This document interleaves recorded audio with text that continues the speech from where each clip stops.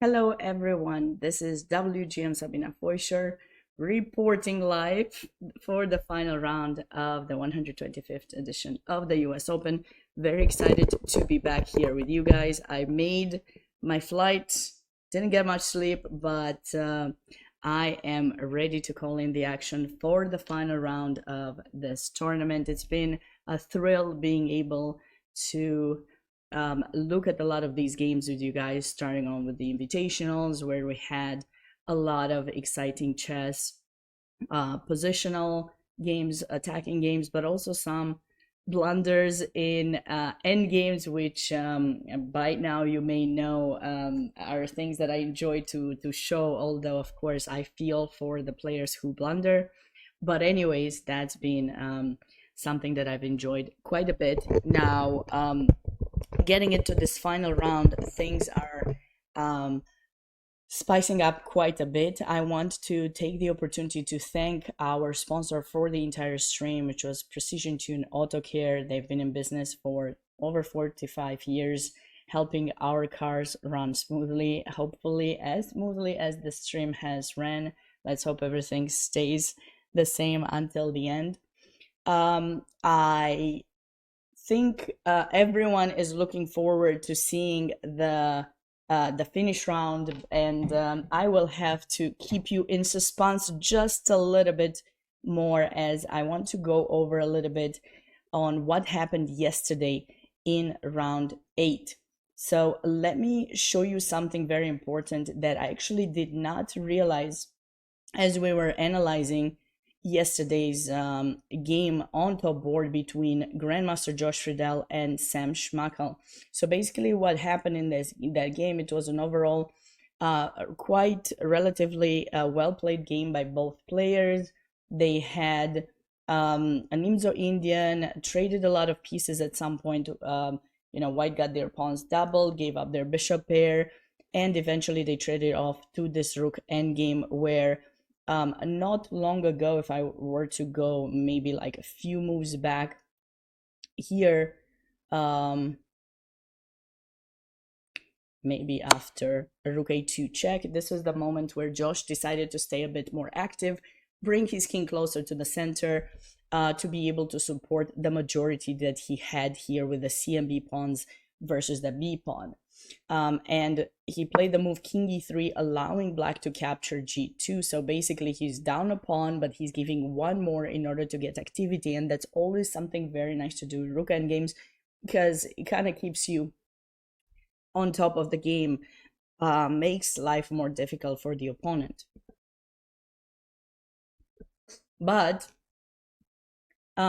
what we failed to realize is that at some point there were some difficult situations for him. After rook takes g2, and for those of you who weren't here, Josh Friedel was on 7 out of 7 going into round 8, and Sam Schmackel was on 6.5. They were the only players with those number of points. Everyone else were with 6 points, and there were actually 16 players with 6 points. 8 of them could catch up with with one of them, and then the other one would stay half a point ahead regardless of the result. So what happened here is George played the move king e4. In my mind, king d4 had to be played, really, because that was the reason why we went there. In case of check, now we go here, but at least the rook went away from the g pawn. But here he played king e4. Black cut white's king off, white cut a bit of activity, and b5 was played. Now, going on for this line, rook takes a7, rook takes b4, king d5 could have also been something to consider, but it's a bit scary to go for this line, especially when you're down material. So an alternative would have also been to try to go king f5 to try to go for this pawn. But then again, like, you have to be careful because king g7 can maybe make things difficult for white. Maybe not this much, maybe just grabbing the pawn first, and then if you take rook c6, and then black does remain with 2 extra pawns and will support the pawn to advance. So another more, let's say, natural move would be rook c7, protecting the pawn. And the idea is if you go b5, Hi everyone, by the way, and welcome. If you go b5 in this situation, and we go king f5, and now if black takes, we can take in f6 again, threatening mate, and this should be a draw match in an easier fashion. And if you choose to take with the rook in this position, obviously we gotta move, so we're gonna go rook b7, attacking the pawn, and you don't have time to really protect everything. You can try to hold on to the f pawn, but then it's going to be difficult to chase this king away. So white should have pretty good chances to hold this position. This pawn in g3 is very unpleasant. But maybe this wasn't something that Josh was the most comfortable with, so he ended up playing b5, activating his king, and everything kind of went well until a point where his king was pushed away. Black very nicely took one of those approaches that make things more difficult, and here rook e3 check was played. Now I was also considering rook takes h6, and after rook takes e4, black is threatening rook c5. So if you check and the king advances, then you can try to go rook a8. Now if black stays passive, then there's no progress. If it tries to go and grab this pawn, you take this, and again, like 2 pawns versus 1 should be a draw. Anyways, that is what happened. But going on further with this, what happened is rook e3 check, king d7, and white gave this check, which happens to be a mistake because there's this idea which I didn't realize yesterday, but as I was analyzing things for Chess Life Online, which I highly recommend you check out the report by JJ. There's a command exclamation point CLO in order to get directly to all the news. In this position, black played king e6, but the funny thing is actually the king is doing a great job at restricting white's rook, and if f6 is played instead, actually black can improve. What happened in the game, if you guys remember, is like after king e6 there was a check, and the king went to g6 to support h5, so white got rook d6 and then rook c6, and now there is no way for black to even attempt any kind of win because the rook is super active. The rook in c5 is kind of stuck. You can give one check or something, but then the rook goes back and nothing happened. In the end, the players ended up trading rooks a few moments later, and a queen endgame resulted, as I go through the game really fast to show you.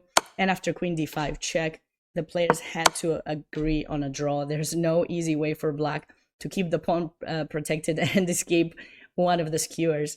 So that was basically what happened. But check this out. Check this out. I could not believe my eyes when I was analyzing, and f6 was the move suggested because basically now white doesn't have activity with the rook. There's no way for the rook to get on 6 rank. Sure, you can give one check there. We can go king f7. You can go back. And the difference is now that the rook doesn't get on 6 rank. If we go king g6, there's no rook on 6 rank. This pawn is going to be lost. Black can play h5, create the pass pawn, and then goes back. And this would have been a completely different story. So I definitely wanted to show you that. But in the end, it was a draw. So Grandmaster Josh Friedel is now on 7.5 points out of 8. He's facing Grandmaster Darius Schwiertz, who had a really nice game yesterday and won. And, well, lots of interesting things. I think everyone is super excited to get into the game, so I just wanted to really show this as a recap for round 8. More of my touches on what happened you'll be able to see on JJ's article, which will be posted or was posted already. And without further ado, let's talk about what's happening today. I already see Pete telling us about the playoff and everything. So let's see what we got here. We got the US Championship spot playoff scenarios figured out. Okay, if Friedel wins, it's over. That's right. Yeah, I mean, he will be 8.5. And he gets the spot. If Darius wins and Schmeichel draws or loses, it's over. Darius gets the spot. And if Josh draws and Schmeichel wins, playoffs between Schmeichel and Friedel. I see. All right, and Schwiertz wins and Schmeichel wins, playoff between. Okay, so we got basically 3 players. That's it. So it's gonna be 3 players, a 3-player finish here. Thanks, Pete, for mentioning that. It makes things much more clear. I will be showing the standings just in case for everyone to kind of have an idea of everything, but here's what we got. So Darius is on 7 point playing against Josh Friedel. Sam Schmeckel plays against Tanguy Ringoire. Tanguy is also on 7 points, but he does not represent the US, so he doesn't have the chance to actually qualify for the US Championship. Alexei Bilic plays against Harsha Batrakoti, so both players not US Federation. All right, so we basically have these three boards that are very important. Now, there are a lot of other people who are playing live games, and though I will be focusing on those three boards, I will certainly be looking at others as well. What I wanted to mention also is that, okay, Pete didn't mention this in the chat. I really appreciate for you for stopping by, Pete. Basically, what I want to say is that there will be a spot for the winner of the US Open as well, as far as I know. There'll be a tiebreak. So actually, those games are also important because, yes, we are talking, a lot of people are very interested in finding what the US Championship spot will be.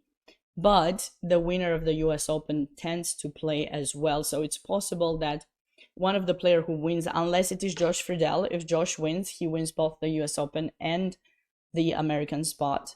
But if it is any of the other players, so let's say Darius wins, and then the other two boards are decided, the two players will also play, unless it's Sam Schmeckel, and then the two of them will play for the spot. But I think otherwise, Darius might have to play potentially against the top spot, right? Pete, if you're still there, feel free to confirm that information. That's happened every year. Okay. Does anyone have any questions, or are you super excited to get into the games? I think it's the games. Who wouldn't want to get into the games? So, well, this is going to be a super tough matchup. Darius starts with d4 and he goes for the London. Interesting approach, going for in the final round to try to win with the white pieces. Chooses not a very super analyzed line, but still kind of analyzed, right? Everyone's playing the London these days. It's a pretty topical game, I'd say. Okay, e3, c5, knight d2.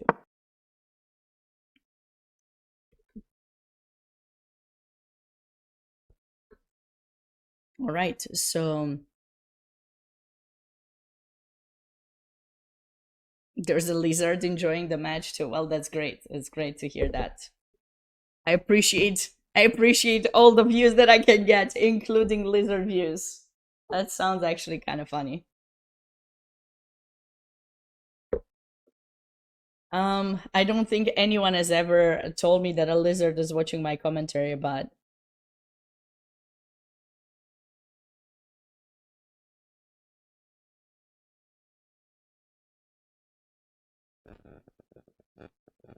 all right.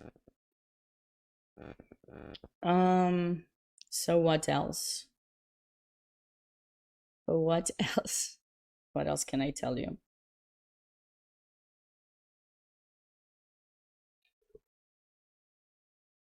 Do you guys think this is the right approach to play or win?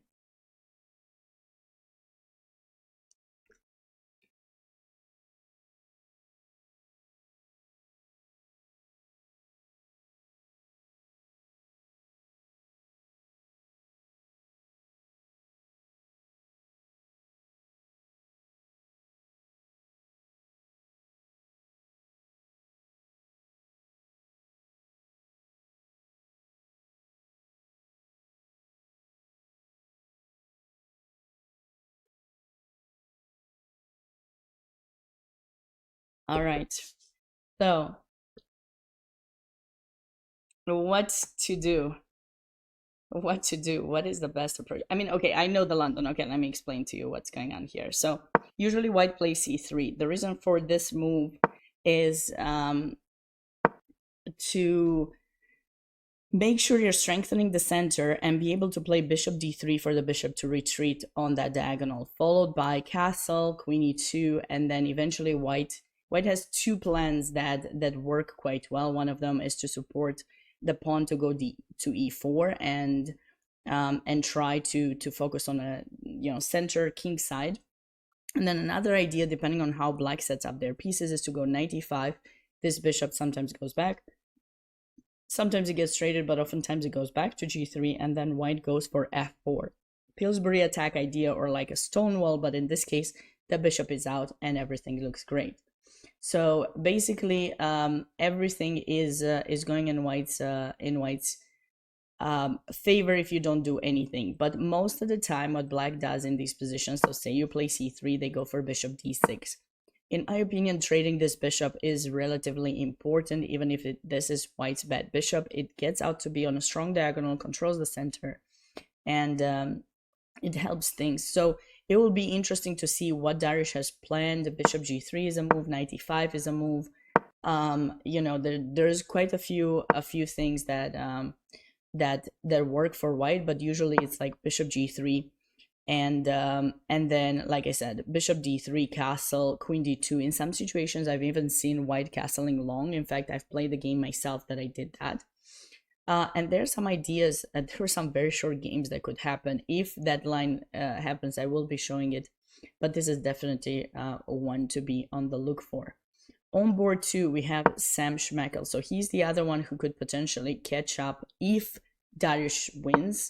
So Sam goes for the Vienna, bishop f4, knight f6, d3. So he doesn't go for f4.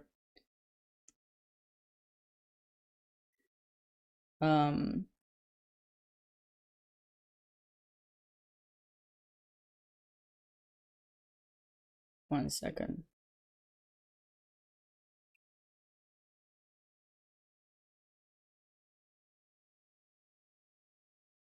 I need to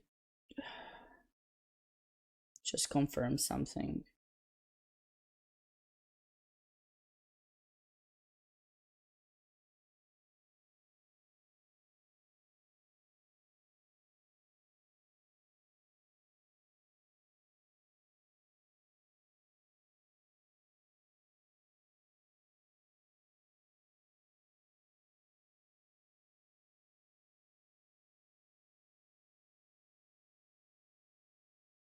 Okay.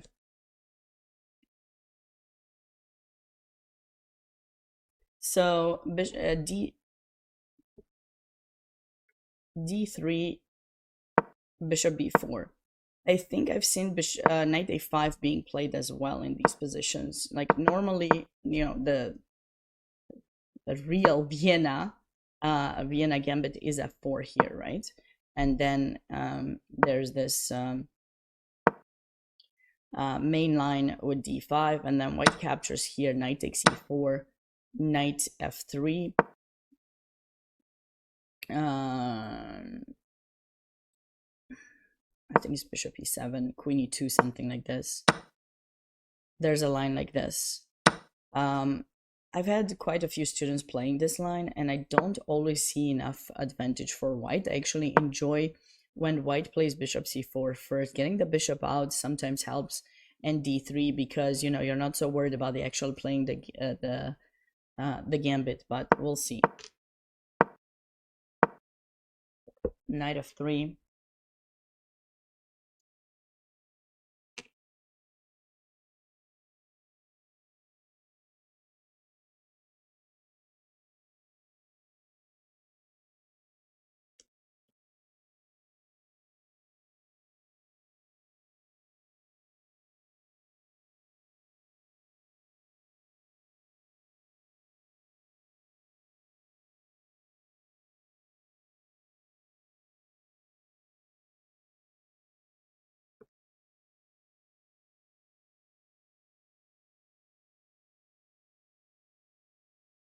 All right.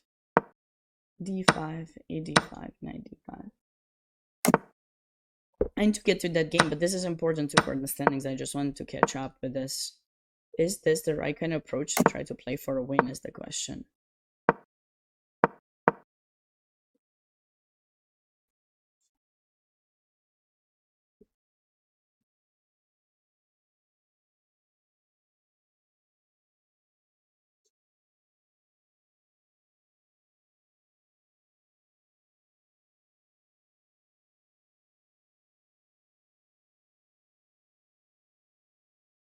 And then we have this Kalashnikov on board 3. This is going to be a pretty exciting game, I think. Bilic has played really quite well. He had a great win yesterday against Antipov. I didn't show that game anymore for the recap at the beginning of the stream, but this is definitely another game that you want to see, by the way. Okay, let me see that game. All right. Danya's playing his typical modern. Ooh, what is this?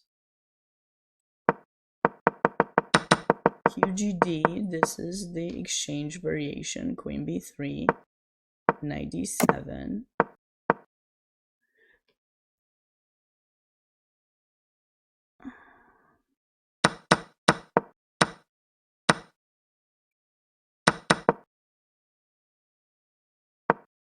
Bishops. No, this must be. Is this for real? Is this a DGT error?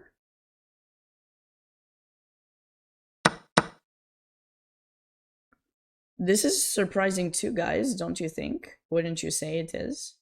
Somewhat surprising. Classical is very complex, yeah. I don't know if anyone has opened with the bird, Challenger Duke. Sorry, I missed your question there. Bishop C5. Okay, he's attacking this pawn, but like, can we just protect it?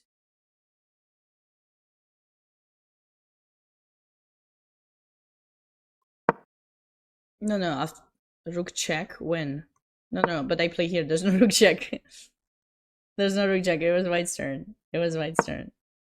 But wait, so like, now I'm not liking this. Like, easy if you go queen b5, I think he wants to go rook b8. Ah, maybe not rook b8. Yeah, the rook b8, the knight is hanging. Apologies. Yeah, now rook check. Or maybe, you know what I used to say, right? When in doubt, prophylaxis. Well, if we take, no, there must be a super strong move here for black. Oh, is it queen e8? No, because then, like, we're done a piece.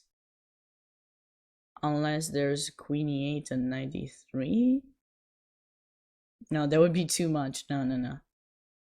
So what is a strong move for black in this position that gives them a huge advantage?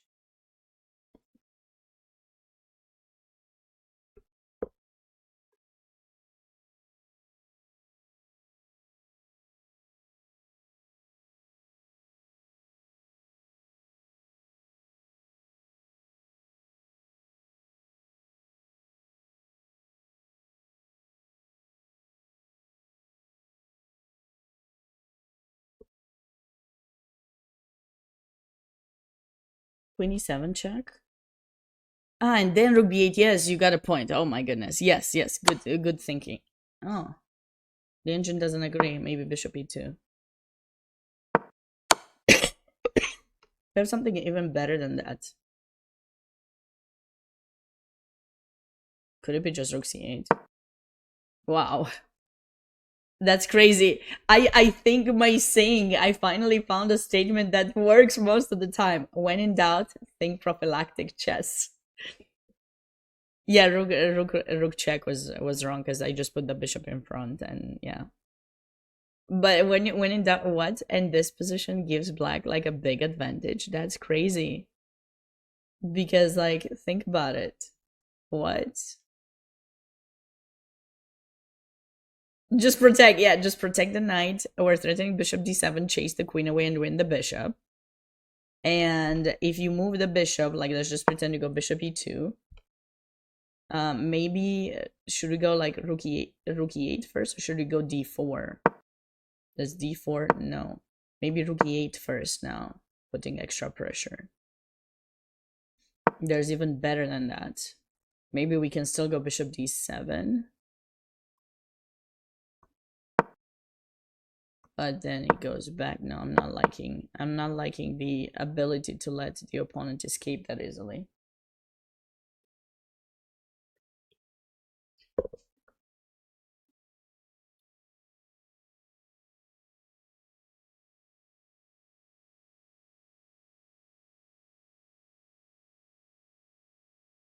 So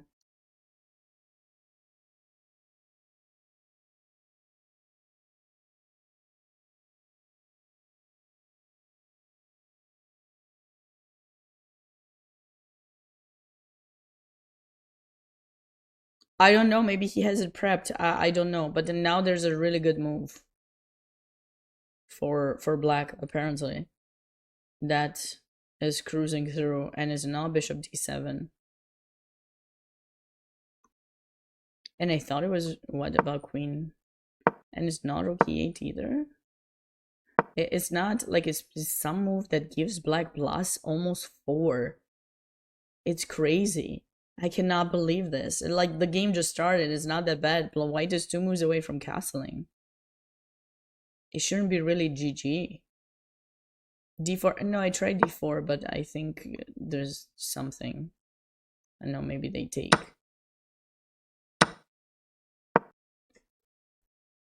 No, this has not happened yet. Oh yeah, this has happened. This has happened. The queen b5. This is the position. So we'll have to see if black knows to play rook c8. And I mean, I just made this suggestion, but I was just trying to figure out why is this such a bad move. It seems natural, right? Like just trade, just block the file, don't let any pieces come in anymore to attack. And it just gives plus -4. Like, what could possibly be so bad in white's position? I mean, I know it's the king, but like, what you just no? If you take knight takes, I mean, it can't be. This is a risky prep, and this is. But Andrew is usually really good with his openings prep, so I don't know.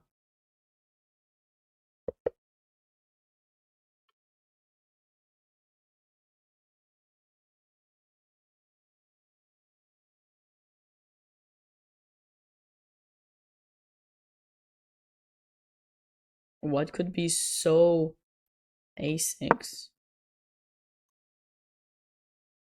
The queen only has 1 move.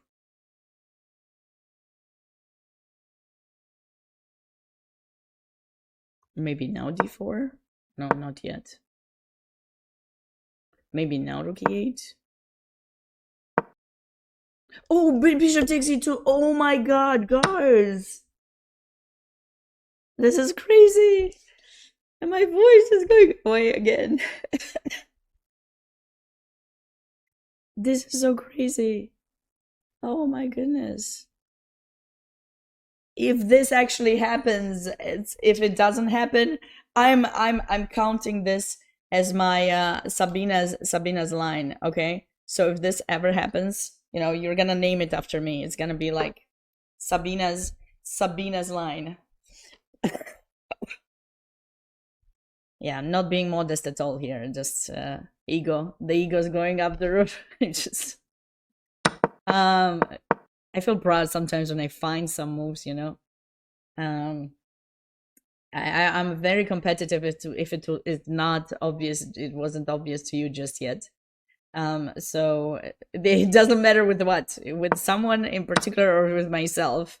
There's Sabina versus Sabina in my mind. That's probably not a good thing, but that is crazy if this line actually happens.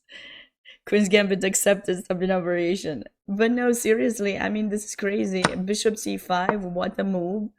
It's not even supposed to be a good move. Like, you just need to develop. But if you mistakenly take the bishop, was there any game here, by the way? Just curious. No games. At least not in not in chess.com database. So if rook c8 happens, I mean, maybe white has slightly better moves, but bishop e2 seemed the natural one. Oh my goodness. A title player competitive, you would have never guessed. Yeah, me neither. I think, yeah, what's going on with that? Let's let's catch up with some of the other games. All right, so this was some symmetrical. Started as an English, now looks like a Catalan. All right, yeah, pretty equal for now. All right, Matvishin went for a very aggressive line in the, I think it's called the English attack, this one, right? G4, I think against the Taimanov is English. I always confuse the English and the Yugoslav, so feel free to correct me if I'm wrong. This will be a tough game. Vars playing. Oh, this line. This line. Wait, it's called the Shabalov attack? I didn't know that Shabalov had a line named after him. I used to play this myself many, many years ago. So the idea of this g4 is you're giving up the pawn to distract the knight from the e4 square, in addition to opening up the g file so that you're building up some attack on the king. But there is a bit of theory here. But I think I used to play, I wonder if I used to play bishop d2 first, or maybe no, it was g4.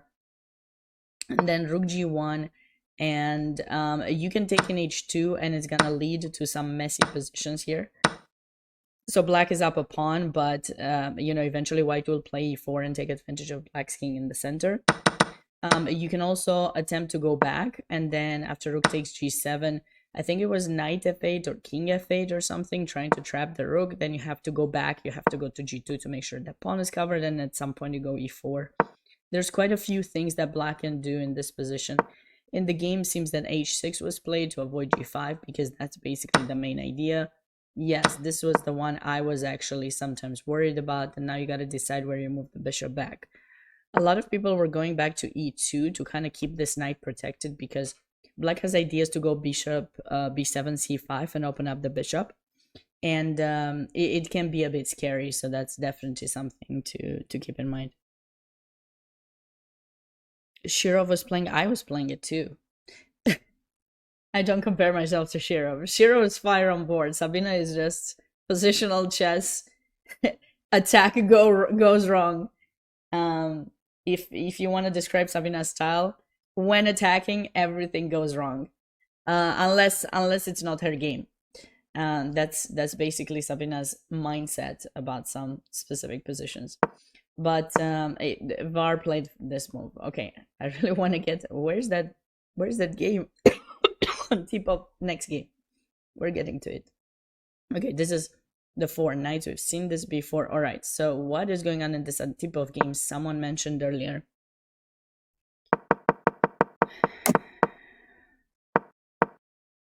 For those of you who are joining in late, we are covering the final round, and it is likely it's gonna be one of the 3 players. Josh Friedel is on 7.5. He's leading. And then we have Dariusz Schwartz, who plays against him, who has the white pieces, only with 7 points. So Dariusz has to win to be able to qualify for the US Champs. And then we have International Master Sam Schmackel. So that's going to be quite a thrill to see. Let me know whom you're rooting for. Whom do you want to qualify? And also, if you want to see a tiebreak or not, also that's another thing you can say. I want this person and I want no tiebreak. And there will still be one tiebreak for the top spot, very likely, unless Josh wins. So let me know if you want to see that. You want to see more of me talking through on this stream, or something else. And also, please don't forget to follow US Chess on social media, and especially on YouTube. A lot of the recaps for some of the this tournament and others will be posted, as well as other videos, educational videos created specifically to help in various areas of the game. National Master Brian Tillis, who's the marketing and communications manager at US Chess, has been working, I think, tirelessly to try to put new material weekly. I believe they're typically posted Mondays and Fridays, sometimes Wednesdays as well. So you can expect a video, whether it is an educational video, describing a specific topic, whether opening, middle game, something from a tournament, or a podcast. There are 3 podcasts currently run by US Chess, and they're all great, trying to bring the attention to people who are using their lives to inspire others through their own experience, whether it is as a coach, teacher, professional, commentator. We're trying to bring more attention to what everyone does, and bring stories to life that maybe some of you wouldn't know. There's some great podcasts already being posted and more to be made. So anytime you comment, let Brian know, or on what you like. I'm sure there's going to be more coming soon. So don't miss the opportunity to get your voices heard, as to what makes things more interesting for you, to help you in your chess journey, or history knowledge. Let your voices heard, and I know he's going to try his very best to try to make a few things happen. So, anyways, oh, thanks, Challenger Duke. I appreciate it. Since my voice is back to normal, you wouldn't mind the tie breaks. Is my voice really back to normal? Did you hear me when I get super excited? How it goes like, oh, super high pitched, and then it goes back down. Don't worry, I got my chai. I said today I was gonna cheat a bit and actually have a chai that's technically caffeine, but I only had basically like I had a flight at 5 a.m. if you guys remember, right? So after the stream last night, I didn't sleep at all. I finished cleaning my house, packed my gear, and was ready to go. Arrived at the airport. I'm so thankful there's no delay on my flights. So I had a flight at about 40 minutes to make the other one. I got something to eat and some water, went to the other flight, made it here in St. Louis at 9 a.m. Took a nap. Thank goodness for a nap. Submitted the games to JJ. Then I took another nap. And then I got my Starbucks and got everything ready. That was my day so far. I hope this day is going to be long, because I do enjoy a good commentary. I think this is, from a lot of the things that I do, this has become one of my favorite things. That's why I will be going back to streaming on my own channel. And I hope you will follow my channel too. I don't have a link for it. I'm not here to promote myself. I'm here to promote US chess, but you can find me. And if you enjoy my commentary, feel free to follow my channel as well when I stream. It would be appreciated, and you'll keep up with more of my stuff. I don't always comment. Sometimes I actually play. Even bullet, which I don't recommend. I even do that sometimes. But let's get back to this. Knight takes a5. What is this? Did black just... But Michael has played such a great game yesterday against VAR, and here he just dropped. He just dropped that. There's two pieces for rook and a pawn, but like the bishop pair and everything is definitely really beneficial to white. Yeah, you guys were right. This is going to be not very good for Michael.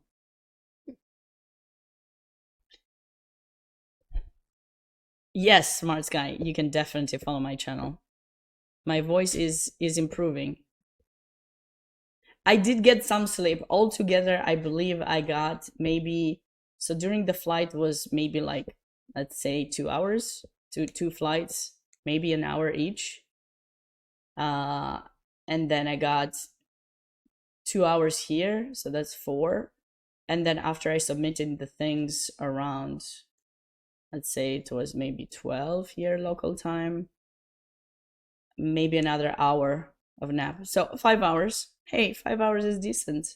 It's not very good for my voice improvement, but it's something. I'll take it. I'll take it to 0 sleep. And I think I'm just pumped about seeing who's gonna qualify. That the adrenaline is keeping me awake and hopefully sharp. We'll see.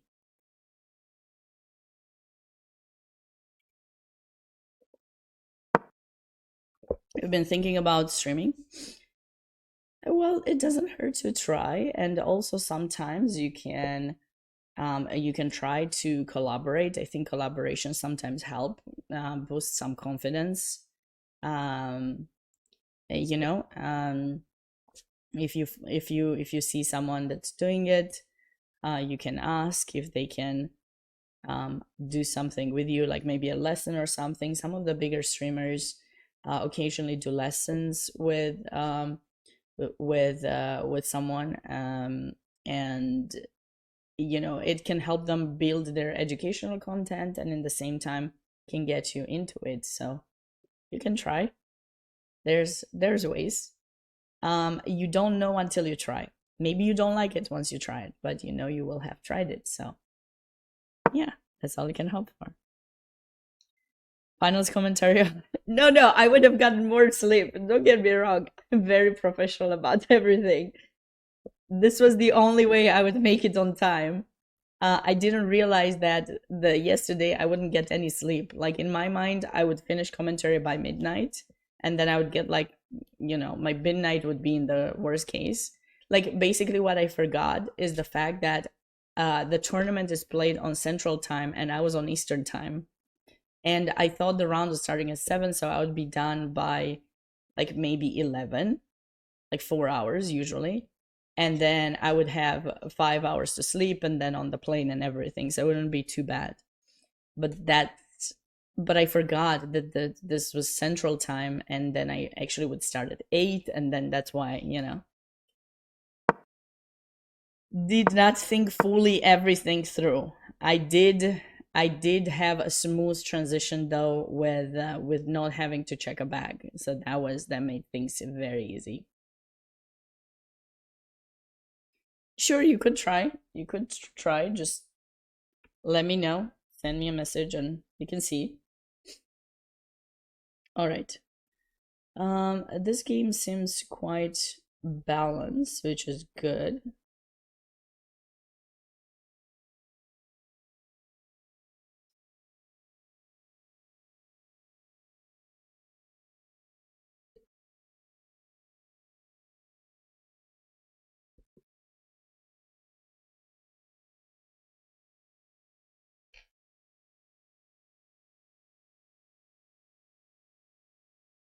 One second.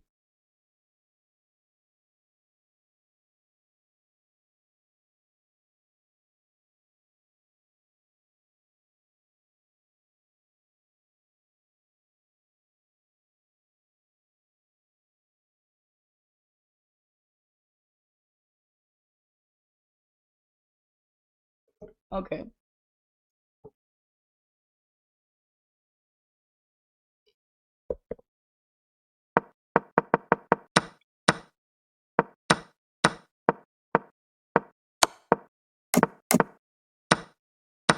Oh, white decided to take.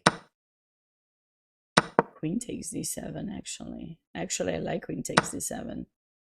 I was thinking bishop takes, but then the bishop is kind of strangely placed, so queen takes d7 certainly makes sense. And now they have this position where white's gonna recapture with the pawn. Black has the bishop here, but white has the center. Okay.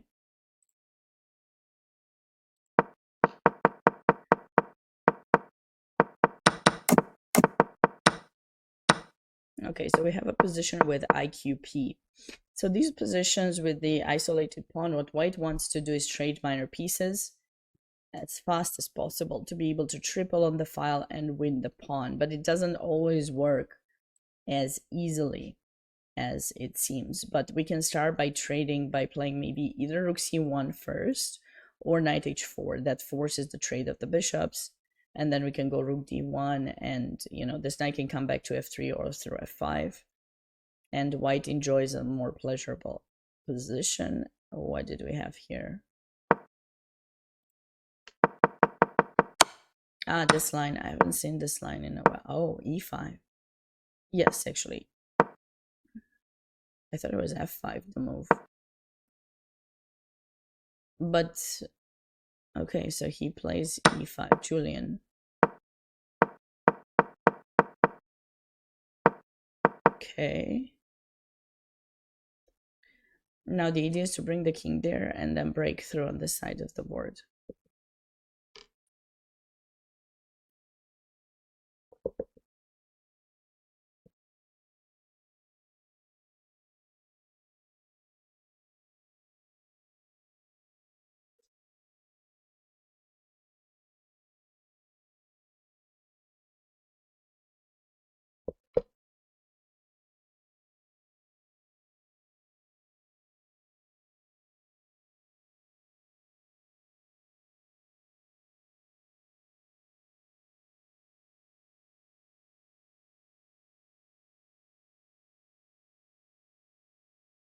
Hmm.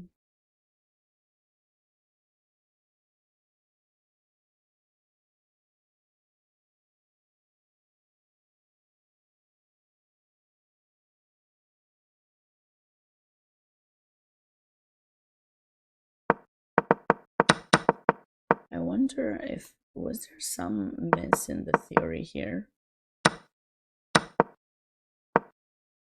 Maybe it's bishop d3 that doesn't make me comfortable. I would prefer bishop e2, I think. And then after this, castle. So Ted is not showing yet which side of the board he's gonna castle. He could still castle long, although I personally wouldn't, but maybe he would. Who knows?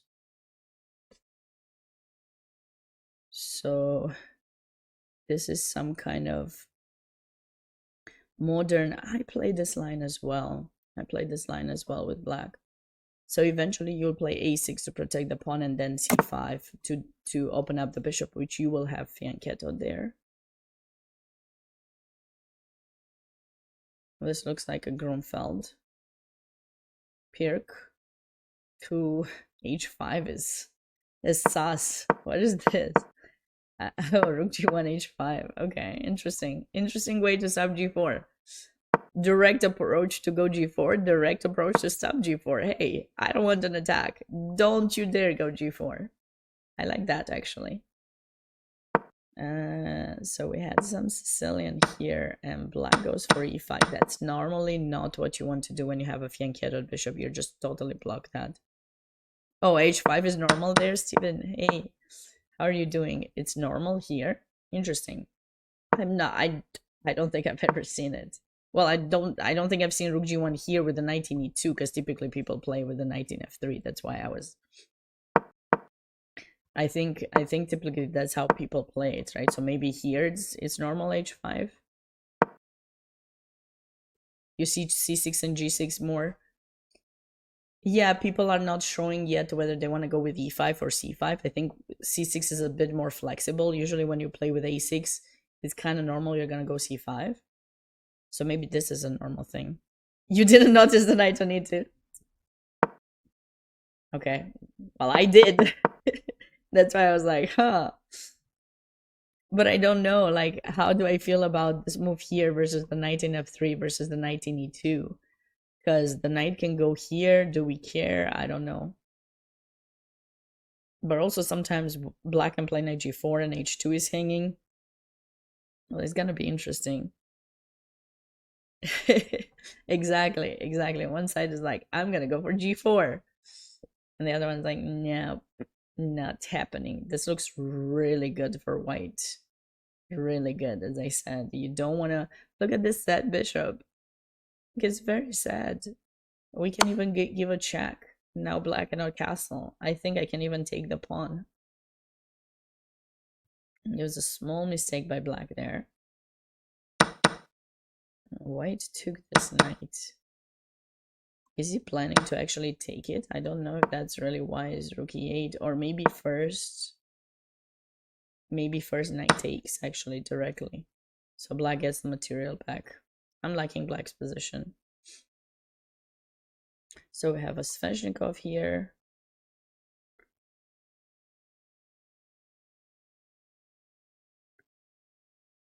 I think this was Monte Carlo.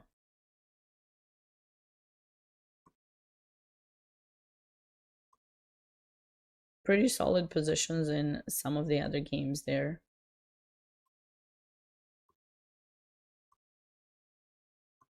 All right, shall we get back to the top board and see what we have missed there? Oh, Darius is spending a lot of time thinking. I wonder if he has not prepared this or what's going on. Queen b3, bishop e7, bishop e2, castle. Okay, black has gotten a relatively solid position now. White went for this queen b3, so he's basically playing a Slav with reverse colors now. I'm anticipating castle. You want as white for black to push c4 so that you can go back. Black has somewhat blocked the queen side, so now white can prep for e4 and, you know, just try to to build some attack in the center and king side. But black is not forced to do c4. If he doesn't after the castle, white can consider taking. I normally recommend h3 to retreat the bishop there first. And at some point, black may decide to go c4, and then we'll have kind of a clear plan for white. And here, a few more moves were played since we left off. I think it was around here. Castle a4. a4. What's that move? Oh, that move is probably to save the bishop against knight a5.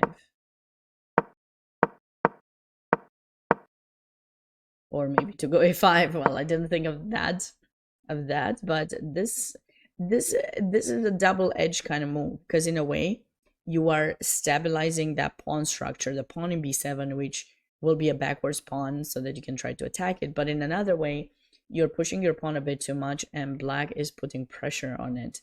So you might be careful not to lose it. So I'm not sure here. But the two players are doing quite relatively well with time. They have a similar amount of time both, which is nice. All right. That's pretty solid.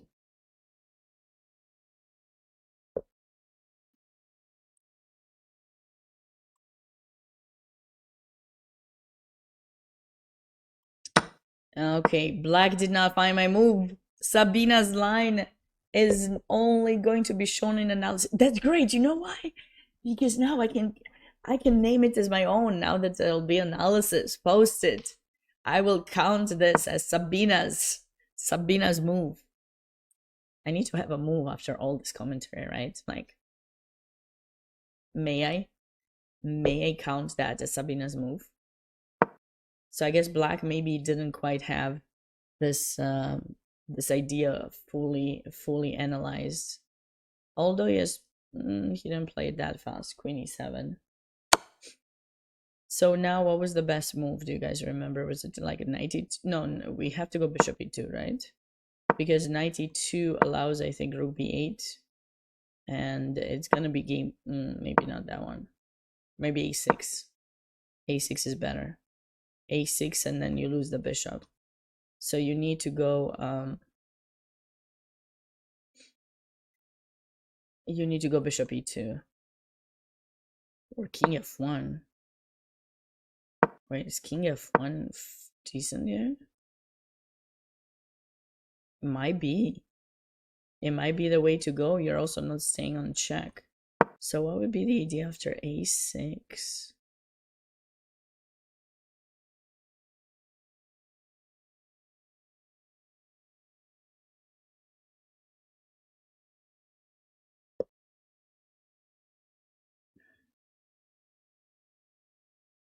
Oh, queen b4. And now you're pinned. This is kind of cute. So you can't take the bishop. It doesn't stay on a check. And suddenly white starts enjoying a more pleasurable position. Very interesting. This is very, very interesting.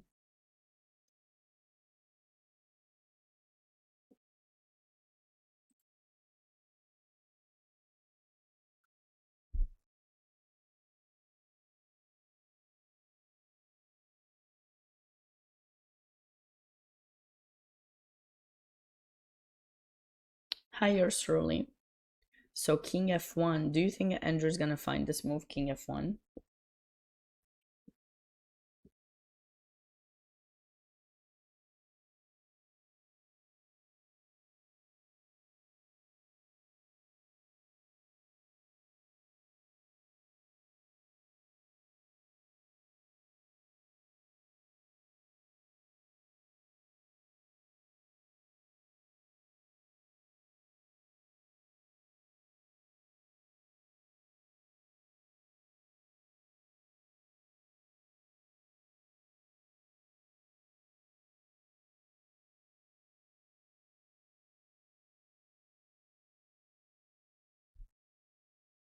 What you're watching? And no, this is the US Open. Is the final round of the US Open. It's the The tournament to play every year in the US is organized by the US Chess Federation. The top American player of this competition will qualify later this year for the US Championship. And we're looking at the different games in the tournament. There are three players who can qualify. Those are Darius Schwartz, Joshua Friedel. So whichever one of the two wins, first, if it's Josh who wins, he will qualify solely just him. If Darius wins, there could be a match between him and Sam Schmackel, depending on what happens. So yeah, so there's a fight between these players, and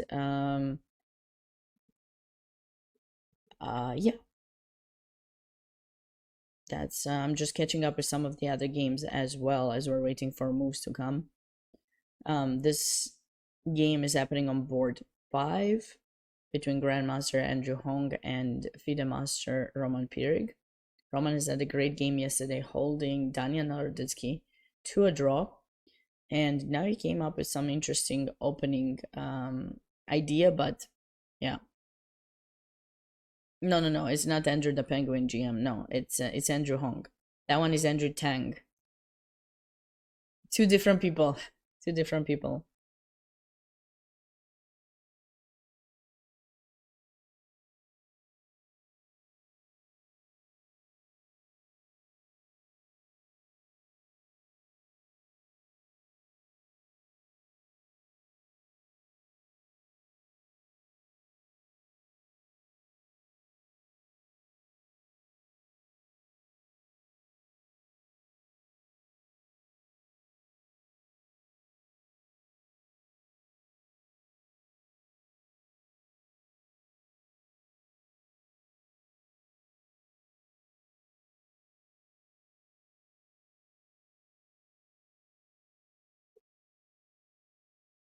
How many games we have? Well, all the games are in progress, but live we have 30 games, and there's a link pinned to the chat. So if you just click on that link, you'll be able to see all of the games and choose the one of your liking. If you guys see some interesting moment in any of the games, if you're watching, don't hesitate to let me know. I obviously don't have the time to check all of them in the same time, but I'm trying my best to make sure that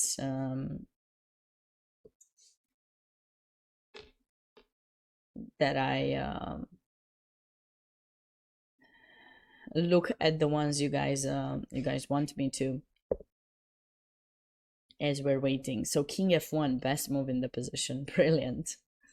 Don't you just love when the best move is not one of those typical moves that respects the principles, like bring the king to safety, like castling.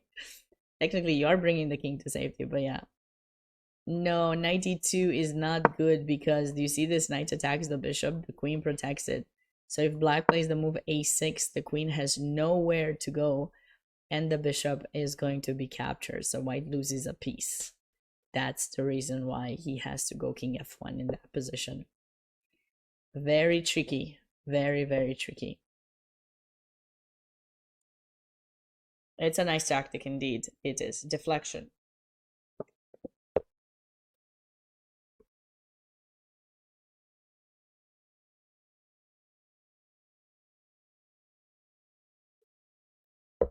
Um,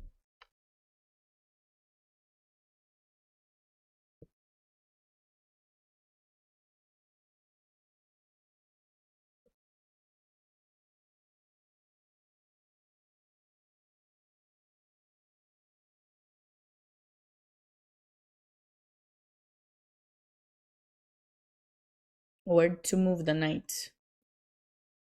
Knight e2 or knight a4? I want to say knight a4. I feel like I like knight a4 a bit more now that... So if bishop c6, for example, I think I have knight b6. And I think the knight can come to c4, which would be a nice square. And I don't think d5 is going to be helping because we'll have oopsie. Maybe this. So knight a4 would be my choice. So the time control for the tournament was 1 hour 40 minutes to make 40 moves and 30 minutes sudden death. In addition, they get a 30-second increment every single move they make. So it's quite a typical standard classical time control. Yeah, 30 seconds increment. And they started an hour ago. Sudden death, that's it. That's all the time you get extra, another 30 minutes. Once you reach 40 moves, you get another 30 minutes. And it's called, how it's called, sudden death. Are you new to chess?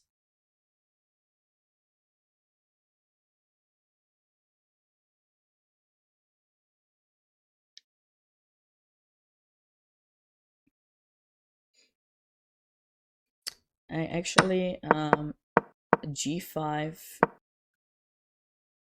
I don't know why I thought rook g1 was necessary first. Var played g5 directly. Maybe this is a new thing he analyzed or something. Because I thought it was rook g1 first. So now we take, and then I think there's knight d5 or something. Or b4 first. And then c5 also is basically what black wants to do. Not really, but you're getting more into it. Sounds good. Hey, there's always a time. US Chess appreciates you being here. If you enjoyed the stream, you know, follow US Chess on social media accounts. There's way more things being posted these days. Wait a second. Wait a second. This is a different line than what we've seen. So typically people go for the move knight to d6 here. But looks like white went for bishop f4. Just play anything but this, okay? Just do anything you want. Just don't play that, okay? Because that would just be like a cute queen trap that we want to see. Or well, we don't want to see with the black pieces. We want to see it for white. So white is getting ready to put some pressure. Castle, that frees up the e8 square, of course, for the queen, which is nice. Queen e7, offering the trade. But usually I feel that white would have preferred if the bishop was traded for this knight instead. In this situation, I think it's a bit easier to get rid of the queen from there. So it looks like black goes queen d8. And will probably want to play a6, b5, bishop b7. And at some point, this queen will be chased away with knight e8 and pushed upon. You saw the esports. Okay, hopefully you enjoyed it. I haven't had the chance to look at that. We were doing commentary for this tournament. I think it happened in the same time. It happened in the mornings when the rounds were in the mornings. So, all right, Grandmaster Antipov is cruising through here. These bishops are killers. Killer bishops. Once this bishop comes to c2, it will be very hard to meet. It all went back to this moment when black misjudged the position, misjudged the resulting position after grabbing rook and a pawn for 2 minor pieces. So he took here, which allowed this simplification, but it's going in white's favor because after the capture, takes, white keeps the bishop pair. This is a bad bishop, and that pawn that the rook, rook and pawn, that pawn is not really useful. If it was a pass pawn, it would have helped a lot, but this way it's not really helpful. So white could follow up with opening things up on the king side, and I think this game might finish relatively soon.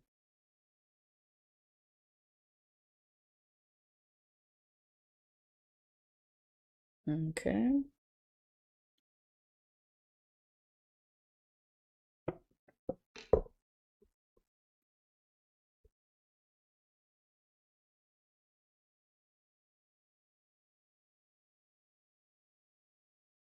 Could I check Daniel's game if possible? Yes, sure.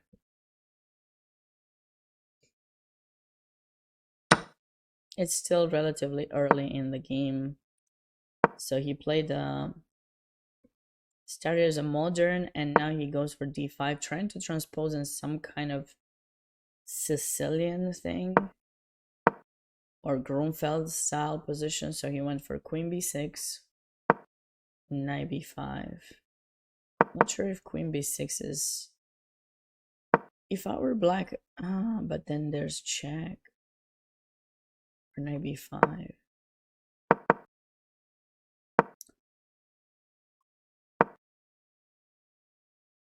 What if we take? So if he gives us a check, then we go knight d7, and then whenever he gets to take the, well, not yet. He might need to protect the knight first, because if you take directly, I think this could be a bit unpleasant. Have to.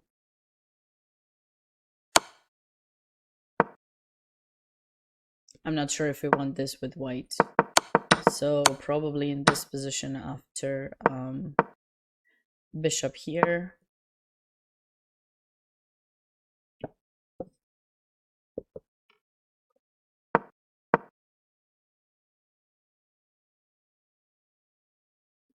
It's relatively solid. Yeah, I enjoy white's position a bit more, but because the queen will be chased away now, but yeah, it's pretty solid. Andrew's still thinking in this position. Let's go back to Josh's game. So Josh is thinking. By the way, there's a 2-move delay in this tournament, so that means that we will get the games after the we will get the move after the second move has been played, basically. So it's not a time delay, it's a move delay, which is kind of making things easy in a way. All right.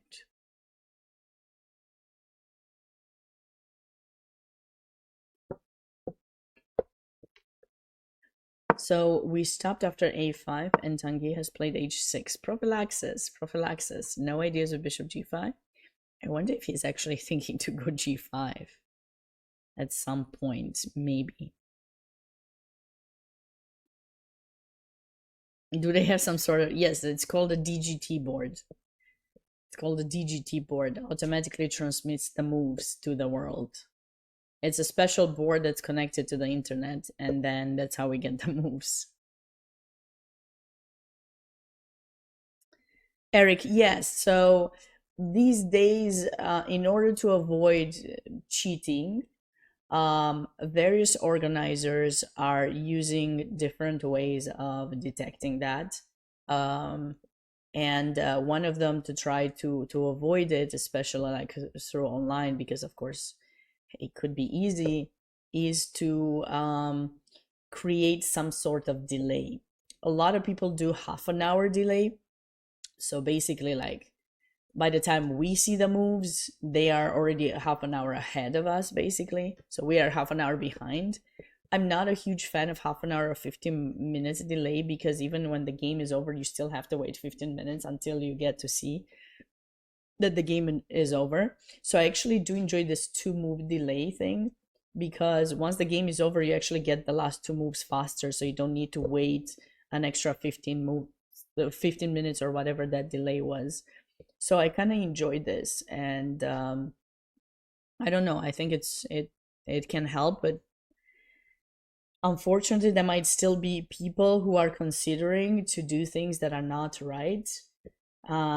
We have to be mindful about that, because I think it's not really helping our sport if we're not mindful about it. We have to be fair play, and everyone is trying very hard to work and get better, and I think it's important to have some fair play, discussions, what's allowed, what's not, and using external help is definitely not allowed in any kind of sport, right? In a lot of like sports like tennis or running, or cycling, there's an anti-doping. There's some kind of anti-doping in chess too. It's not used as much, but in chess, certainly you can use that kind of help, right? So think about it. It's kind of the same. And the same way as we don't appreciate when people are taking specific things to help boost their energy to be able to do better than others, we also don't want to have someone else helping them. So that's usually how things are going, and I think it's not. I think it's good. I think we need to do that in order to also avoid, because sometimes, the idea of being suspicious of someone can also affect players too, like you may think that someone is doing something wrong and actually they're not, but you're thinking in your mind. And usually it's nice to have measures because it kind of calms you down, so you can just play like you're enjoying the game. It's a game that everyone should enjoy, in my opinion, and have fun, and we don't want to have external things affected, right? So that's it. I tried to explain the best I could, hopefully. It was helpful to all of you.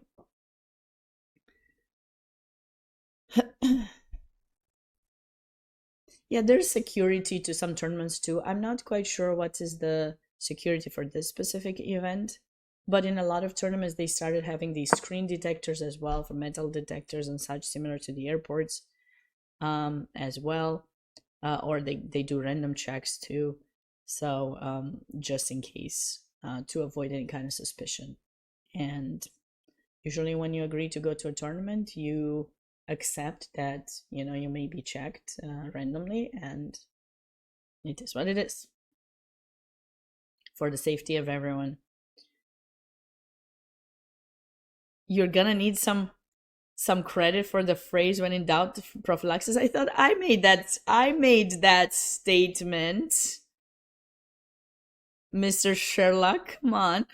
Or Sherlock. I was calling you Sherlock and you never corrected me. Are you sure you coined that phrase? I'm pretty sure I did. I'm pretty sure I did. I put it in writing, so I don't know. I don't know what you're talking about.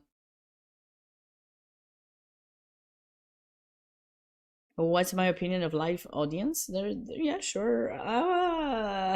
Actually, I don't know. I do not know. It depends. It depends on the situation. It depends on the kind of tournament. Um, it depends on the kind of tournament with live audience. It's always tricky.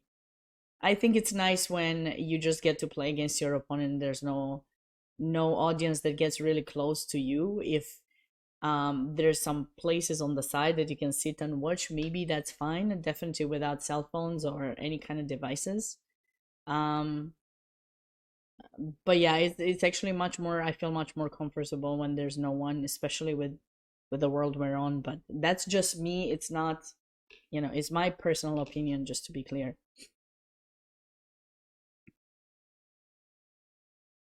No, this tournament is not only for Americans. It's an open tournament, right? Anytime you see open, it's open to anyone.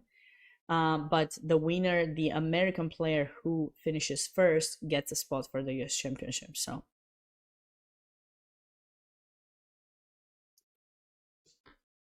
I can have it, Mr. Sherlock. Sounds good. I got it. We can share. We can share it.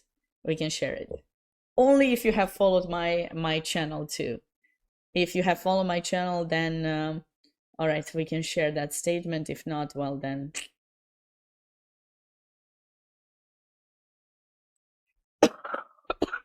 Then I'll take all the credit.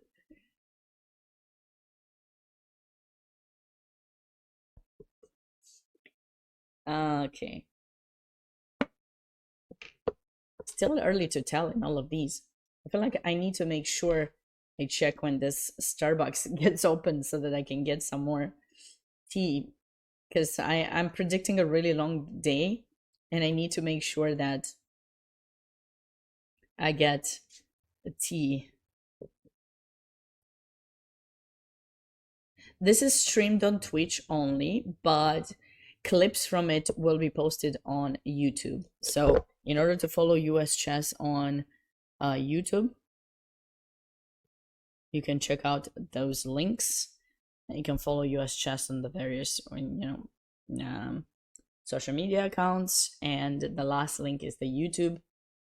Highly recommend subscribing and keeping up with the posts there. If you do want my channel, I'm gonna share it here once. It's simply my name.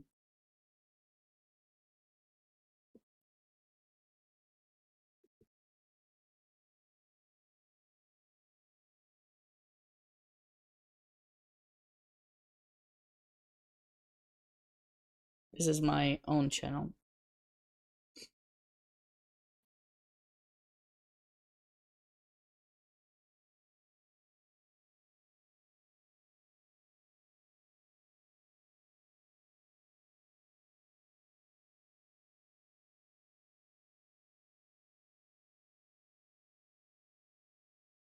Okay.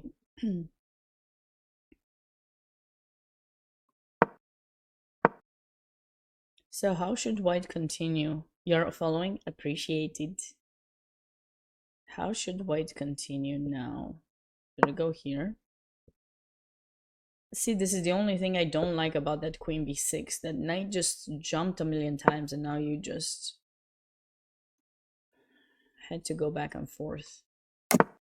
But maybe if you get a few more moves... Oh, that's not ideal. I think I can take the pawn. Okay, apologies. So I guess knight c6 has to be played first. Apologies. Make sure the pawn is protected, then knight f6.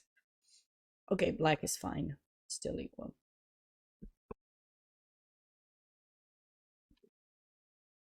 Andrew is still thinking in this position. He's probably realizing a6 is an issue, so he has to find a move king f1.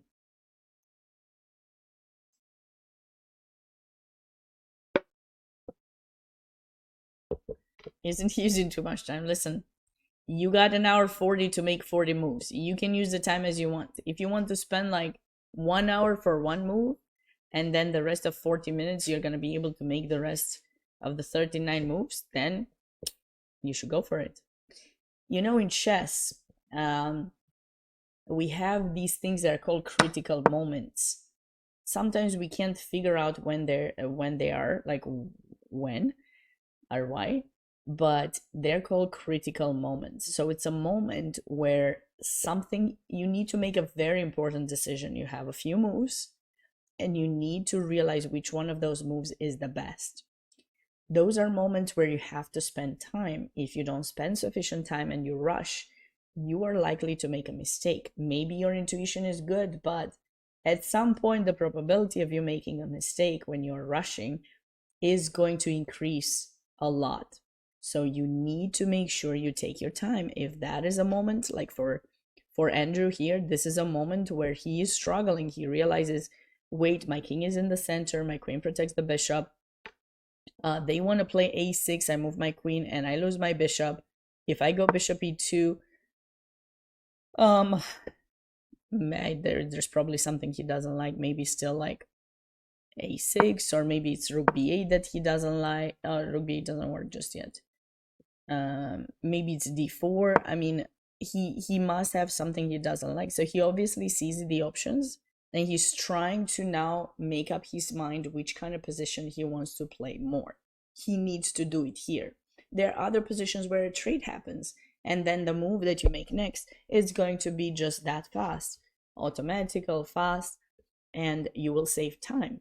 But when you need to think, you need to think. So everyone is kind of judging approximately what's the amount of time that they have. Now, when they get low on time and they don't have they still have quite a lot of moves to make, their mind starts thinking even faster. I know it's kind of crazy in a way to say that, but have you ever noticed grandmasters playing a game and then they think, and sometimes you yourself watching the game think it's obvious, why aren't they making the move faster? Nobody knows what they're thinking about, but then they get to 5 minutes and they need to make, I don't know, 15 moves, and they suddenly play so fast. Their mind just suddenly speeds up. It's kind of like a computer, you know? You just give him a boost, like a turbo boost, you know? Some computers have this turbo boost thing when you're buying them, right? like Intel something with turbo boost. What does that mean? Well, normally they're running at this speed, and then you just give them this, like, I want you to do this faster, and then they are, racing. That's how a lot of players do. I don't know if you noticed it. This is what I do, so I presume everyone does in a similar fashion. Kind of fun. Sonic boost, sure, sonic boost. Knowing when you spend time is a critical ability to be successful in chess. Yeah, I agree, Mr. Sherlock. It's like a hit of dopamine. Could be that, you could count it that, certainly, but it's just something that you want to kind of be mindful about. So yeah, just it's important to remember that.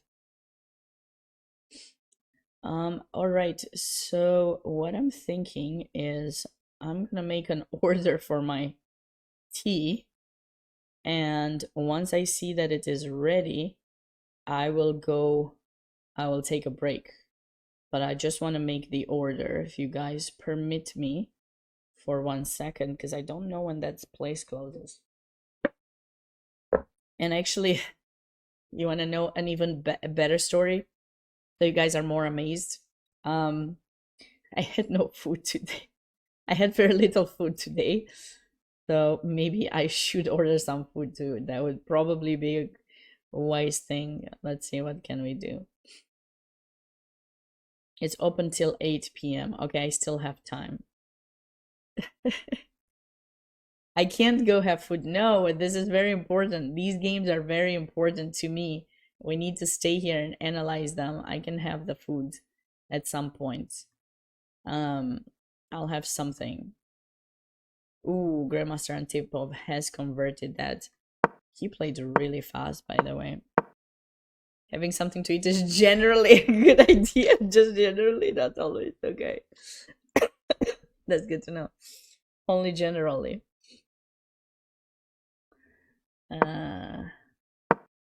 Oh la la. Rook takes g6. Ouch. Ouch. Okay. Last try for a perpetual by Michael. I feel for him. He's played a really great game yesterday. And now it's game over after queen g7. Nice game by Grandmaster Antipov. He finishes the tournament, I believe, with 7 points. Let me confirm that. Yeah, he had 6, so he finishes with 7.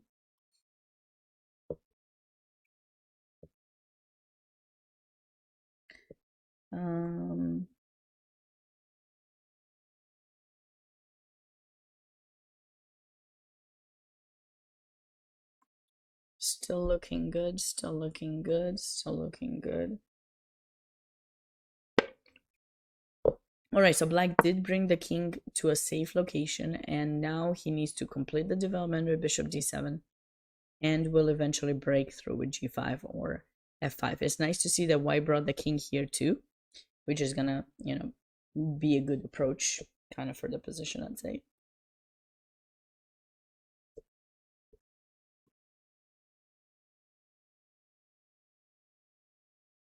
So Ted decided to castle long. Very interesting. I like long castle. Maybe this could happen, and then we would go knight d2. This pawn will be weak. Knight d2 just to avoid any b4, and then maybe g4, g5, and white enjoys a more pleasurable position.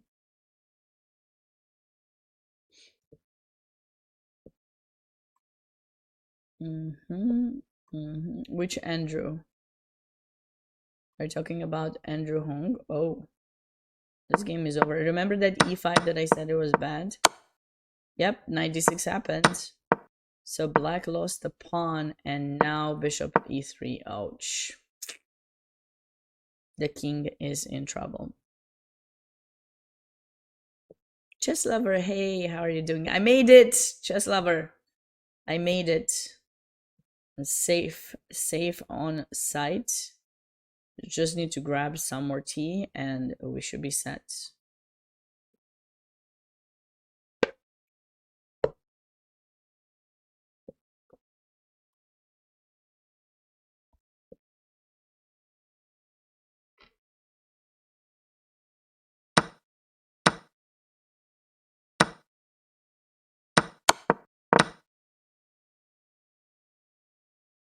Ooh. Wait, this is not looking good for white. I thought white was doing okay. Queen e5. Queen e5 was the issue because check this out. You think you're putting pressure, but after bishop c7, queen d6, things are not looking good for white. Knight takes the pawn, and after bishop takes, he shouldn't have taken. Maybe he should have just run away. Oh, well, that's it's not really helpful. The queen comes to h4 anyways. Could f4 be a move? And trying to cover the second rank, but it's tough because this rook captures b2 too. It's scary. So now it's just over after queen f4 because you have to give up the exchange, and then you can't take with the queen because the bishop is hanging, and if you take with the pawn, probably we will have some chasing away of the queen, or even rook takes b2 is unpleasant. This is difficult for white. This would be a huge upset here if, yeah.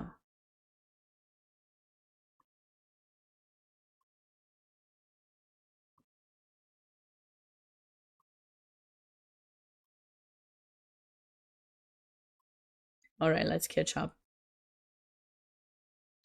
All right, so for those of you who joined us later, let me remind everyone, this is the final round of the US Open.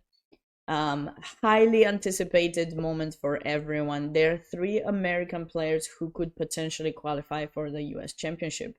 Those players are Grandmaster Josh Friedel, Grandmaster Darius Schwartz, and International Master Sam Schmeckel. They're all together.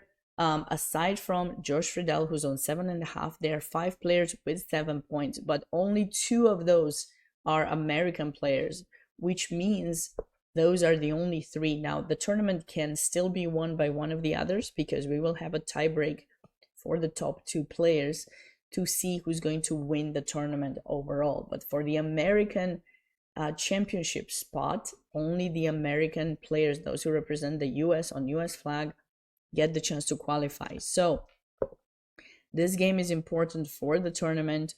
So if Josh wins, it's over. No tie breaks, nothing at all. If Darius wins, it depends what happens on the other board, where we have International Master Sam Schmeckel playing against Grandmaster Ringwar Tanguy. And then this matchup is also important potentially for winning the tournament, as the 2 players are on 7 points, and the winner could catch up or stay with 8 points and be a winner of the championship. So we have to be on the look for these top 3 boards, very important ones.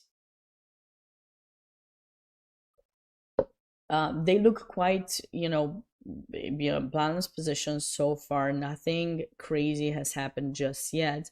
The game there was, oh, no more. Andrew's still thinking. This is a very crazy. This is a very crazy position. Still no moves. Do you guys have any other questions? Anything in particular that you'd like me to discuss?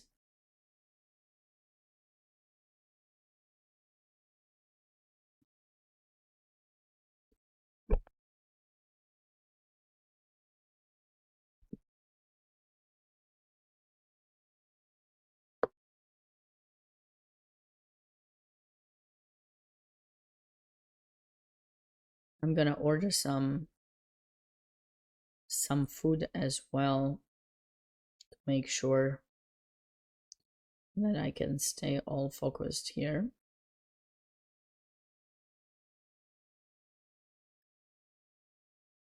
Because I believe the store will be closing soon.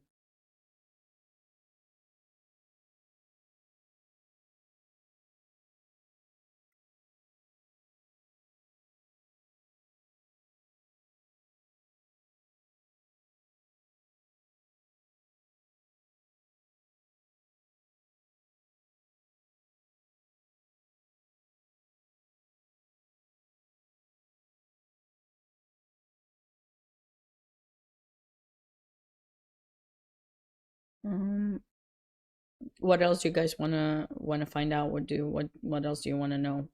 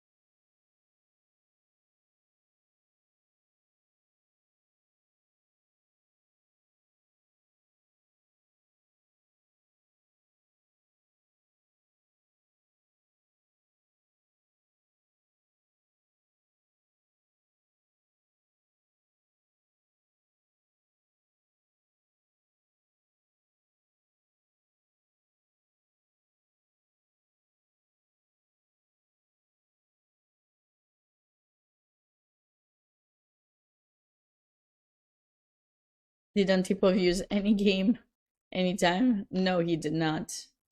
He did not use any time.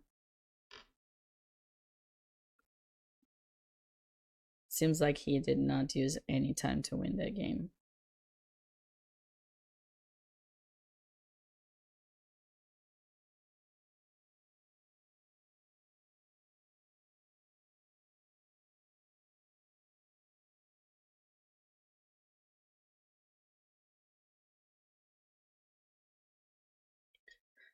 Basically, his opponent messed up in this position. He, I think, overestimated what was going on here.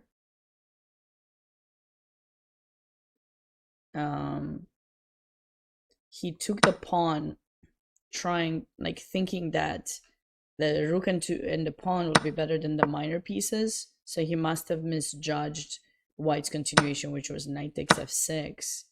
And now maybe he thought this knight is kind of trapped or something. Maybe he forgot about this. And now if you, I mean, maybe at least he should have taken with the pawn. At least he has the file opened and such. And white only has the knight. Like, it has the knights, like only the knights. But like the way it happened, white ended up having the bishop pair. And it was easy to open up the center relatively fast. And there wasn't much that black could do with all the speed that white was able to bring in the pieces. It was just cruising through basically. And then this diagonal gets opened too, and he just, of course, he doesn't trade queens. h4, h5 coming right up, and bishop c2 in the end. And then it is, the story was written there. Yeah, it was brutal. I agree.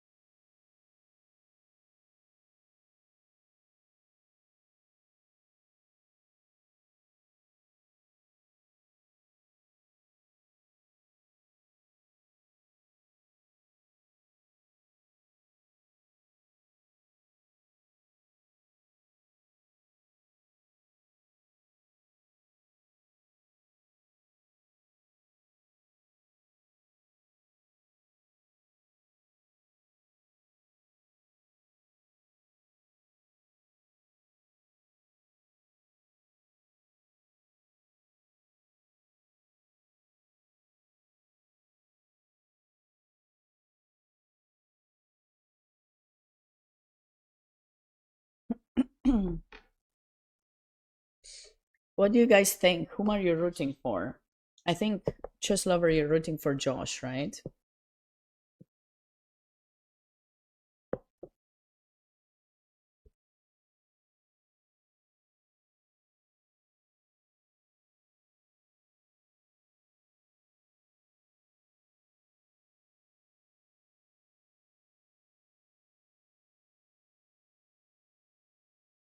He chose a nice opening. Well, white chose the opening because it was the London.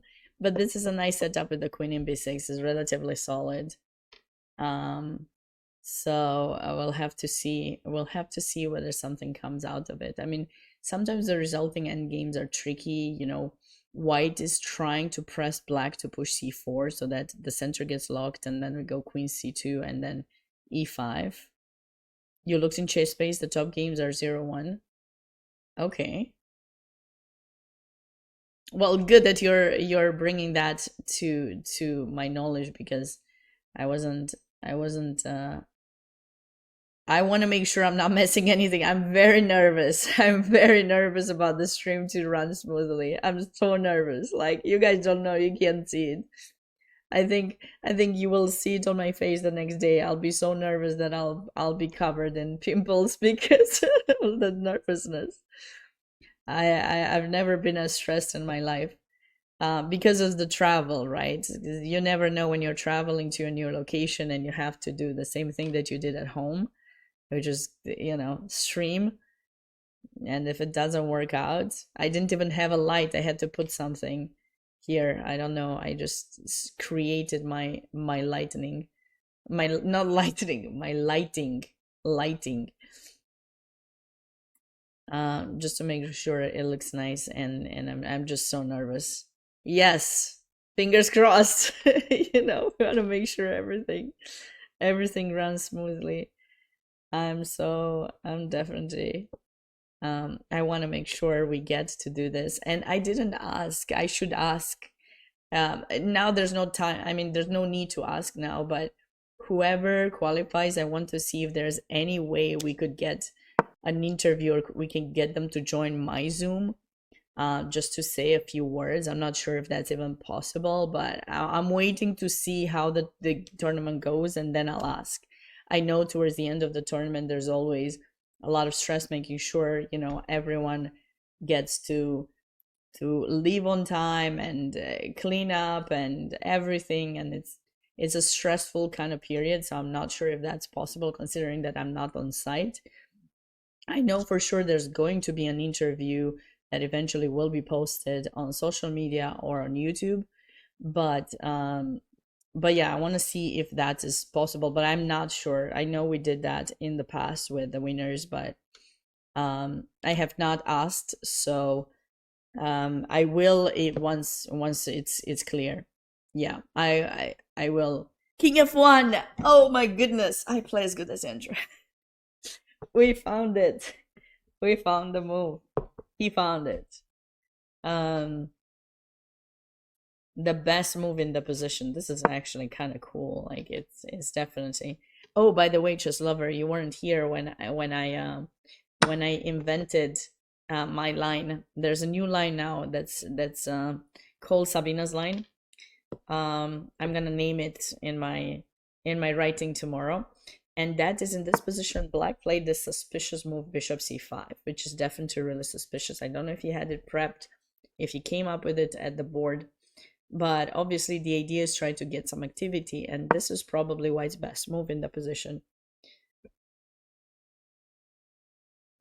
Simply develop the knight, bring a new piece into the game, protect the pawn, and then get ready to castle. But Andrew took the bishop, and after knight takes e5, you gotta move the queen back. And the best move for black in this position is following my idea. When in doubt, prophylactic chess. So rook c8. And now a rook c8 protects the knight. It keeps this bishop under attack. We're threatening a6. We're not giving any checks, because checks, especially with queen e7, will allow queen b4 to pin the knight in some cases. But yeah, we're not doing anything. And this would have been quite tough. And if you go bishop e2 in this position, a6 now, and check this out, the queen is trapped. I mean, out of nowhere, the queen is trapped. You gotta go queen b4, and then bishop takes e2, and it is over.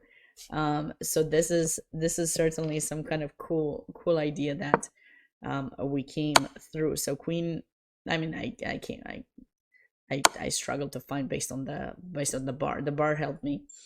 But yeah, rook c8. So black did not find that, and now the best move for white was indeed king f1.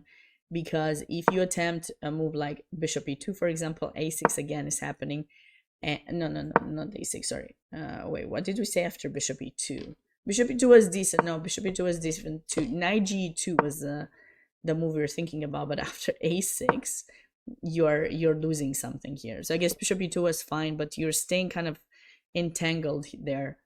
But yeah, king f1 is the best, because now after a6 we go queen b4, and that's why queen e7 was not that great, because we're pinning. There's no rook b8, and white kind of survives for now. Probably might still have to find only moves, but yeah. Anyways, kind of a cool idea. Let's catch up with the games. What did I miss? What did I miss? Rook d3, knight g5. In which game were we talking about? e5, rook d1, knight g5, maybe sure. Oh, okay, we'll get to Fishmine's game. But looks like after bishop g5, Josh decided to make up his mind. He didn't go for c4. He ended up going for the capture. That certainly makes sense too.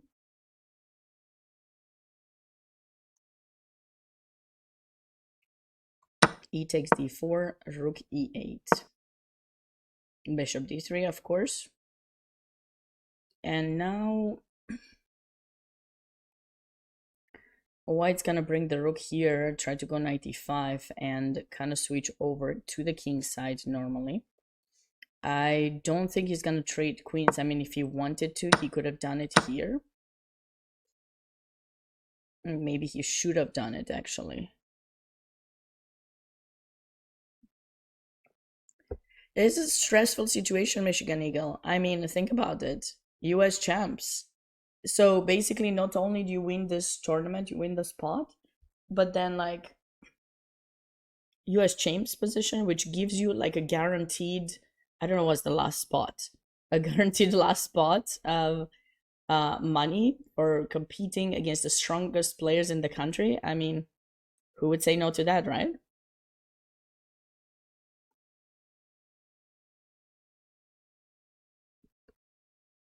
Exactly. So, like, I understand both of them being under a bit of stress here.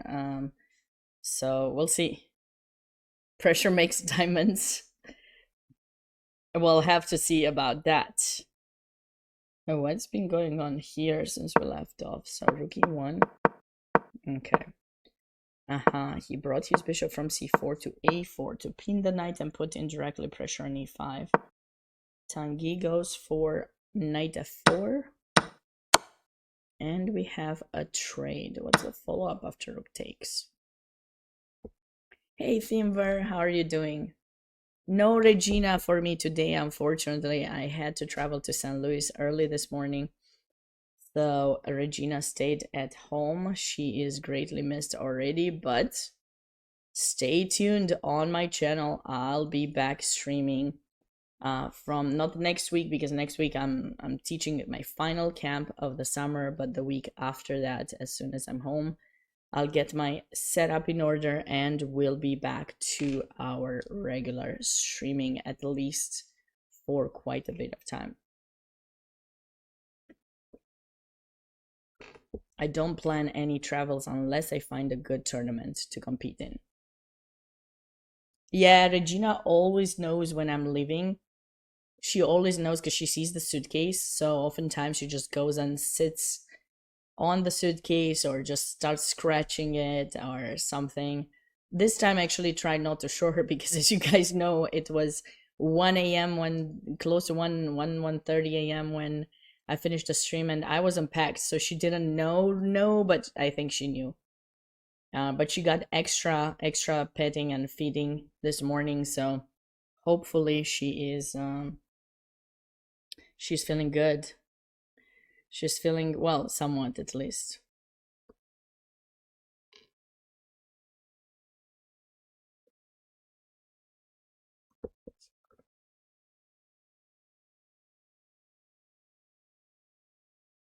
Okay.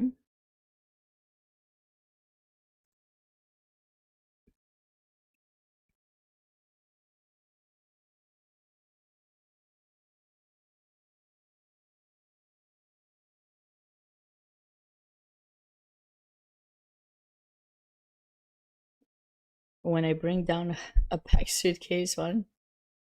Oh, that's sad. That is sad.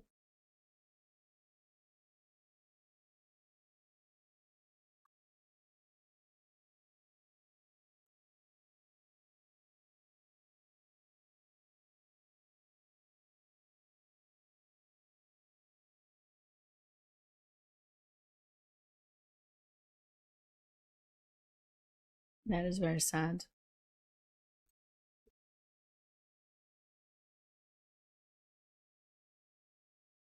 I think Elshan Efimenko might even be in our Sherlock's Method book, isn't it? I believe we put that position.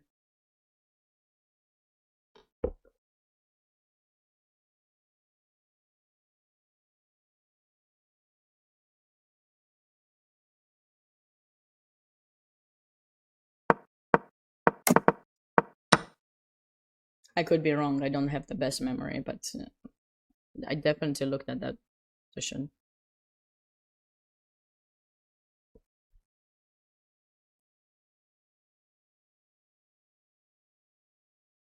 Mm, interesting approach here.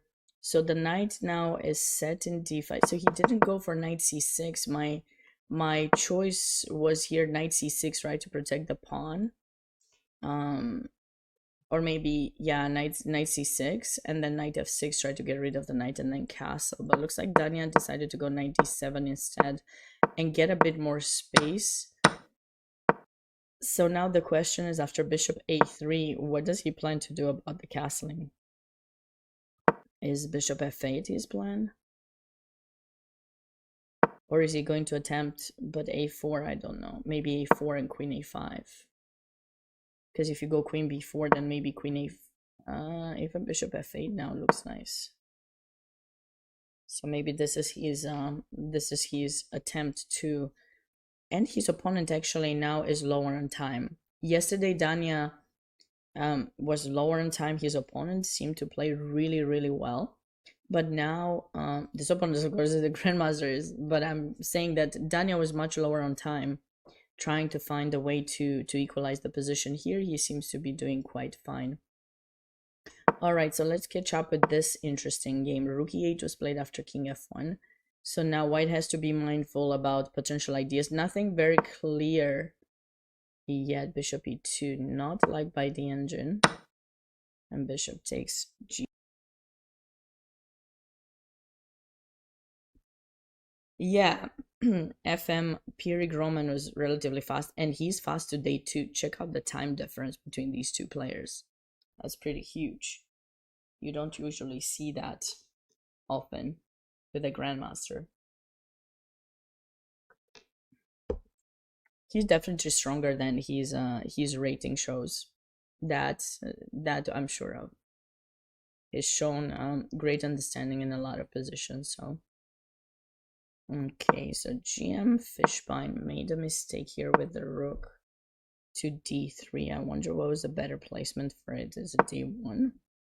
But why is this so wrong? Because knight g5, and now we're threatening knight h3, queen h1 mate. So how could rook d1 prevent that? What is the difference?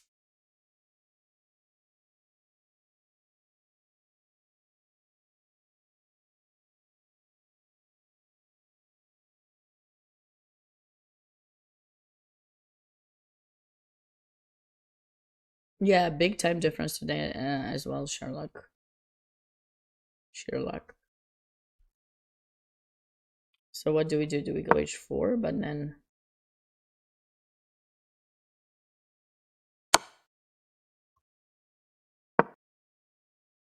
it's one of those tactical ideas. Loses. This is an idea. I've seen a tactic like this. It almost the same, but with reverse colors. This idea of discovered attack, attacking the queen and mate. That's kind of cute. I definitely had to show that. So what is white's defense here? Like, how does the rook here help? Is it e4? So you're giving up that pawn, and then maybe you take this one. No, but then knight g5 again. Knight g5 again. Ah, rook e1. No, rook e1. Same thing.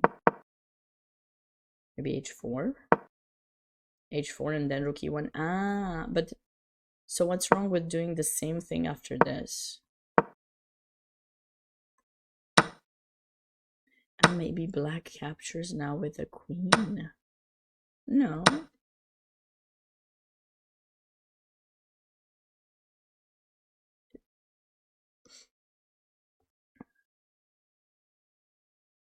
f5.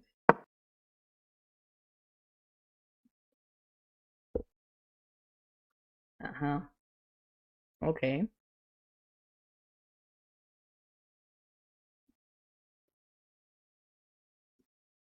Okay, that makes sense. You already analyzed it? Okay. That's good. I'm glad you did. We're ready. We're ready for your analysis. Saves me some time. Some trouble. Saves me trouble. Well, this is gonna be tough. This is a nice kind of pattern win here. You cheated. Aw. Okay. That's okay. That's okay. You gotta put some defense against me, when I analyze, Catch me if I make mistake. Help me not make them. This helps me too. You're lazy. Hi, Yutika. I did it. What did I do? What did I do? I improved my rating. What did I do? I made it to St. Louis. Which part did I do? Because I did so many things at this point. You need to be more specific. Don't leave me hanging there. You work 70 hours? That's crazy. What field do you work in? I forgot. I don't know if you ever told me. I feel like I've worked almost as many. My trip? Well, I'm running on about approximately 5 hours of sleep, intermittent sleep, like 1 hour, wake up 1 hour, 2 hours ish, and then another hour something. So I'm running on that, and I was kind to myself today, and I got Starbucks. I got two chai tea lattes. I normally don't get Starbucks only when I travel because I used to get too much, and then when you're looking at the price that you're spending, it's a bit too much. But yeah, I wanted to make sure I get the nap, and the closest place you can get food here is Starbucks. So I got Starbucks, food and drink, not ideal. But listen, you guys are worth it. I shouldn't leave too much from the stream, so I'm glad I did it. Sometimes it's worth spending some money occasionally only. Hi, by the way. Sorry, hi back.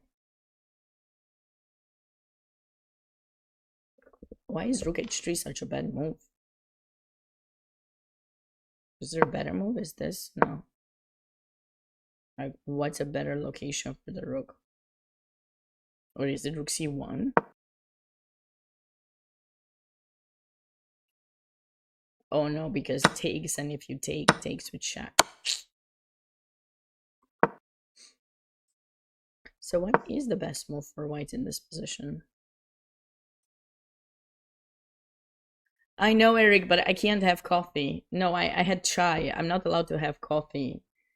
Like, technically caffeine. That's why I'm a bit, I'm not sure if this is good for me or not, but because of the limited amount of sleep that I was able to get last night, I needed to get some kind of caffeine, so chai was my choice.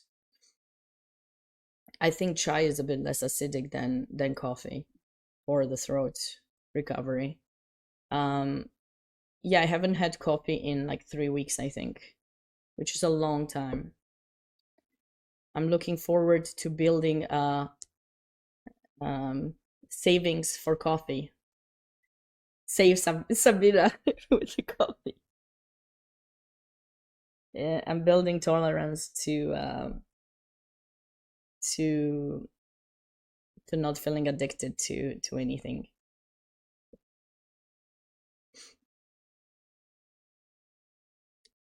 So knight c5. Save the coffee, save the planet. That sounds like one of those stickers. It sounds like a sticker that someone could make. What is a good placement? Is it here? That's crazy. It looks so weird that rook in b4 does nothing. Why is that the best place?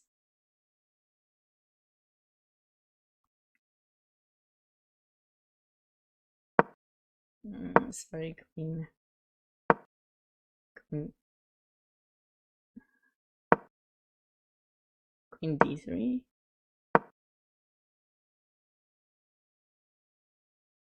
Queen e. That's too much. Come on. The queen is not a bishop to restrict the knight. Seriously, queen e1 is the best. That bar is not nice today. Queen e1.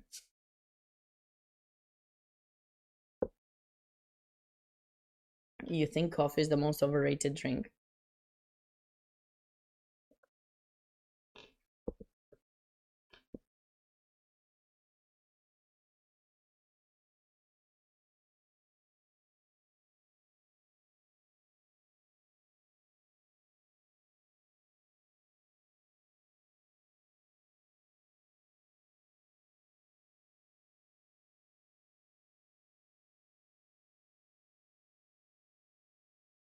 Interesting.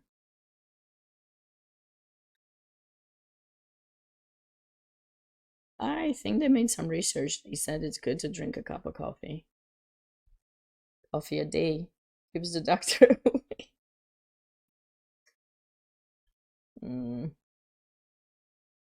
0 coffees per day keep the doctors away. Don't remind me, just lover.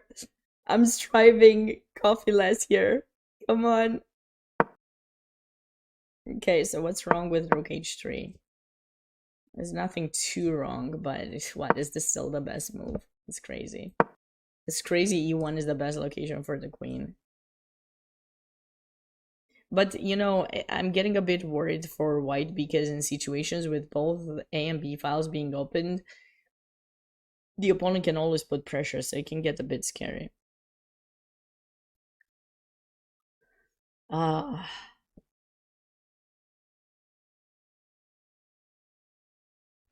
You guys are too much. You could dash me out to Starbucks. Sure, feel free. Free. I got one right now. Maybe in 2 hours it will be needed. I'm deciding because I think the place closes at 8. So that will be my last chance to get one. For now I'm trying to just survive on this. We'll see.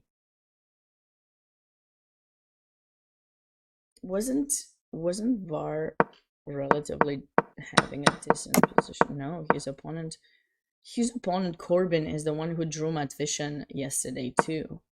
He's played, I think, quite well. There's someone in the chat who's rooting for him, who said it's his training partner or something. Yeah, I'm not liking VAR's position here. Can just go back, a6. This knight is hanging. White didn't quite get any kind of attack. And the center kind of opened up, but not in the way that black is doing better. Yeah, very intense. Fighting till the end is very important.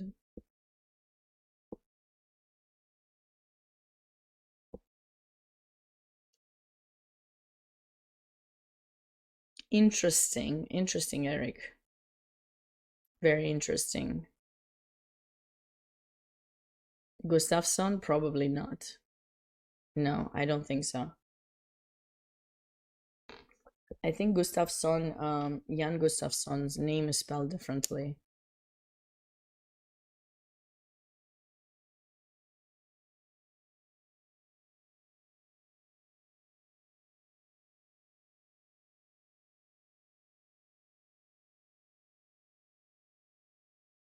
I know it's different. I don't know how it's spelled exactly.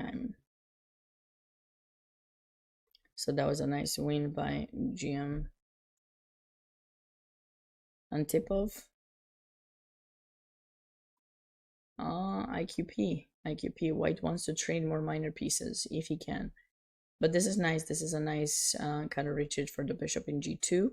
He needs to make sure d4 is not possible and then try to get his rooks on the file. That will take some time.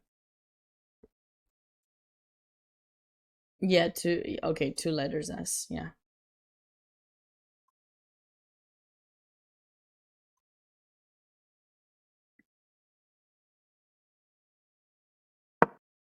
Every time I see the name of this guy, Starkman, since I have recently, after many years, actually caught up and decided to give it a shot and watch Game of Thrones. Every time I see someone with the name Stark, I just remember the show. It's kind of funny. Actually, my only tournament of the year, I played this guy whose name was Snow something. I couldn't remember his first name, but his last name was Snow. And someone was asking me whom I played against, and I was like, I played against this guy Snow, and they were joking. They were like, Jon Snow, and I was like, I wish, I wish it was Jon Snow. But anyways, I don't know why I wish, because I like, that was my favorite character in the show.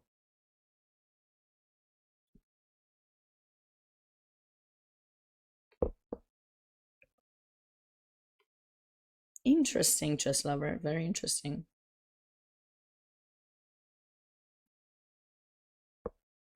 Yeah, it took me years. I never wanted to watch it, and then someone convinced me, and I was like, fine, I'll do it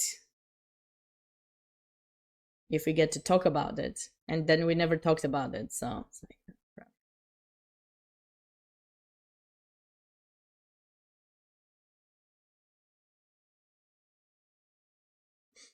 this looks like it was a very tough defense. Rook a3. And white was trying to protect the pawn, but like, there's more serious matters at hand here. Look at that. Initiative. Of course we don't trade. Threatening queen d1 mate.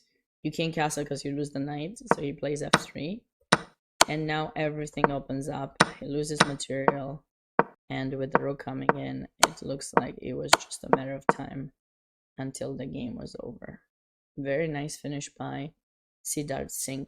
Siddharth, by the way, just won the Barber with 5.5 out of 6, the invitational tournament, middle school, that took place right before the US Open, and now he plays in this. That's pretty good. So he's probably had an overall good tournament in the US Open too. So congratulations to him, by the way. Ooh, Pete is back. How are you doing, Pete? How is everything going? Just wanted to say, congrats on your new position. I don't think I ever told you that. Very excited to see these events continuing in good standing. Is this the largest number of, not the largest, but it's a pretty big number of participants, right? It's over 500 in the US Open. I remember a couple of years ago it was pretty low. Siddharth had a great game. Yeah. Okay. So yeah, I noticed some withdrew, but like over 500. I saw it was over 500 at some point when I checked. That's pretty good, right? Nice, nice, nice. Well, maybe it's worth it to condense the schedule. Who knows? But maybe the location was good too. I guess maybe.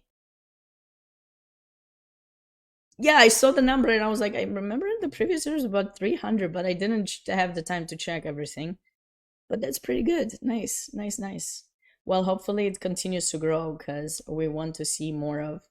And it might have been one of the biggest number of grandmasters that I've seen trying to compete in a while. I haven't seen as many GMs in a while.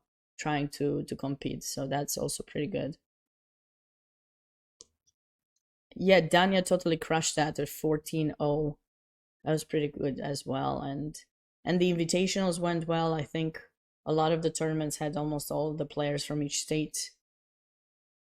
Nice. Very good to hear that.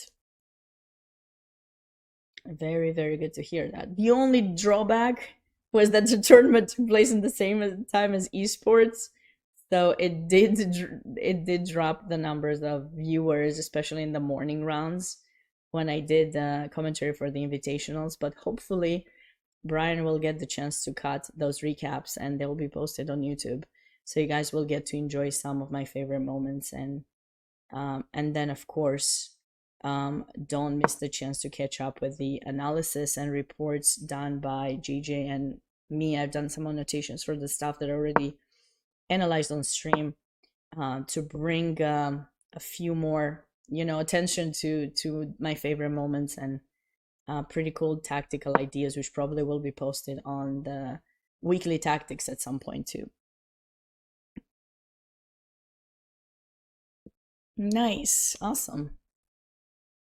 Yeah, the esports had a lot of viewers and it was not the same time.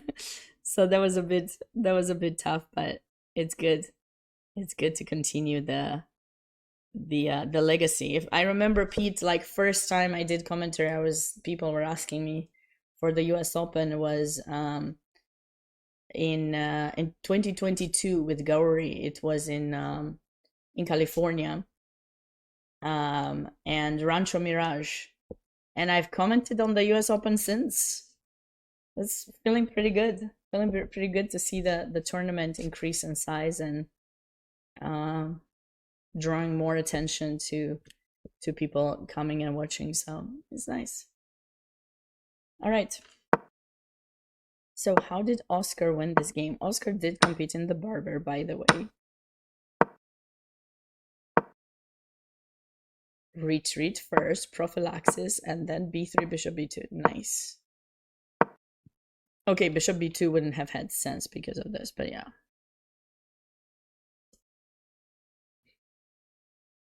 Oh, 2018. Okay. Did you do commentary at the time? I thought it was in Madison last time. It was still in Middleton.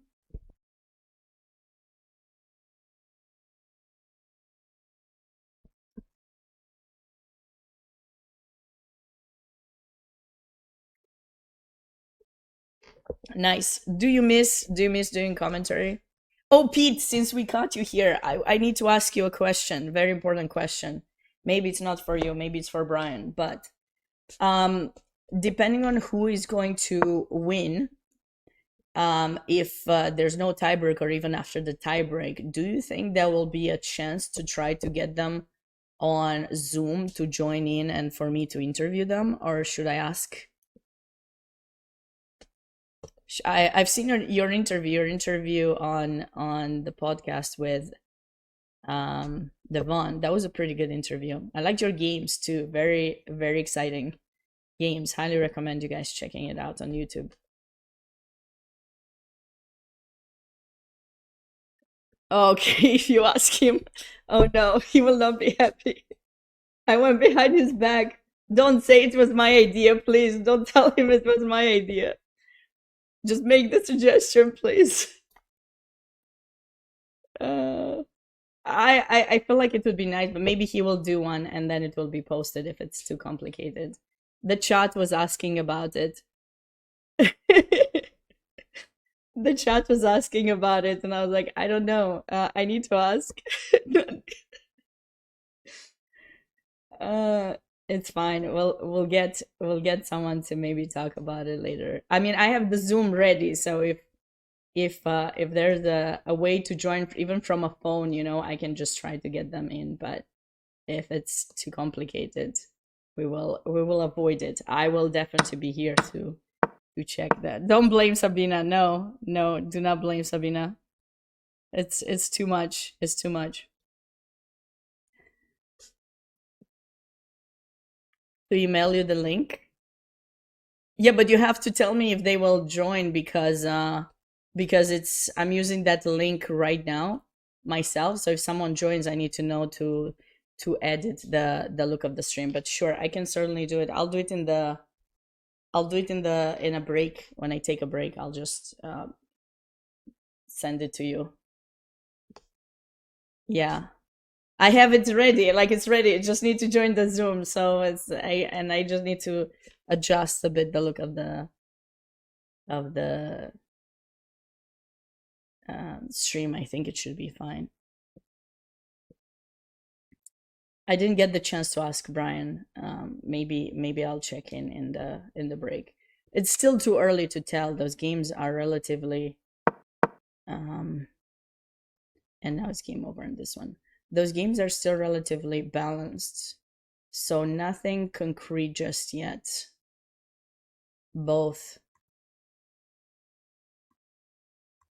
board 1 and board 2. Why hasn't the picture of... Oh, okay.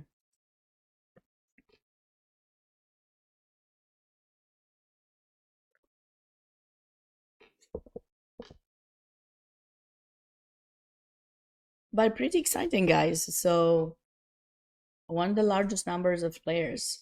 I was making that comment potentially like that, but now we know.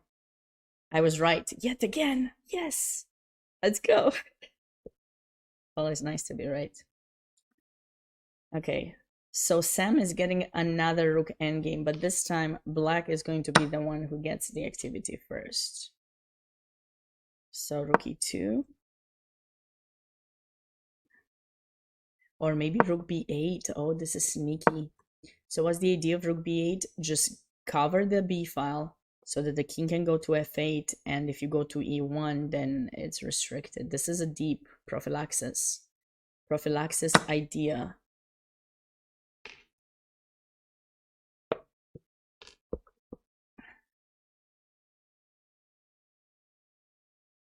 So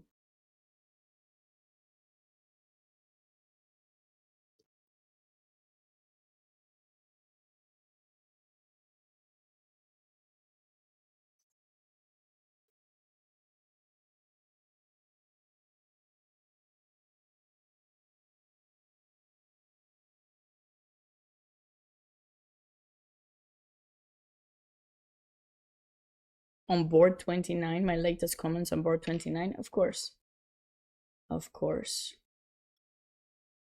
Peter Jackson against Ethan Harrison.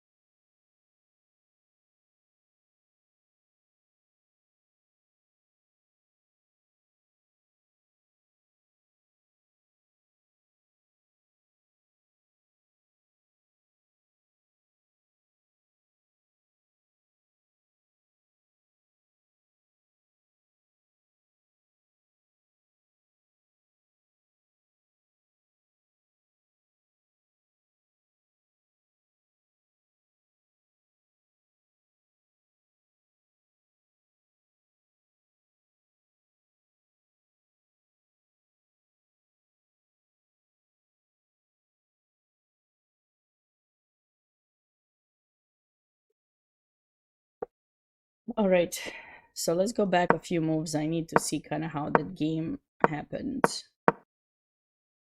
All right, so white is building up the attack.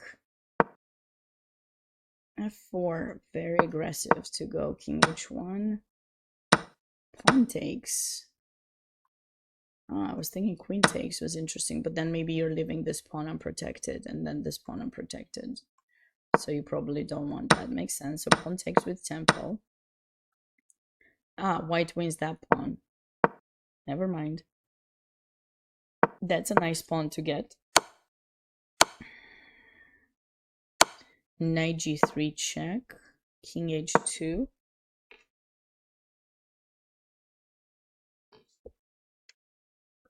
h4.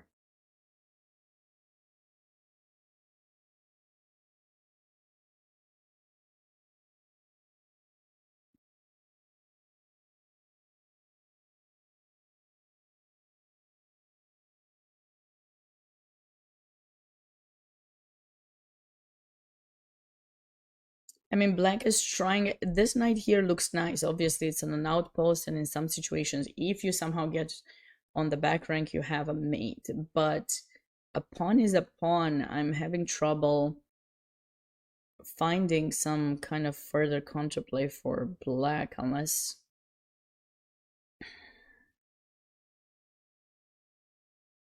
somehow you deflect the queen from here to try to get something. White's position is definitely slightly better, but I don't know what's the best approach, because like originally I was thinking this, but I don't think that gives white as much as I would have wanted.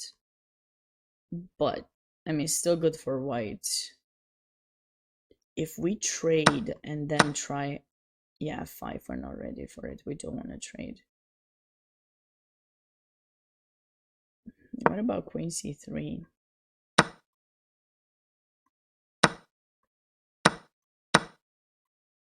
Basically, black would want this kind of activity, yeah. So white has to still be careful on how to try to improve this position. But he's enjoying a more pleasurable, position with being a pawn down. In a way, since black doesn't have quite a threat, maybe we should attempt the creation of a pawn here. Since we won the pawn, might as well just create a passed pawn on this side of the board. So black has to defend right now. It's has slightly weaker king, and yeah, it will be difficult, but yeah, white's in the driver's seat right now. Oh, maybe not after queen c1. That might allow some activity. But I was thinking to do this, and now queen somewhere, but I gotta be careful about this pawn.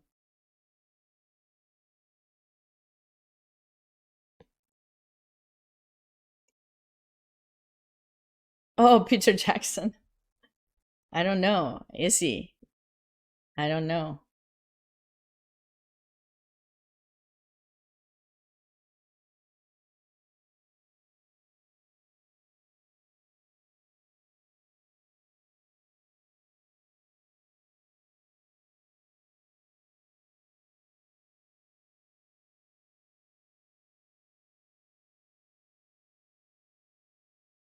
All right, so I got an answer from Brian, and I believe it's going to happen. It's going to be he might be the one doing the interview, so we will not get them on stream. Okay, it will be posted on YouTube though, so no need to ask him, Pete.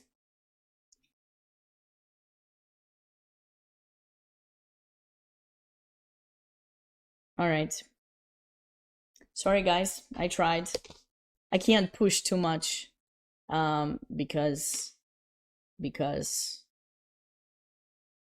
I don't want to push too much. I'm already asking for things. How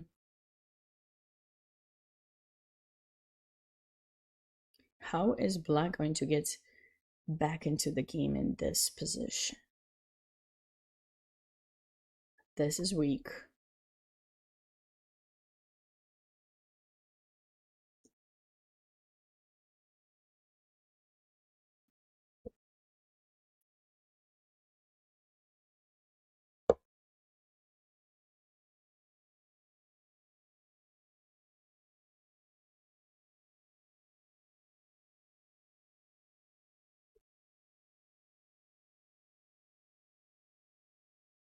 I don't want to trade. Trade will be helpful.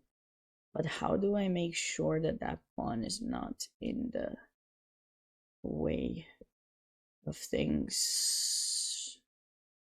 Queen f7 is not really doing much about that.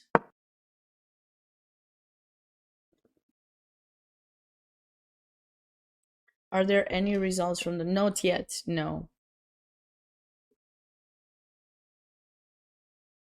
Well, the top 3 boards that we're interested in, at least. No, there are some games that have finished, but not the ones that oh, what about knight h5? Still doesn't get the pawn. What if we take first, and now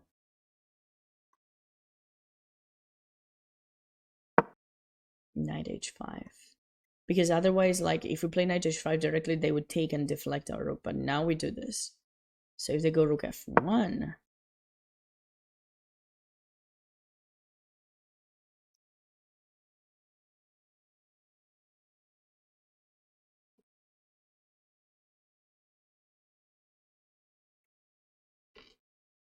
Hi there, Infinity. Welcome, welcome. Welcome, everyone.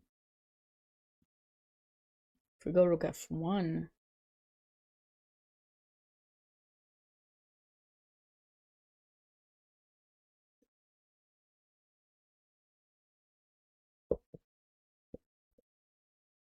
What happens now?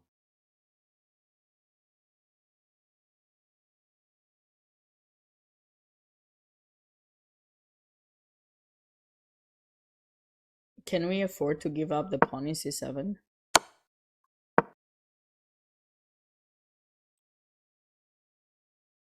This could work.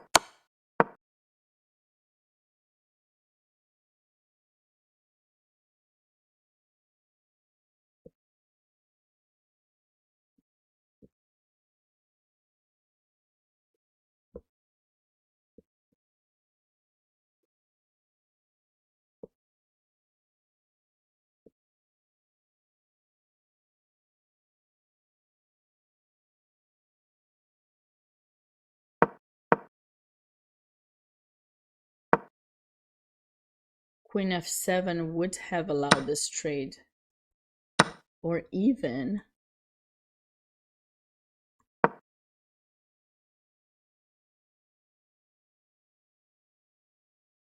What about... No, they take and then they take in d5.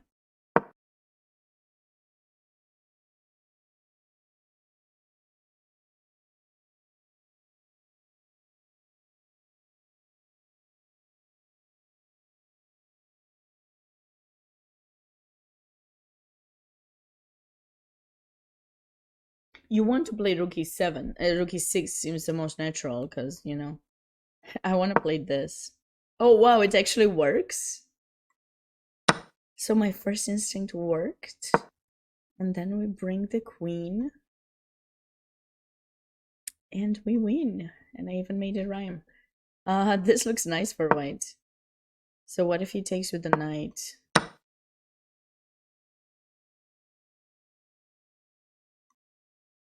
Queen.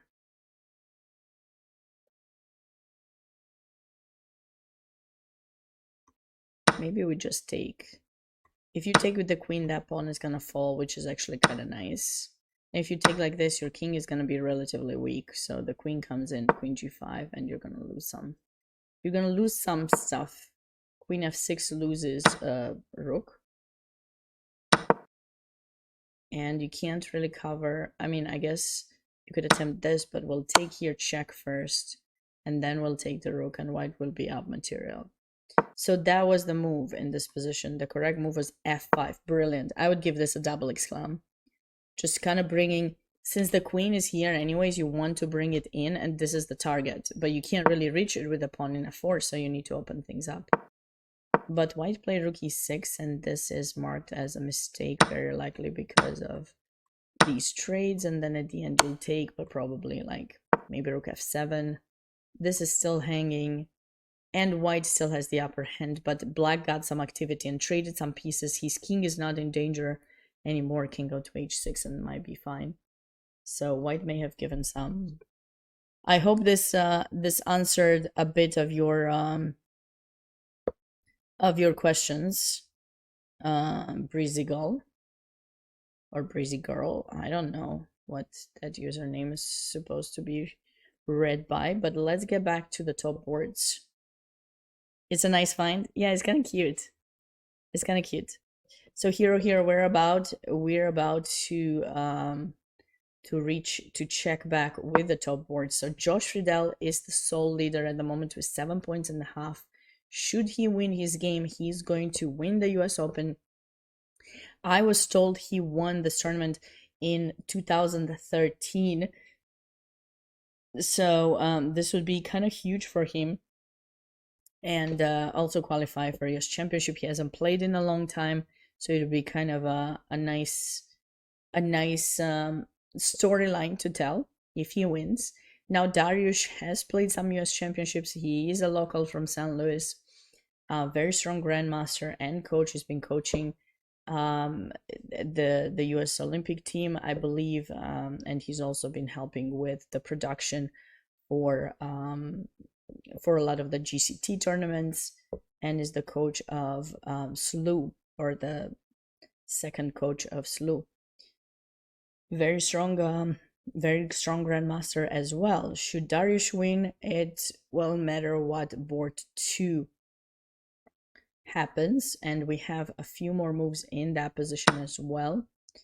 So these 3 boards are very important for the standings of winning the US Open and getting the qualification spot for the US Championship. Looks like Tanguy played rook d8. I really liked rook b8. My idea to stop the rook from getting on the b file and then bringing in the king. But he goes rook d8 with the idea of probably playing c5, breaking through these double pawns and activating the rook on the d file, which is nice as well. c5 was played. White gets the activity. c4, cute. I love this move.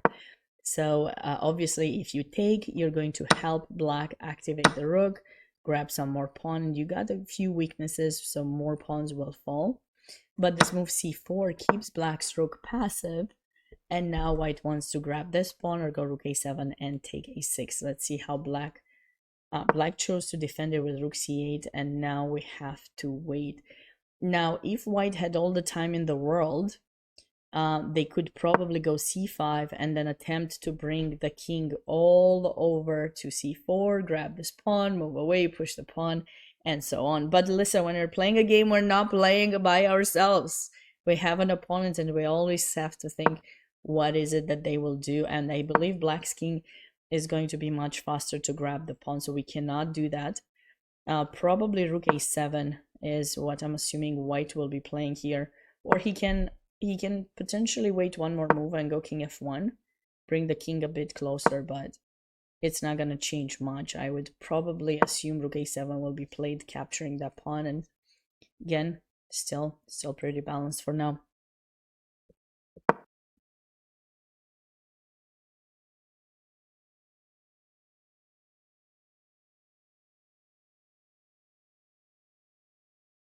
Chess lover, no, there's no way. No, these guys are playing like to the teeth. They want to qualify. That spot is huge.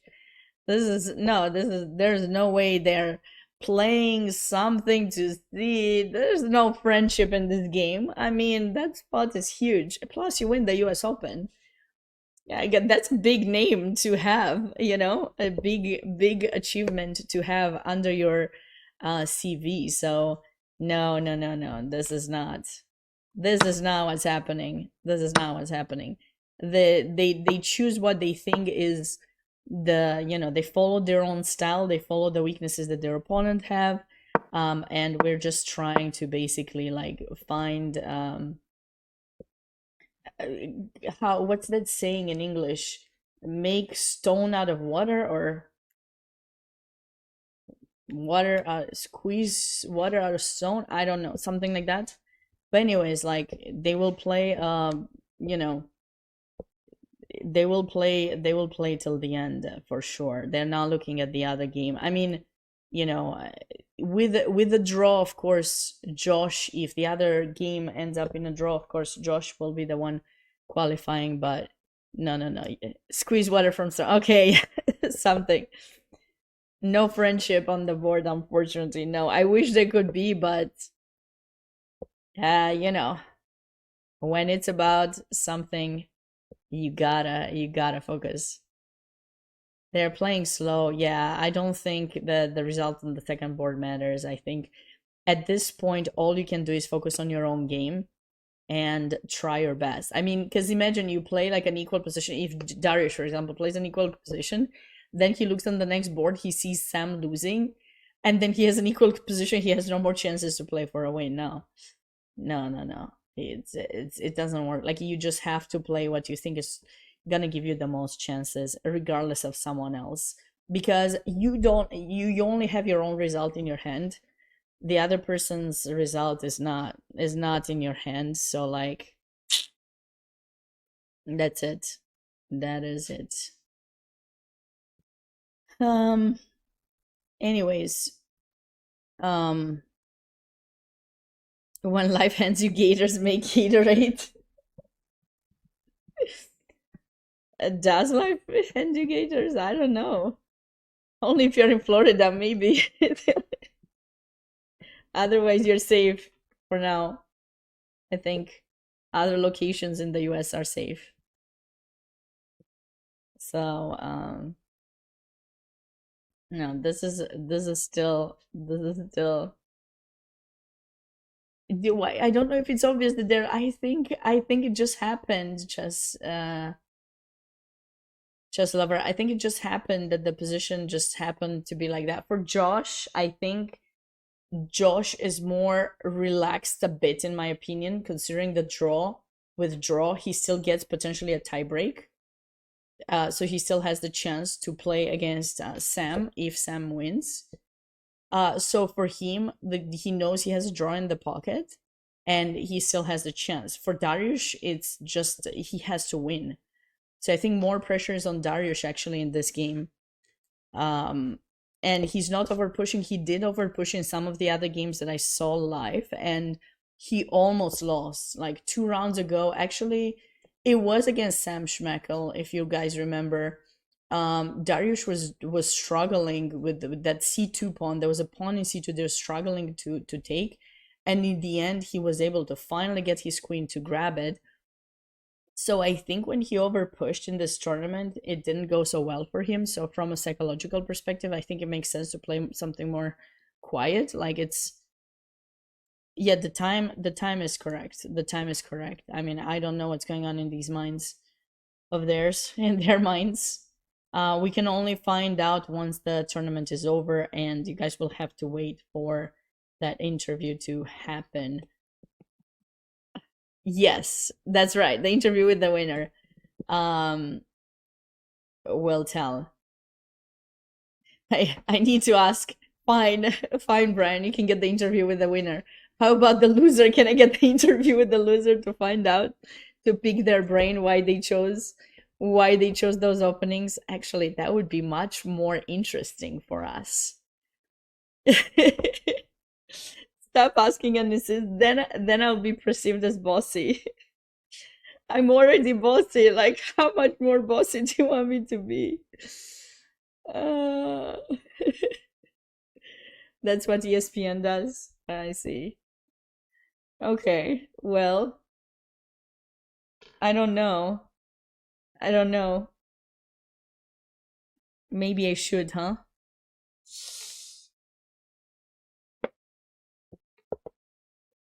You have a point there. You have a point. Here's the thing, there's some people you can insist with, and there are others you cannot. I'm not sure yet. I'm not sure yet where I stand, how much I can insist. Players get fined and don't speak to the media. Yeah, but I don't believe for this tournament they sign any kind of contract, so.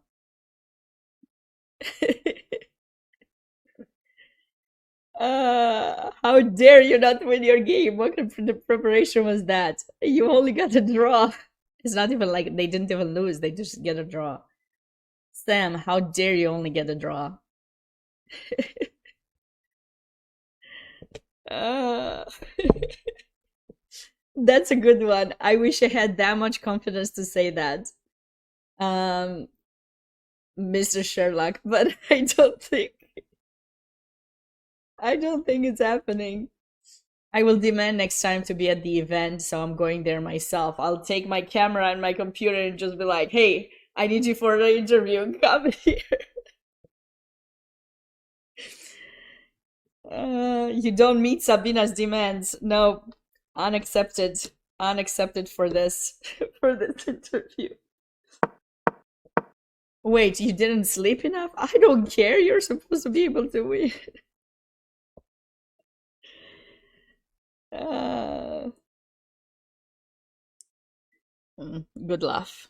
Good laugh. Unfortunately, that's That's how far it will go to our good time on stream. Should we go rook c5 or rook a6? Fate. Oh, that sounds good. I feel like I should have a. I feel like I should have a YouTube, um, not YouTube, like a podcast based off. That sounds good. You're giving me a lot of ideas, Mr. Sherlock. Sherlock. Uh,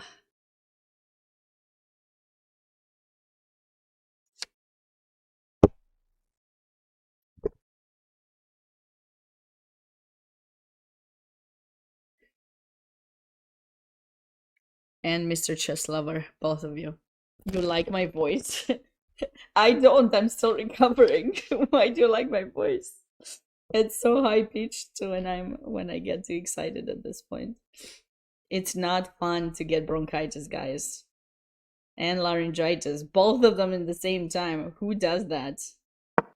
That seems to be bad, actually, guys,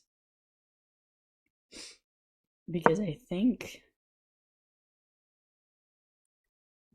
this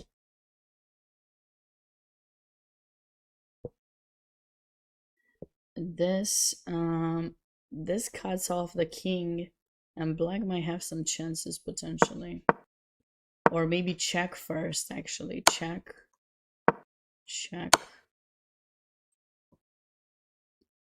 You used to be sick all the time when you were a kid, so we need to go rook c5 here, and then rook b5. Or actually, if you go there, I'll check and I take this pawn maybe. But what about c6? We go a6 and rook a5. Okay. So rook c5 is the move in this position for Sam. I don't know, chess lover. Not familiar with what's going on with those things.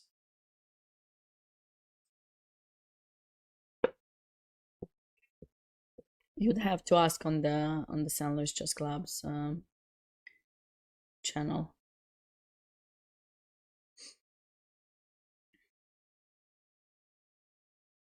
Rook a6 is bad due to rook b8. Actually, guys, no. Maybe rook b8, king c8, king. No, because now we can go rook c6 again. So maybe c6. Something with trapping that rook. I have a feeling.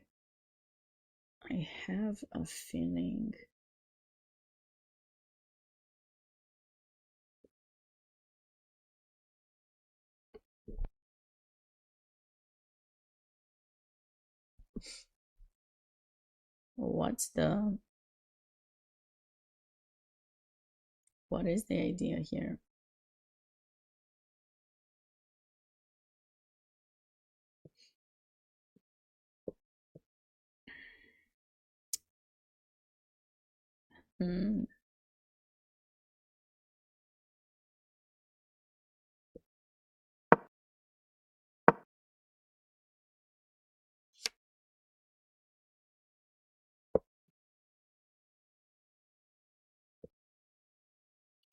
I'm analyzing. So I'm analyzing. This is the final round of the U.S. Open. So I'm analyzing the games that are being broadcasted live right now. That's what I'm doing.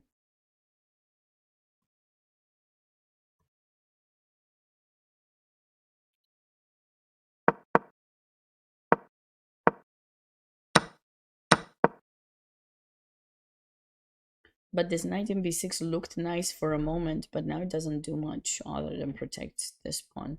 And I'm actually very uncomfortable with black's d pass pawn. Yeah, if you click this link, you can catch up with the games and see whichever one. If you find any interesting moments, feel free to let me know and I'll definitely check them out. Yeah, of course.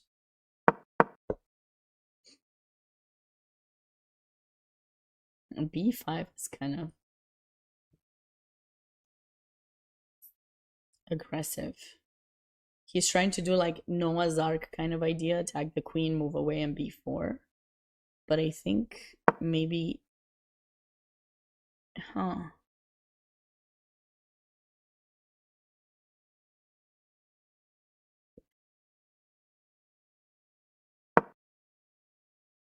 So not queen d5 because it would be 8. Maybe queen c7. There's even better than queen c7. Queen c6. Is there a difference between that and queen d5? Now queen c7. Maybe because it's no. Maybe rook c1. That's your idea. Queen c6. Queen c6 is definitely more. Yeah, I like it. You're right. No, queen c6 should be it. VAR was able to turn the tables. Let's see. Queen c6 was just played, by the way. All right, we had some blunders going on here. h3. Black was winning again. Black had a winning idea after h3. Was it h5?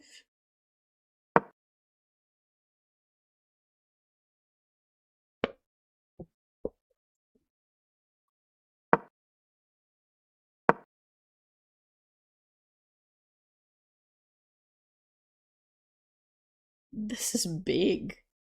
Use something huge here. Was it like... Because he played knight e4, which is big, but apparently not. Doesn't matter if you put that knight or this. No. Still drops considerably.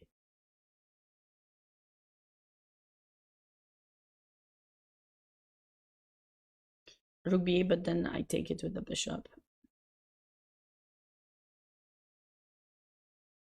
Yeah, sure. You should compete on over the board tournaments. You can learn more information about that on US Chess website. Just check out all the social media accounts of US Chess, and if you go on the website and search for join, you can get you can look into where into tournaments. You have to get a USCF membership. And with that, by the way, you also get the Chess Life magazine, and in the same time, like, you know, you can check out all the tournaments that are taking place in your area, and if there's no tournaments, you can always try to figure out a way to get involved and create a club and create you know, organize a tournament yourself. So read more information about it on US Chess.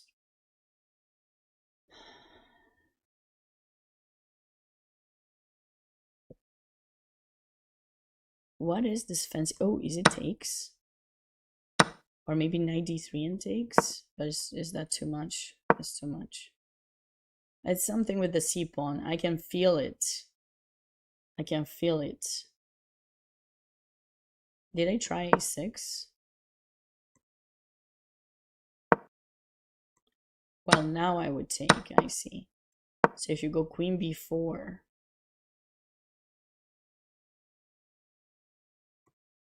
Oh, well, now if I take, you take again. This doesn't do much.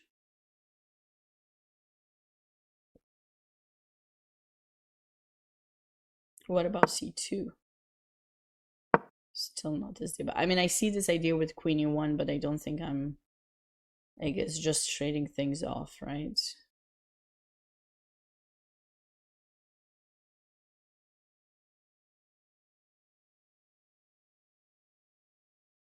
Oh, you're not from the US. Oh, where do you live? But knight d3, don't I just trade? I trade queens. I don't want to trade queens. Maybe a5. No. Maybe now knight e4. Still, it gives it. There's something much bigger than that.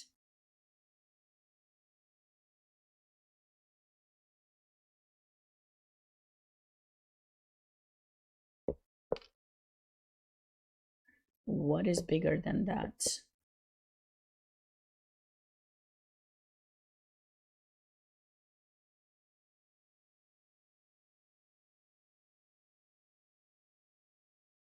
What if we take this annoying bishop? Or maybe we chase it. I want to make... Okay, it's a prophylactic. Oh, knight here. Oh. No.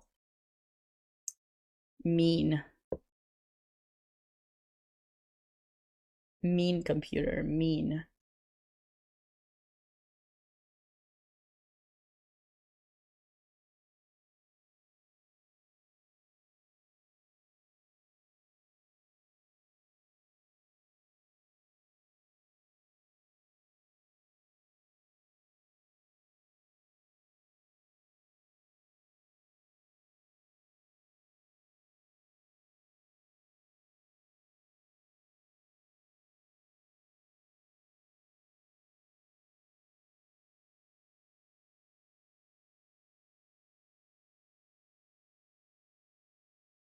No, I didn't see anything because like you're down material, right? So like I saw that idea first thing. That's why I was playing a6 and I was happy.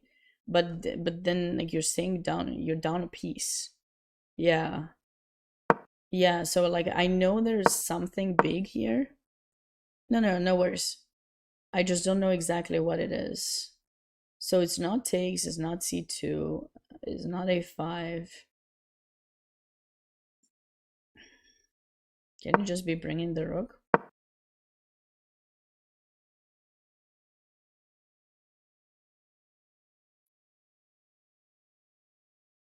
Oh, queen d8. Oh.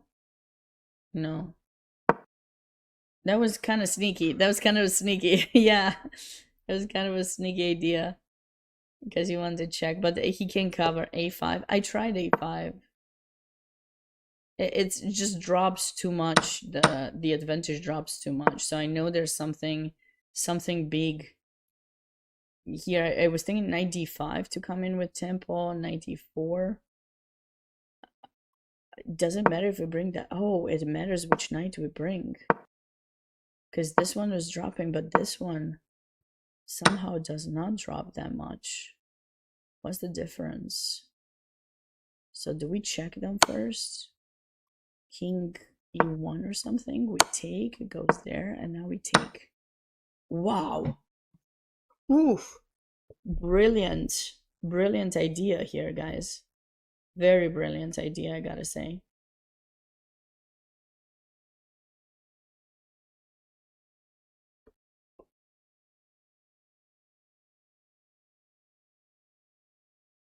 So Black would have been winning, but he didn't. He ended up playing something else in the game. He played 92. He took.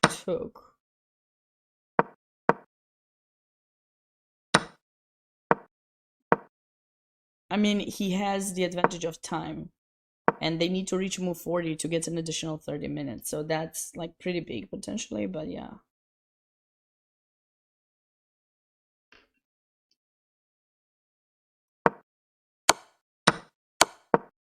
Nice, king h2. The king has made its way to h2. It's safe now. Ah, he took with the king, not with the knight. The knight wasn't too bad. Okay, king. So wait, so now out of all of this, white is actually up a piece. Oh wow. Okay, the advantage is there's no advantage because that a pawn probably just continues its push to a3, but wow. What an intense game, guys, wasn't it? Pretty intense. All right. Uh-oh, Zhishan Chao is on his way to win, so that happened. Our line happened, knight g5, e4. So for those of you who weren't here and were wondering, now black is threatening knight h3, queen h1, mate. So obviously if you go h4, it seems that you are finding the escape, you're safe, everything is fine, but no, after knight f3 check, you cannot go on the diagonal because there'll be a discover check and we win the queen. But when the king goes here and it seems that all is safe because if you move the knight, we go right back. Black has this very typical tactical idea, knight d4, and then you lose the queen or mate. So this is pretty intense. So the only defensive move for white was e4, but apparently like it did matter if the queen was in, the rook was in d1 or d3. So now f5, we found this. I think it was Chess Lover who might have found that move. And now Black is cruising through because White's king is way... Oh, this is beautiful. Rook c2. Deflection and mate is coming. Like if you go to h1, I think was the fastest way to mate. Check, check, check, check, mate. And if you go to f1, okay, maybe it's not that fast of a... It's a really nice game indeed. Yeah, it's actually kind of funny. When I submitted my stuff to JJ today, he's like, if you're too tired today, it's okay. I understand if you just analyze the game of the person who wins. But you know me, guys. Do you think I'm just gonna submit one game? Tell me the truth. Look into my eyes and tell me if you think I'm just gonna submit one game. It doesn't matter. I got no sleep. It doesn't matter what time I work. It doesn't matter. I will submit more. I'm laughing at my own jokes. Terrible, Sabina. You gotta do better than that. So what are we gonna do here? Check? Or are we gonna play e3? e3 seems kind of unpleasant. Various ways to win with black here. Okay. So someone... Oh. Oh my god! Grandmaster Motivation has lost. What is this? Sabina is very determined to get stuff. Oh my god. A rook h2, huge blunder. Well, you think you're defending, but you're not, because guess what? That's not the only weakness in that position. This is another one. And then if this pawn is gone, this is gonna be another one. So knight c3, brilliant idea found by the Slovakian IM Sebastian Kostolansky. And now pawn takes, queen takes, check. You can't cover because of the rooks. King a2, queen takes a3. Oh my god, this is... Ooh. Deep. This is tough. Wow, beautiful, beautiful, beautiful win. Congrats to the Slovakian IM. What a game. Oh, VAR is winning and he's playing it fast. He was struggling, guys. How did he turn the tables?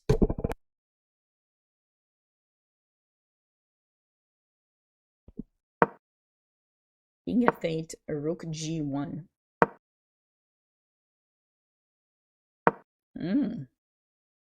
Black left from the protection of the d6 square. So his queen got stuck over here, and now check this out. Our rook is infiltrating. And when you try to block it, we don't like it. I think VAR enjoys like this exchange sacks. Maybe because he's from the same country originally as the famous Petrosian, that is Armenia, who was known for his exchange sacrifices. Bam, queen f5. And now 96 grabs some material back. And he's back in the game, back in business. Takes d5 too, nice.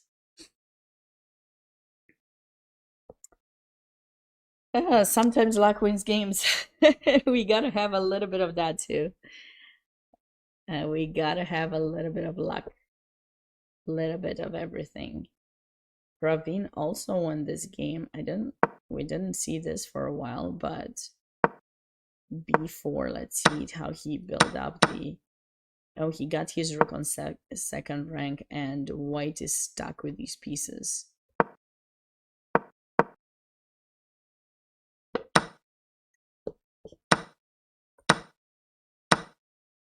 Oh, very nice. Very nice regroupment and coordination by Praveen.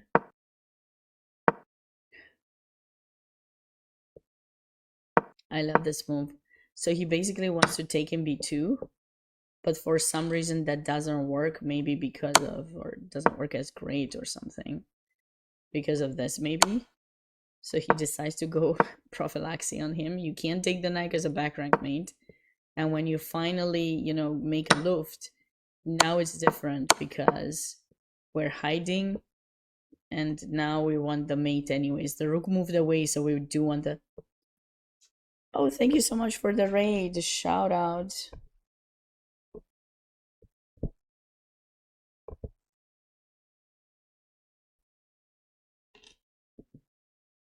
To...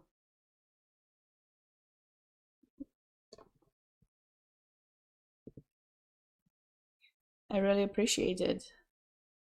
Thank you so much. Welcome everyone. We're currently analyzing um some games from the final round of the US Open, where we are waiting to see who's going to take home the event and also potentially get the chance to qualify for this year's US Championship. Thank you so much. So in this position, e5 was played, knight to c2, and it looks like Josh went for e4, which is not really helpful for some reason.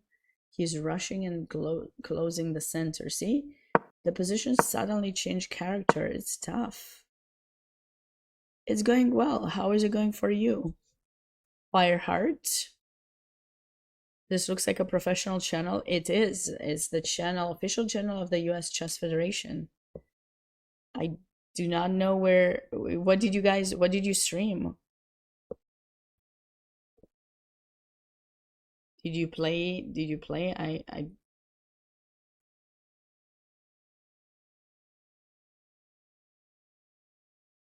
Were you playing the viewers? Were you doing analysis? Yeah, of course, it's just channel. I just didn't know exactly what was the content that happened on the channel. We want to know. Were you playing? Did you do well?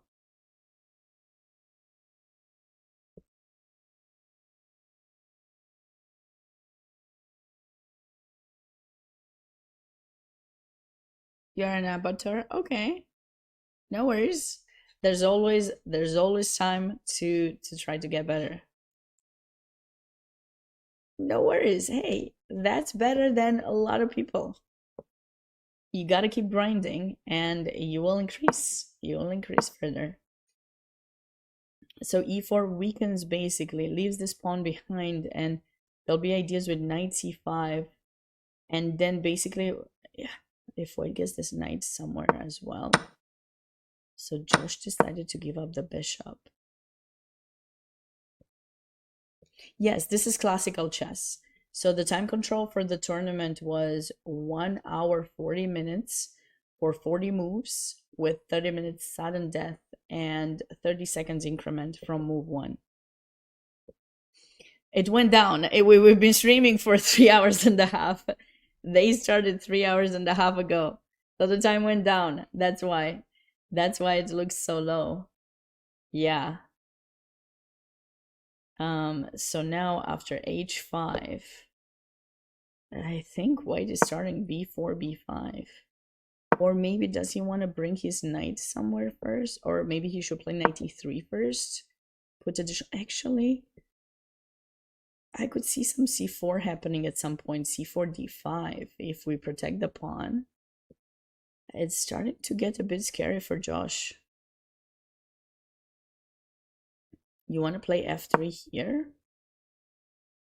Oh, I see. To try to hit that pawn. Yeah, but I was thinking to play knight e3 first, but maybe then when it opens. Yeah, no, this is not a bad decision. Sure. I wasn't 100% sure about it at first, but because I thought maybe they can defend, but surely you can win the pawn in this situation. So yeah, knight e3 or f3. I mean, knight e3 is fine too, right? I mean, there's nothing wrong with putting additional pressure, but yeah, you're right. Actually, because the pawn is there, you can... Oh, chose my move. Can I say I called it first? The bishop holds the structure. Yeah, black's bishop holds the structure temporarily, but yeah, with the bishop here, we definitely want to have this open because it's a good bishop, but it doesn't do much, right? All the pawns are dark squared, but but black's pawn's restricted, so Sabina calls it. She did, indeed. All right. Alrighty. No, it doesn't target the bishop. It just puts pressure. It keeps it there, you know? Keeps it there for now. What? So rook c5 was played by Sam. Very nice. Attacking. First pawn down, and now some activity with the rook. Gets rid of his double pawns. But yeah, this the more trades happen, the more the game is going towards a draw. Now we keep that pawn under attack, so probably white's gonna try to bring in the king, but yeah, this game looks like it's gonna go for a draw, and if this game is decided, we will have a sole player winning. This has become, I agree, it has become, I don't know. I mean, he almost lost yesterday, Pete. I did some analysis on that rook endgame. He almost lost it yesterday, so I don't know. Anything can happen. They're getting really long time. It's move 24. They need to reach move 40. I don't know. And just to confirm, Pete, so let's just presume that Dariush wins. If Dariush wins and board 3 is decided, oh, it's not decided. Oh, brilliant. They just agreed on a draw. Well, never mind. My question doesn't have its answer. So basically, if this game is decided, we have a sole winner of the US Open and a sole person to qualify for the US Championship. There's no tie break because board 3 just drew. No, board 2 didn't, but it's likely that this will end in a draw. It's very likely this game ends in a draw. I mean, oh, they just drew. They just drew, guys. Never mind. So, this is the game. This is it. Whatever happened. No, why did board 3 not matter? For the winning of the US Open. They always play the tiebreak, didn't they? Yeah, not for the US champs, but I mean for winning the US Open. Like, if it was tied an American player with a foreign player for first place, they would play the tiebreak. Yeah. But now there's gonna be no tiebreak regardless. So if it's a draw, Josh Friedel qualifies and wins the US Open. If Dariush wins, Dariush wins the US Open and qualifies. Yep. Oh no. I feel like I'm gonna stay and stream longer after this because everyone was like looking forward to a tiebreak. So now the hopes and dreams have been shattered. Now we need someone to go convince Brian to get one of these guys on stream. I think that's what we have to do. And I'm not taking that chance. I don't know if he's too stressed out.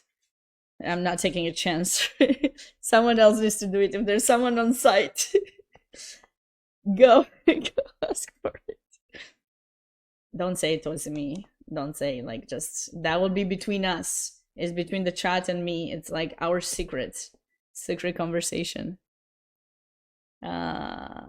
So only one of these two players gets to win the Open and the spot for the US champs.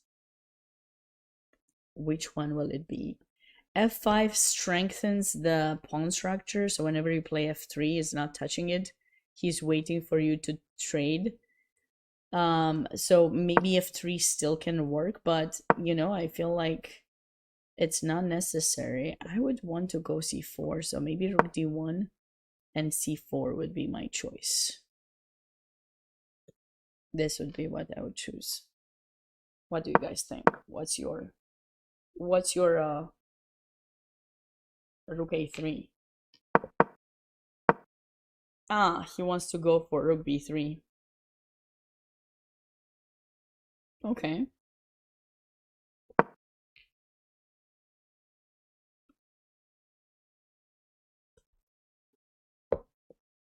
Now all Josh has is the extra time compared to his opponent. 15 moves to reach move 40. 15 moves left. So board 2 drawn, board 3 drawn. How did they even draw this? Ah, black promoted a second queen and white was forced to give a perpetual. Makes sense.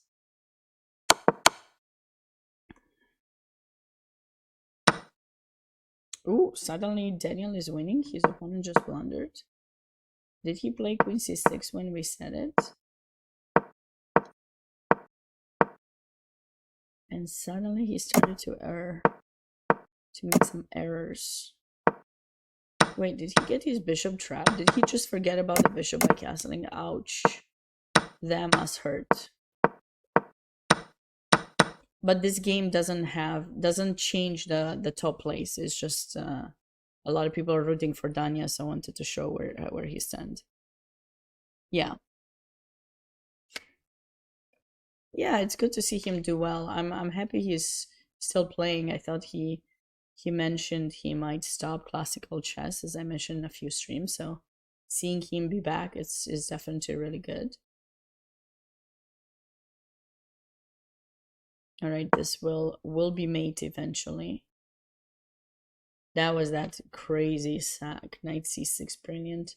Var's on his way to win. We already saw that win. And that one, very, very nice one too. All right, if you guys don't have any special requests, we're going to stay with this game and see.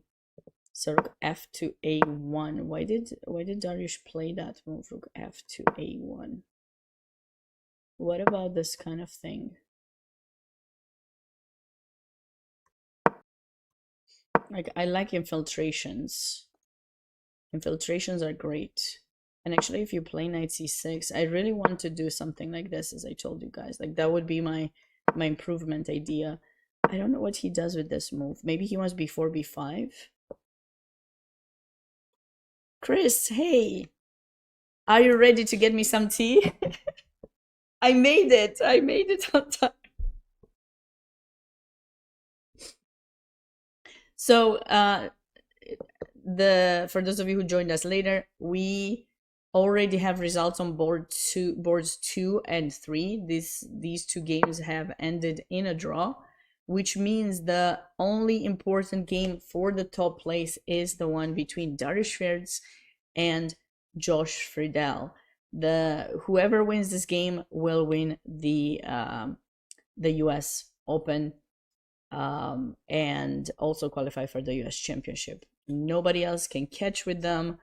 If Josh draws, so Josh has draw odds, draw and win gets him the title, and Darius has to win in order to qualify. So it's the game that we have to look at. And pick your favorite.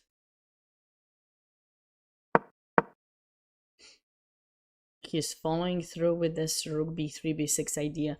I don't know what's the rook doing in a1, but okay. I'm sure. I know what it's doing there. He wants to go rook b6 and maybe b4, b5. And he's planning to have the rook ready to... Or maybe he's also considering bishop takes a6, rook takes a6. That could be like a... Not liking this pawn on e6. Yeah, I see what you're saying. I know it's tough.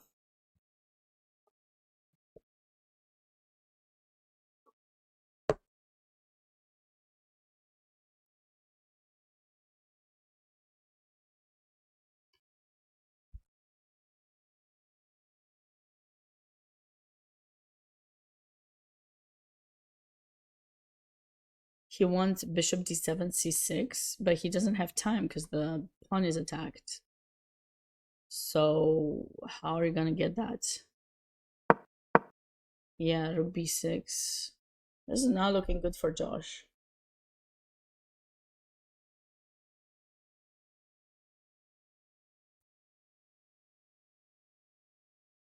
Bedtime for you, Eric. Okay, well, thanks so much for stopping by. I appreciate you. Don't forget to follow US Chess on YouTube to stay notified for a lot of new educational content, including podcasts. And if you enjoy my streams, you're welcome to follow my own channel as well.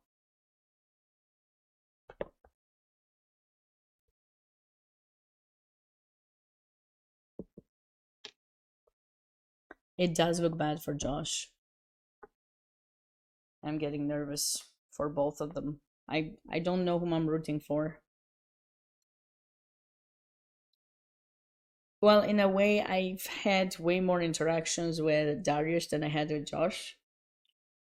Darius and I were teaching some camps together, both in St. Louis and Atlanta. He's a very nice guy. But I know Josh is also a great player and seems nice too. I don't believe I've ever really interacted with him before. And as a commentator, I need to stay neutral. That's what I was told. So I let you guys fight for this, but it's getting difficult for Black. He has way too many weaknesses, and White has an easy path. There's no breakthroughs that would create any kind of threats that would be dangerous to my view now. Like, you can't even go here because you're just gonna drop the pawn. Wait, what happened? What happened there? Oopsie. Some faulty things. Rook f6. We can just take. So you need to move the bishop, but where do you move it? Bishop d7, bishop c6. But then, could we finally go for c4 and break open and get the get the bishop into play? I believe so. Bishop d7, rook d6. I don't know about that. Doesn't the rook get kind of stuck there?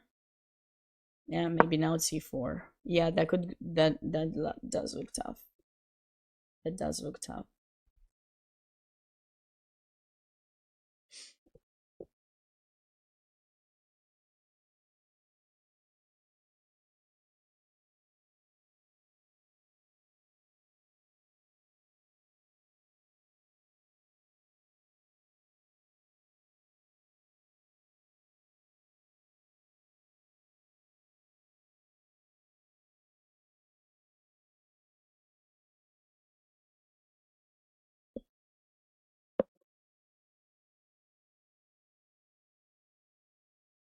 This is tough.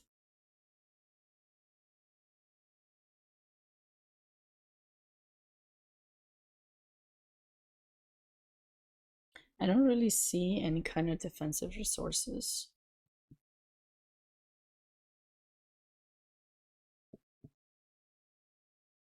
Do you guys have any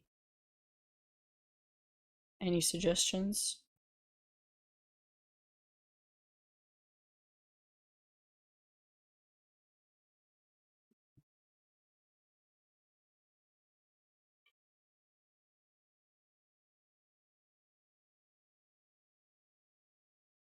The difference between pawn in h7 and h5? No, but I mean, why did he block the position? Typically, after e5, you don't do that. You usually take. Like, that's what they usually do in a lot of Slav pawn structures and such. I mean, okay, you stay with the weakness, but you also stay with the bishop pair, so you can just trade everything here. And this is much more pleasant for Black. Bishop f6, you have the file. I mean, I think Black is enjoying a very decent position here. e4, he must have just wanted to push for a win or something, I'm not sure, or force things to block the position and completely misjudged knight c5 idea. Well, he wasn't played immediately, sorry, after bishop e2. He must have misjudged that knight c5 is going to be unpleasant.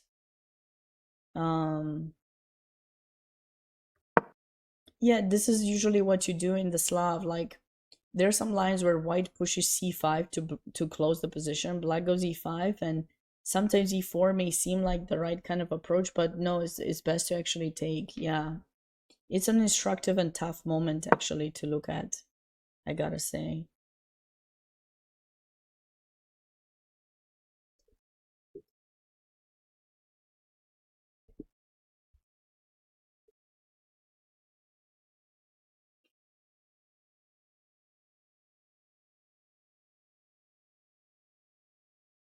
So you guys have seen me at the start of the US Open for 4 years in a row.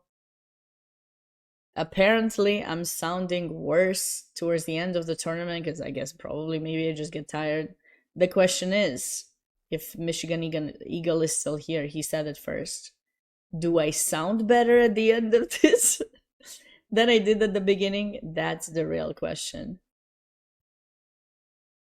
Maybe we should do these more often, more commentaries. I was supposed to do a recap of the Women's World Cup. I really wanted to do a few recaps for some of the games. I prepared some that I wanted to make a video for US Chess, and I haven't quite had the opportunity to do that um because my voice, I as you guys know, I had no voice for about 2 weeks. Very thankful to slowly recover it. It is an inspiring comeback story, regardless of what the result will be in this game, because he's played amazing chess. If we look back at his, play in the tournament, he did play in the 7 day schedule, so in the traditional schedule, which now it was just 7 days instead of the regular 9. But he had a great win against Grandmaster Zhu Chao and against Grandmaster Varakobian. Those were great wins against two top grandmasters in the country. So, um, especially against Var to win with the black pieces, that was, brilliant one. So I think it remains an inspiring story regardless of the outcome of this game. But of course, if he ends up losing, it's not going to feel good for a while because you were that close. You were that close. So do we go back to b3?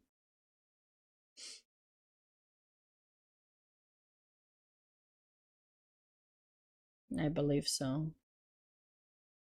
There's no need to make any sacrifices, complications. Like, okay, queen rook b4. Okay, fine. So now the question is, how do we proceed? Do we attempt rook b3 or c4?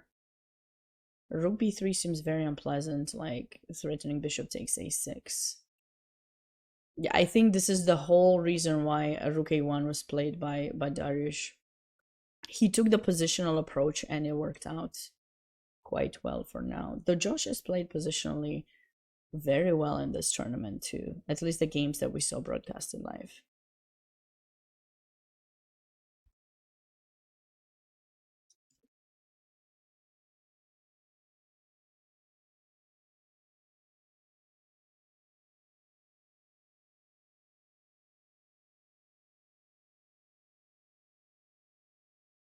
Dania won. Okay. Oh, he played that. Oh, this is tough. Dania was. Ooh. Okay, he was on his way to win that game. Okay, took everything. Nice win by Dania.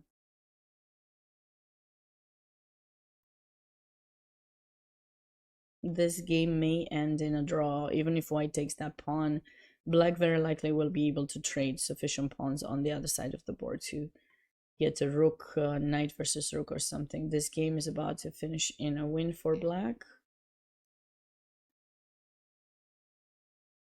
Uh-oh. Var just made 2 mistakes back to back.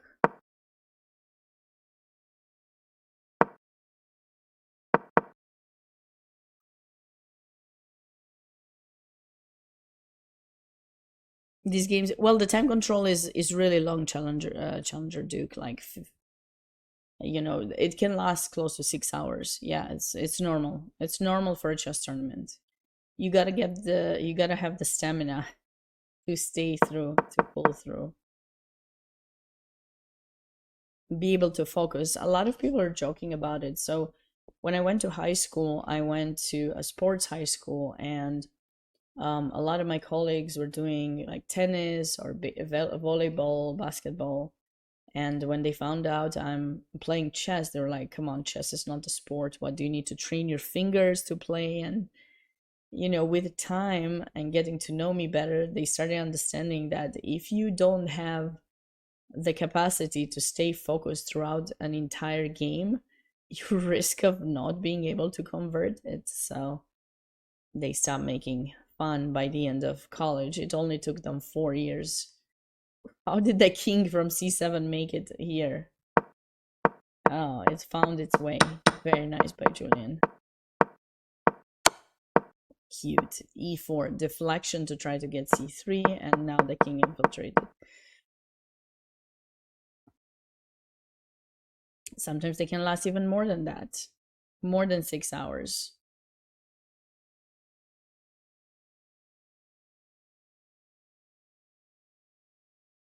Okay, this endgame should end in a draw.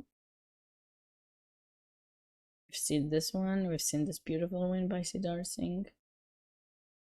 Okay, black won that game. Black's winning this with the extra pawn.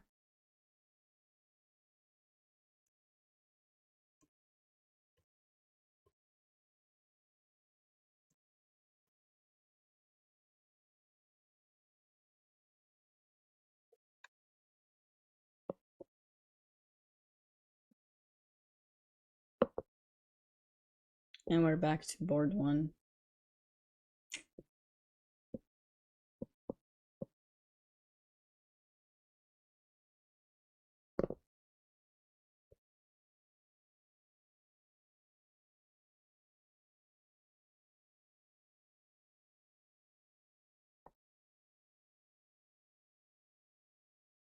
As we're waiting for this game to end and call the winner of the 125th edition of the US Open, I wanted to take a moment and thank once again the sponsor for the stream, Precision Tune Auto Care. They have been in business for over 25 years, helping cars run smoothly on the road, same as they helped this stream run smoothly throughout the entire week. So I hope you guys enjoyed my commentaries. I'm not leaving just yet. Just wanted to take a moment to show my appreciation for them to consider sponsoring this for the past two events.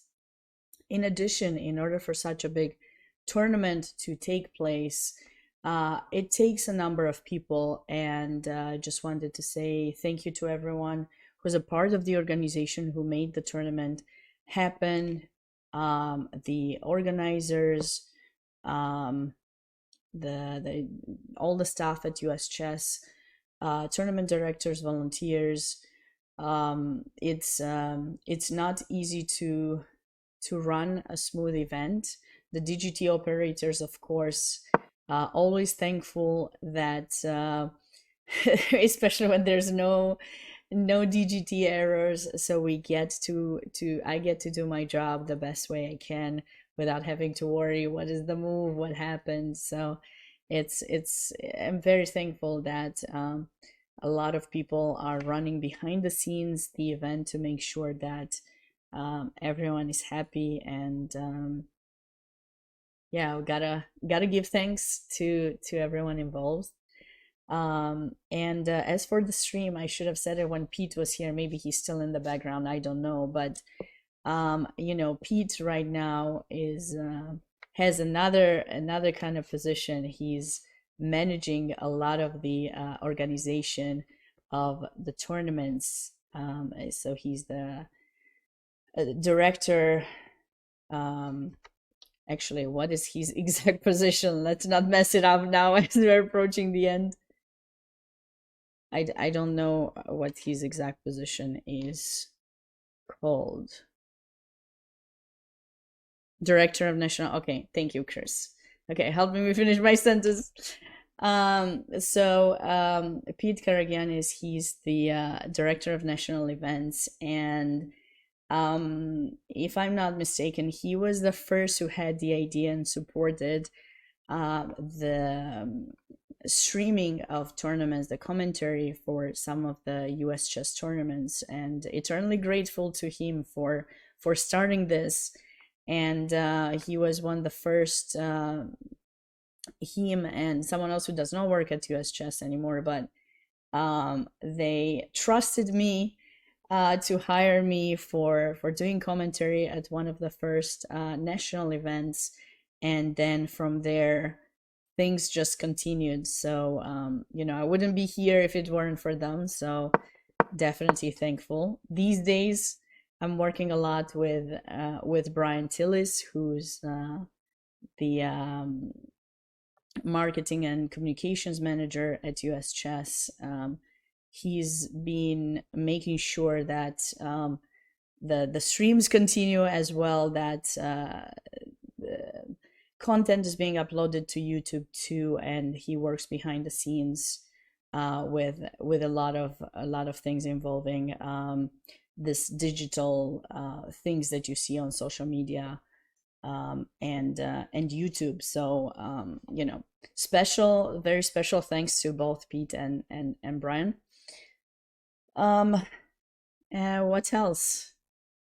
What else can I say? I don't know. I feel like I'm always forgetting a thankful message to someone. Oh, as US Chess has also been writing reports on their website. I've worked with JJ submitting, sometimes a bit late, my analysis of my favorite moments from this tournament. So if you haven't caught up with those yet, definitely check out his reports. I'm thankful to be able to work with him as well, to deliver. He delivers the reports, the pictures, and everything, and I deliver the content. It's not the super fully analyzed positions, but it's just the ideas that you can learn from, and hopefully you guys enjoy it so you can catch up everything there. I noticed that the official photographer for the US Open was the very famous photographer David Lada. Okay, we have it. We have it. So, wow, congratulations, Darius. Looks like he is the winner of the US Open and gets the qualification spot for the US Championship. What a game this was. What a game. And kudos to Josh for giving him a really tough time and for an amazing show, amazing comeback at the tournament. Both of them deserve the applause and cheers and congratulations. And what else can I say? I mean, this is huge. Congrats to Darius. Yeah, so I guess we only have a sole winner of the US Open. It's been a while since I've seen a sole winner. There's usually like two players, there's a tiebreak. There's always been a tiebreak. Was this last year a tiebreak? I think last year there was a tiebreak too, potentially. Or the long battle has come to an end, indeed. I know a lot of people are rooting for Josh, but hopefully this is the inspiring story that he needed to continue playing and getting back into chess. And what a come back for Darius too. Darius also hasn't played as much. He's focused a lot on coaching the SLU team and working behind the scenes with the St. Louis Chess Club for the production of various broadcasts that you guys have seen for GCT and other events.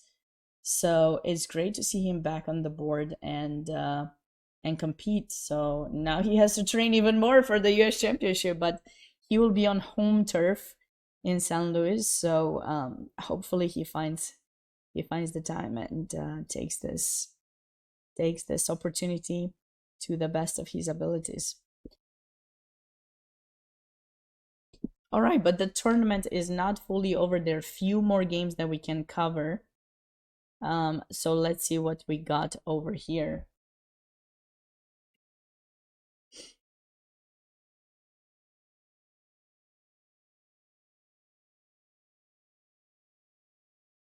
All right. So Dania has won. We've seen this. Okay, so let's see how many games we have remaining. Actually, I can check over here. VAR is still playing. I always make this mistake. We still have quite a few games to look at, so let's see what we come up with.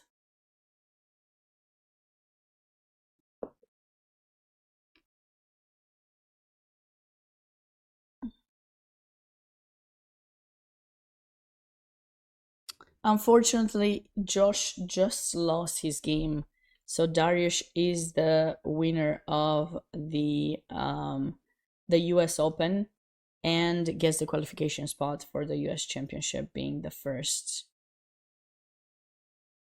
American to win it all. No tie breaks. No tie breaks today.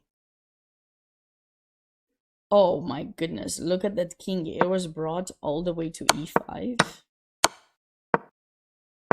Tough loss for Grandmaster Fishbein, but he's had a great run. I mean, winning the US Senior Championship, then winning the co-winner, being co-winner of the Irwin, played enterprising chess in the US Open as well, but he finishes with a tough loss in this final round against Grandmaster Zhuzhen Chao. Dariush is indeed very strong. Wait. I feel like there's a mate or something.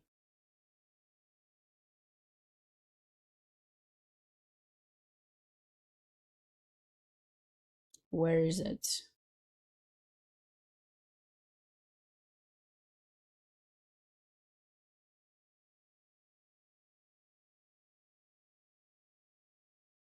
I don't see it. Queen f5.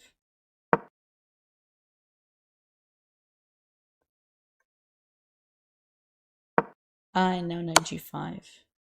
Knight g5, queen e6. He has to find it. He doesn't have time. Right? They reach move 40. No, is he gonna go for the draw? No, he can give one more check and reach move 40 and think again, I think. He can give one more check. Yeah, knight g5, queen e6. It should be cruising through there for sure, yeah. Yeah, all the clocks start at the same time. All the clocks start at the same time. So I think he probably gave one more check, as this time is still running. So if you give one more check here, you did not repeat.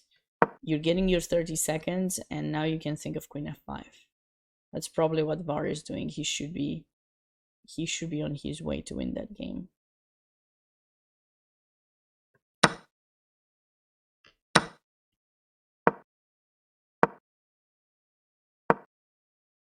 Oh, look at this. Zugzwang after king g7.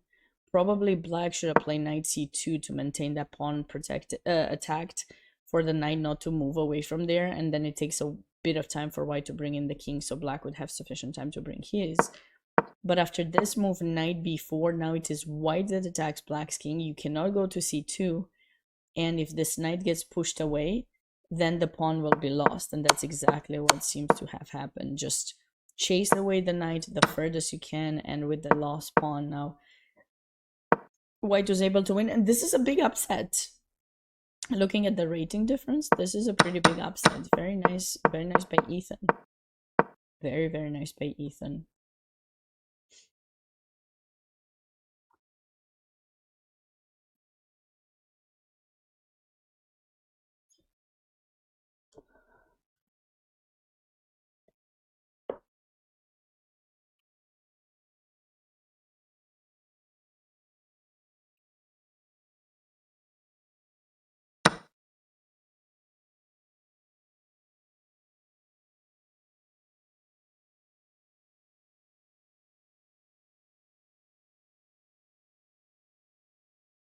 Okay, we've had the 4 versus 3. Yesterday we learned something. I wrote it in the article. posted for the recap of round 8. Now we have 3 versus 2, but now it is different. There's no real infiltration. This endgame should end in a draw.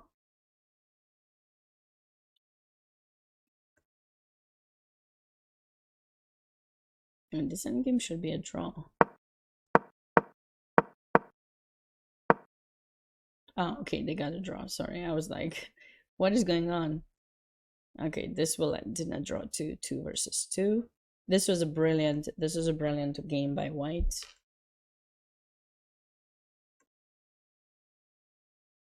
Uh-oh. White's king is not in the box of this pawn. Ah, but black was up a piece. Of course, black is gonna win this.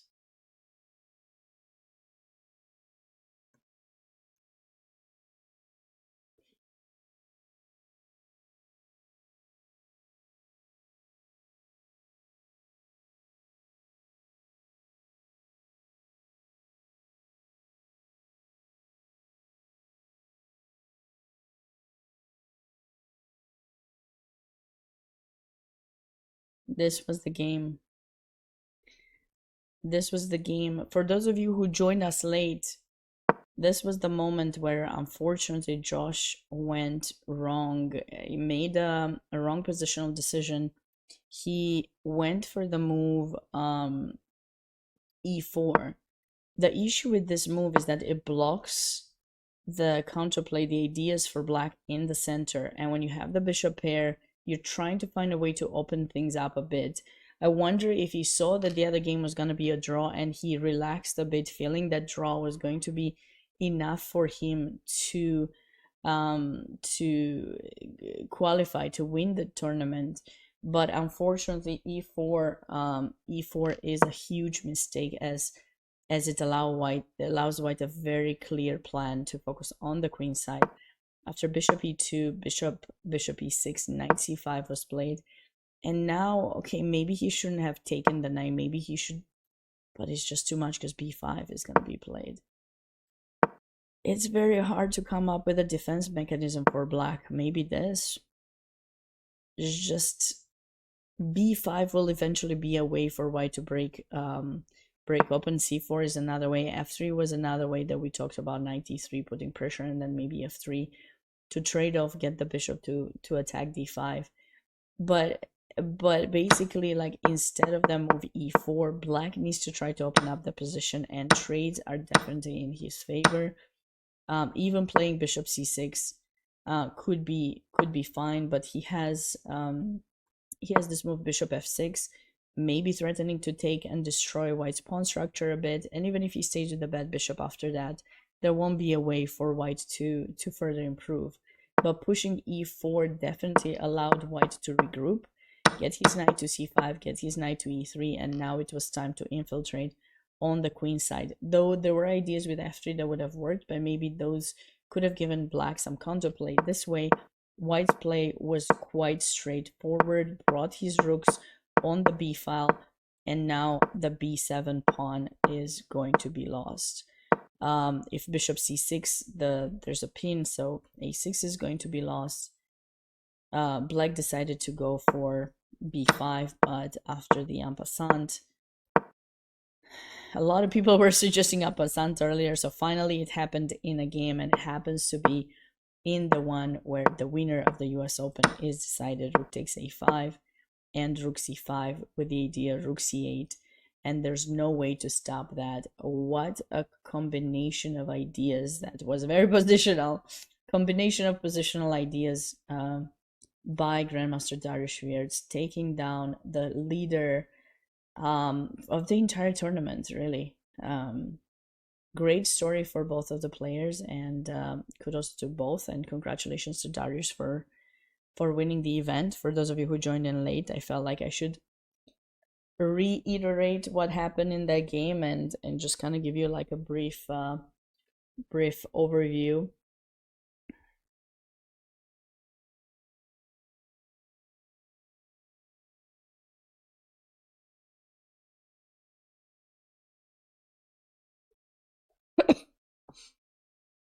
Every chess textbook says don't take in d4. What?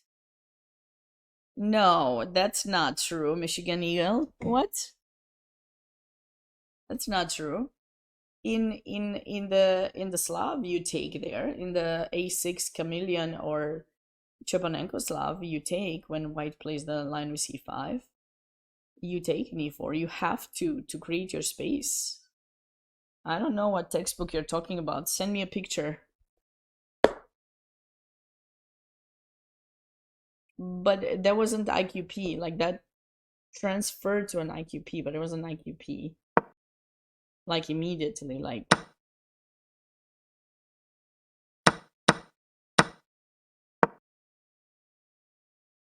it's not exactly. I mean, we have the bishop pair. There's more to it, right? There's bishop pair too.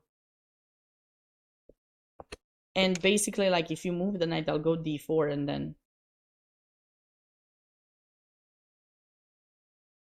I'm confused. You're confusing me, Michigan Eagle. Yeah, like I think bishop f6 is the key because otherwise, yeah, okay, maybe you see this position and you're like, no, I can't get into that. But okay, I agree. I agree. If you don't have it, it's tough because you have a bad bishop. But even in those positions, you can hold with bishop c6, I think. I mean, it's tough, it's unpleasant, but you might be able to hold this. Well, no, because knight takes c6. Okay, maybe I feel like it's not the end, totally the end of the world.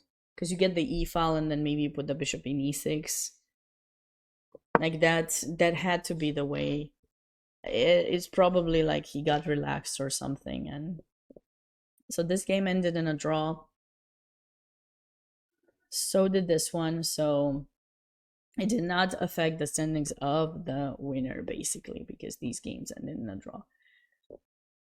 Daniel Naroditsky, a big fan favorite, has unfortunately been held to a draw yesterday, so he did not have chances to qualify today anymore. But that didn't stop him from playing a relatively nice game against Grandmaster Rahul Srivastava and outplaying him in the end.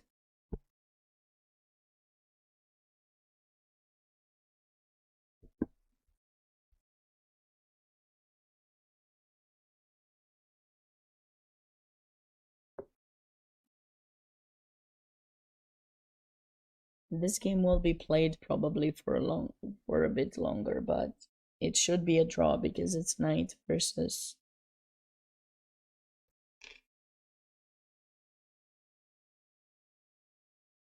No, there's not much jet lag for me, Challenger Duke. There's not much. It's only 1 hour difference. I live on Eastern time zone and I came to Central time zone. Just 1 hour difference. It's the sleep. It's the sleep that's missing a bit, but not to be worried. We'll catch up with it tonight, some of it. Some sleep. I'm actually, like I told you, I'll be very. I'm holding up great. What do you think? How does it look? And lack of coffee. Lack of coffee. That is true. I survived on tea.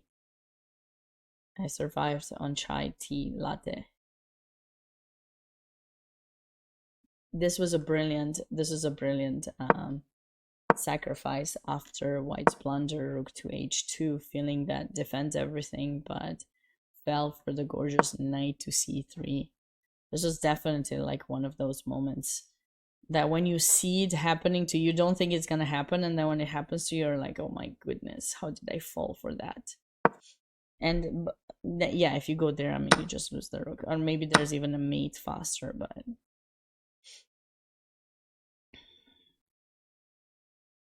I mean, just lose the rook.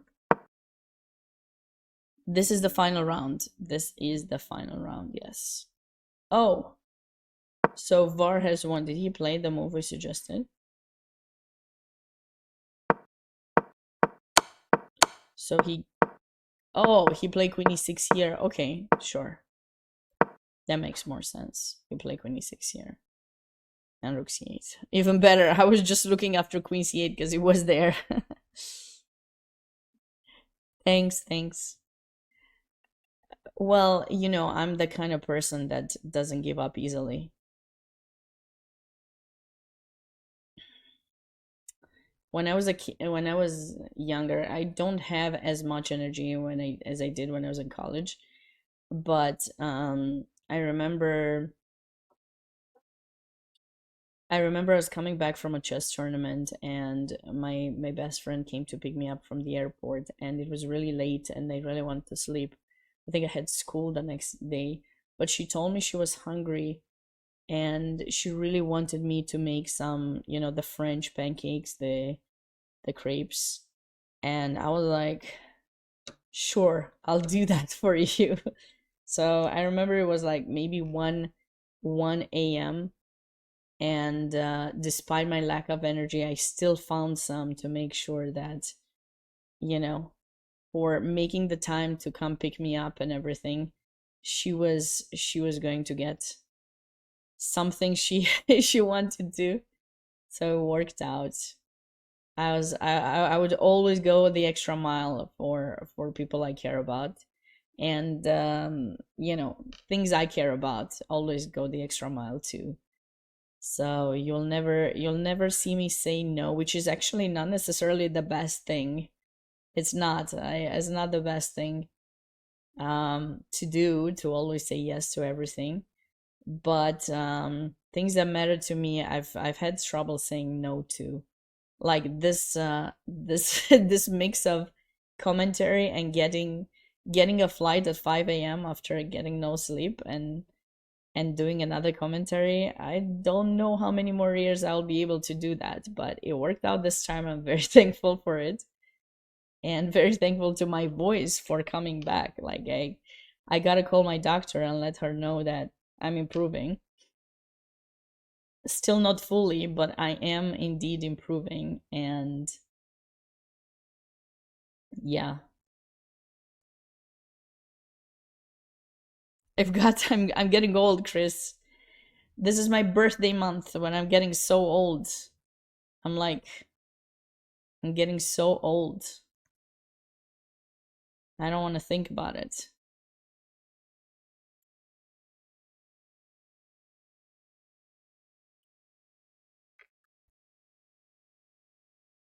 I need to find a way to get back in shape and get back to playing. I want to play. How old I am? Let's guess. Let's guess based on face features.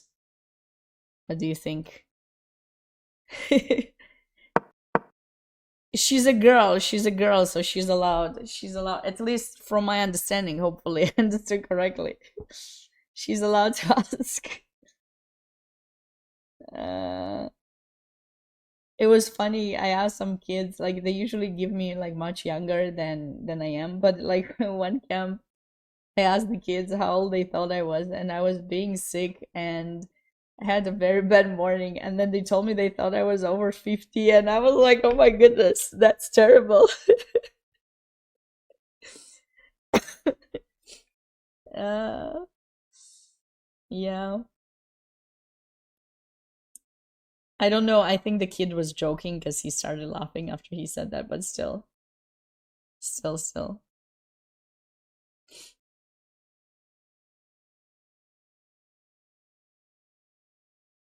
Maybe we should get Pete to join the stream. Maybe he can tell us about the organization. I didn't think about that. Is Pete still on the I can send the link. No, I think he left. Ah, because I didn't send the Google thing.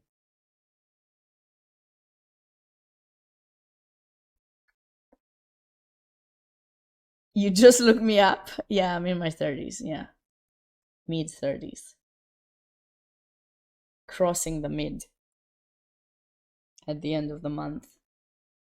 Let's see how many people will remember. What's funny is when you were younger, you're always so excited to get your like birthday, happy birthday things on social media and stuff. At some point, I wanted to see how many people actually knew my birthday.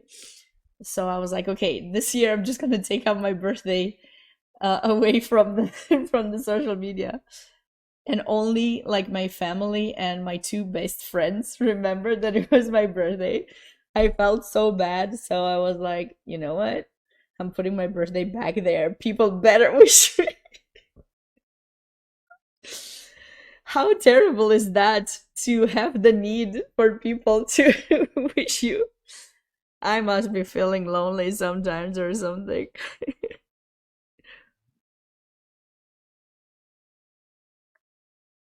There's so many more years before you are the arbiter. Yeah. I'm gonna make it. I'm if I'm not getting another US championship title, at least maybe I'll get the US women's senior title, maybe. Maybe not. Maybe I'll compete in the women's senior. You know, the good thing that they are older than these young girls is that by the time I hit 50, I could make the team before they can. So definitely I'll make the team. I'll be good. So maybe I can get a medal. Maybe I can finally get a medal with the US team in the. Mm, we gotta wait. We gotta wait a little bit more time for that.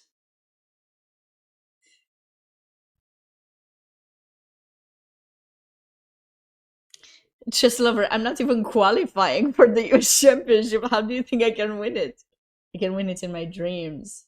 I win it every night in my dreams. It's happening over and over. I mean, my USCF has gotten back up. It dropped really low, below 2300. So I brought it back to 2350, which is good. But I haven't played feeder rated tournaments in a while, so my feed is still relatively low. So I need to. This year, definitely not. I already have accepted a position during the time that US Championship takes place. So I won't be competing for sure.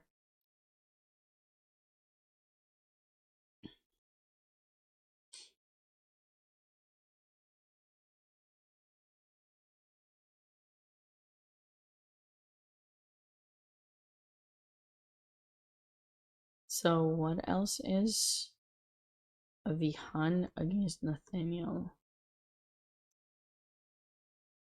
This is opposite color bishops, but black is up 2 pawns.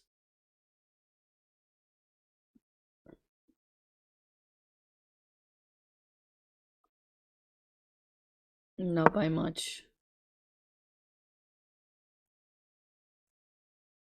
3 years, two and a half, depending on when your birthday is.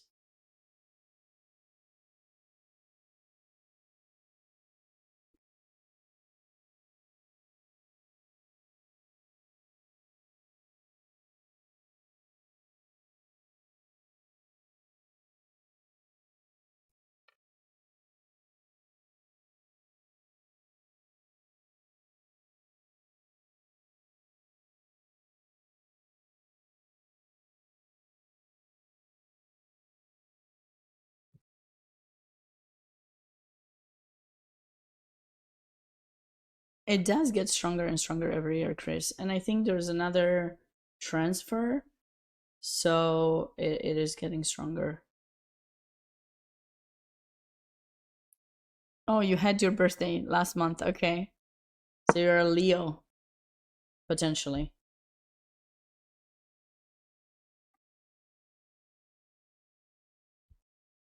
Yeah, yeah. Sargisian, she switched federations earlier this year. Yeah, it's getting very strong. It's getting very strong. Actually, I miss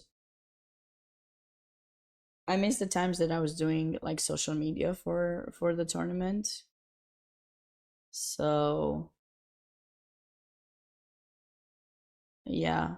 I mean, of course I enjoy playing more than but social media is definitely something I've enjoyed doing the interviews and stuff, but yeah, I won't be doing that anymore. Oh, okay, so you're at the beginning of the July. Got you. You're in the beginning of July. Maybe you guys share the birthday. It was hilarious. I was teaching this camp, and there was this kid who didn't want to be in my class in the first camp that I taught.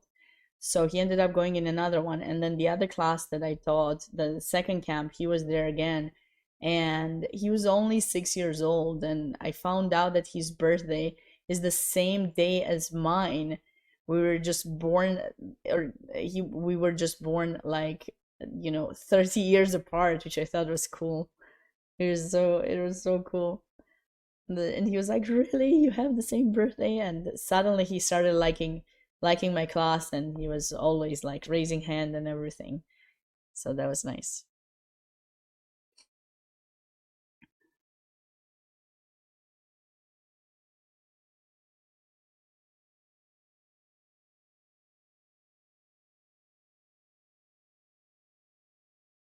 I don't know what the list of the field is, but you can check it out on US Chess in the list with invitationals.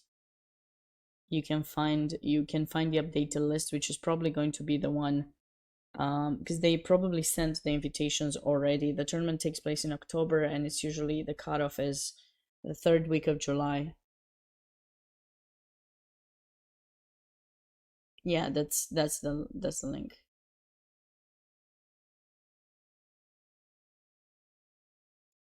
Yeah, July, mid-July list for sure. Yeah.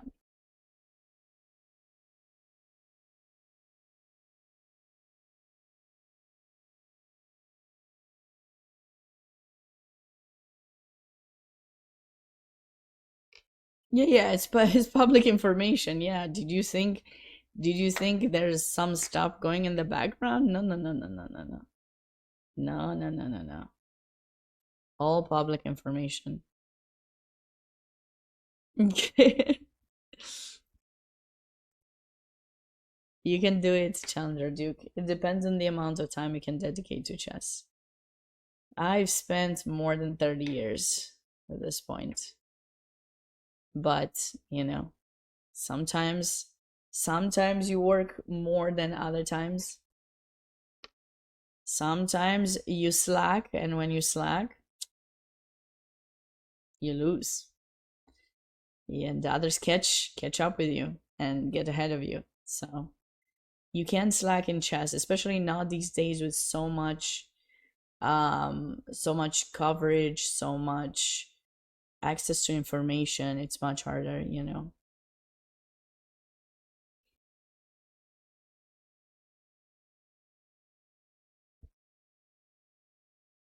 I got no information on that, Chris.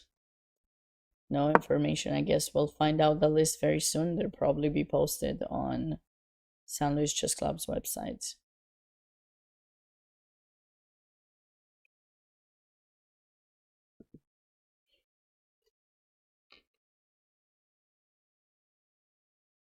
So what other games do we have? So we have Avi's game, we have Eric Starkman. Yeah, but this extra piece is definitely in Black's favor now. He just goes and grabs the pawn. Then we have Anshul Shetty. This rook endgame should be a draw. The only good thing that white has is the fact that it has that was a weird arrow. Cut off Black's king on the back rank.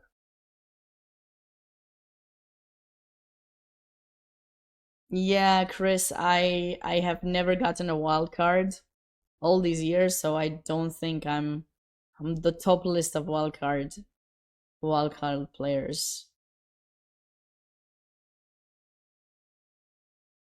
Yeah, all these years I never got a wild card. I always qualified by rating.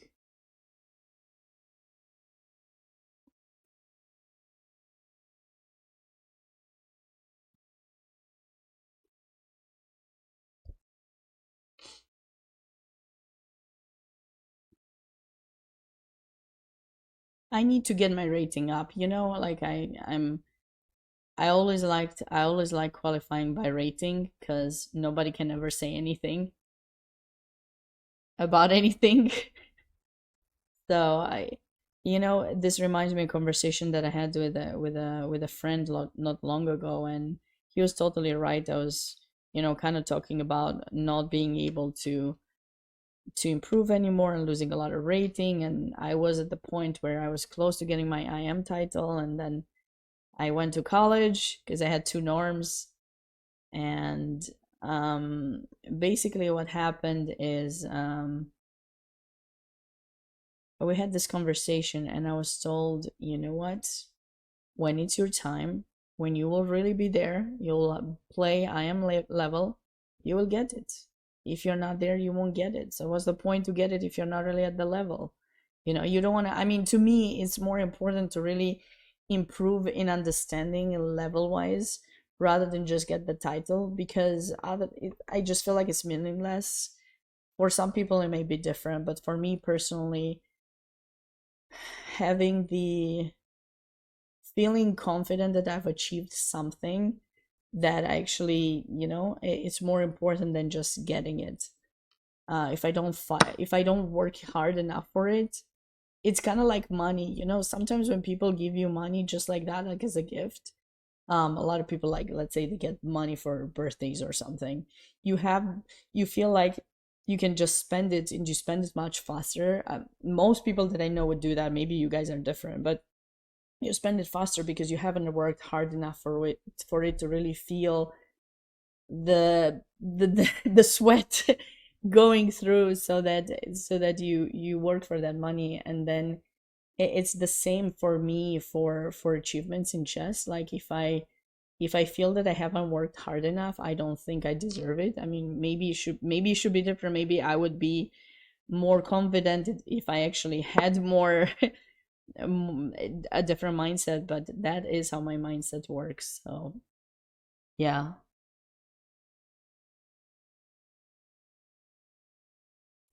Yeah, I'm not gonna make it, Chris, don't worry.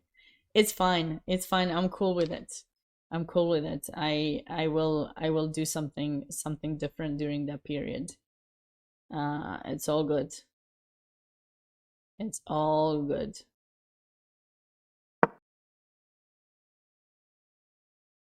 I have to play more too. I'll probably be playing something either at the end of this month or in September.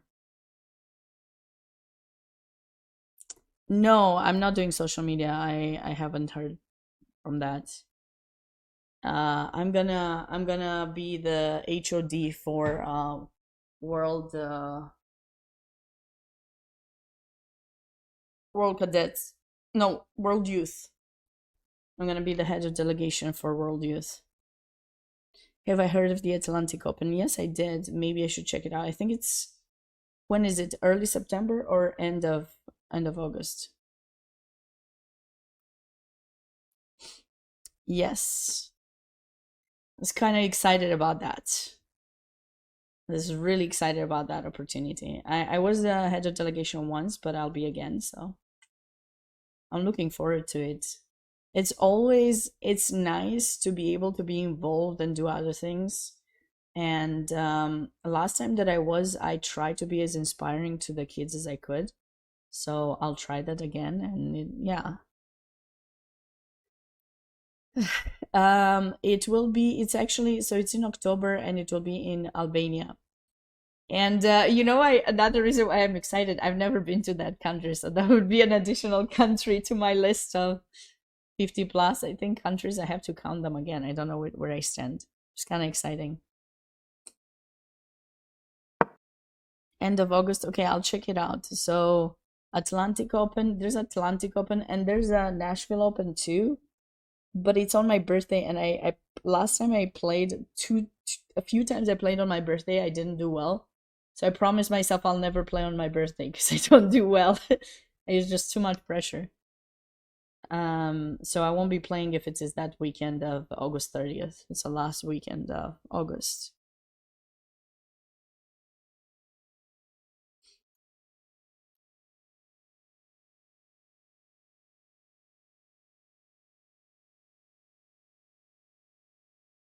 Great, Chris. So you can remember and wish me happy birthday and get me that tea. You can you can make sure you have it shipped.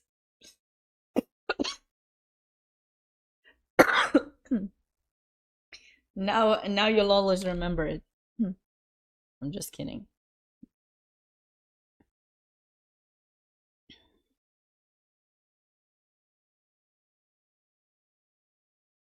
Okay. All right.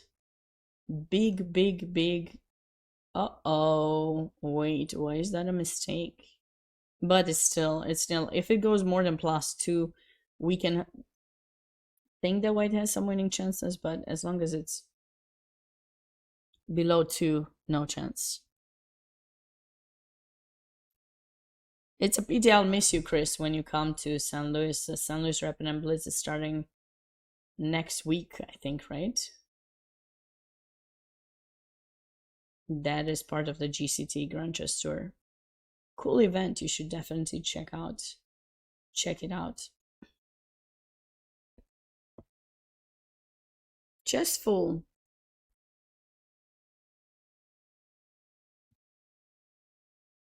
Didn't realize you stopped by. How are you doing?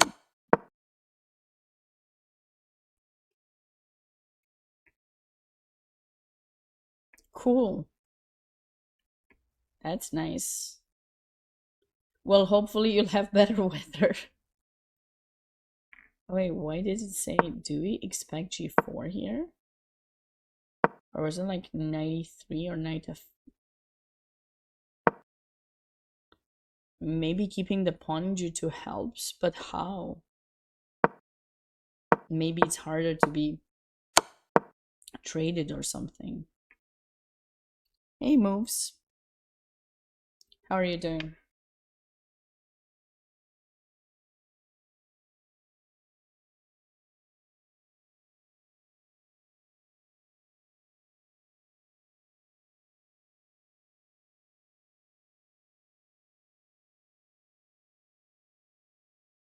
Long time no see.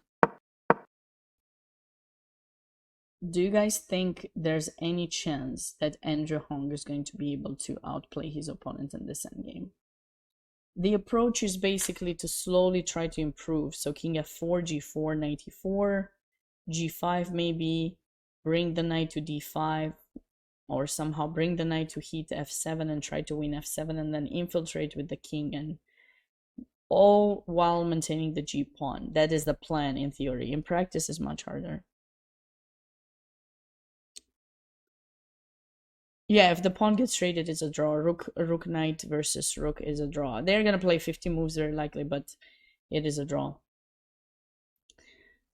Yeah, Andrew is on 6.5, so if he wins, he will be on 7.5. It will be a huge tie for second if he does win this game.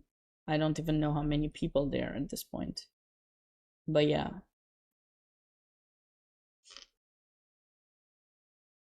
I'm not even sure what's the best approach for black, where to put the rook to hold. I've seen a position like this not long ago, but it was with the bishop. And it was a light square bishop. So black had to put the rook on the f file. Maybe here too he could put it somewhere on the f file. It's easier to keep that f7 protected. This way you're helping white improve further, like knight e4, push the pawn, like I said, king e5, try to get the knight. Oh yeah, rook versus knight is much easier.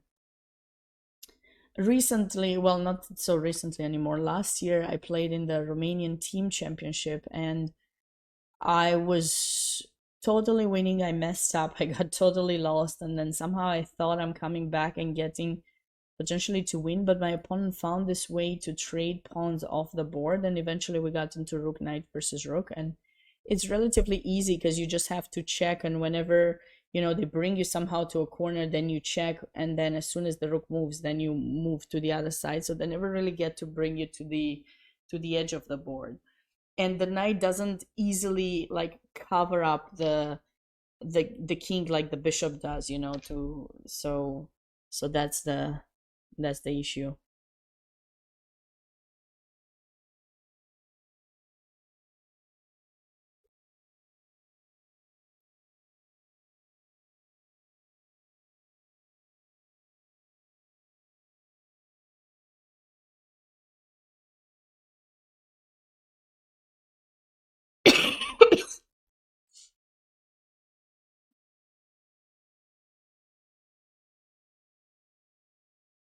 Mhm.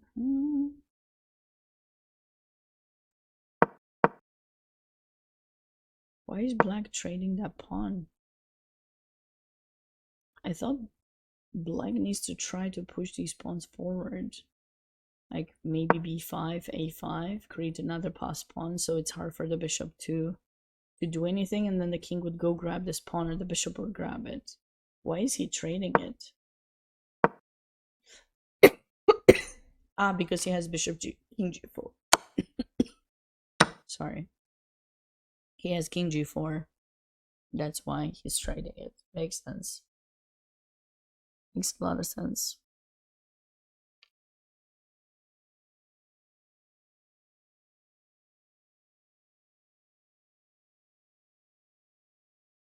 I did win once this kind of a position, but only with my opponent's help.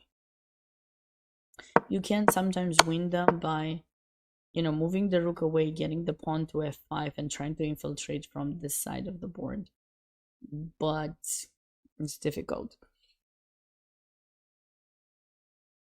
No. Old games were really hard fought games. This game was got into a rook endgame.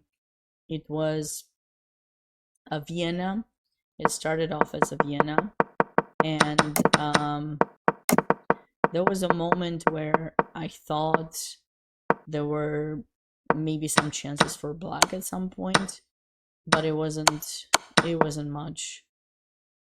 It was relatively, you know, kind of simplification after simplification, and then they reached this end game where I thought black should go rook b8, and maybe he had a slight edge. He ended up going rook d8 to try to trade the pawns, and then it kind of fizzled off to a draw as more pawns were traded. This was an important moment for white to keep the rook to c5, not put it back to a6 because it would be kind of trapped. And then white traded his double pawns. Yeah, they played a long game, and then in the end, here they agreed on a draw. While the other game also was it's actually interesting.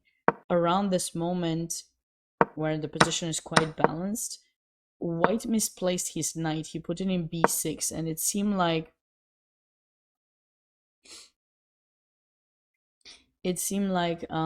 you know, after knight b6, queen g5, bishop takes f5,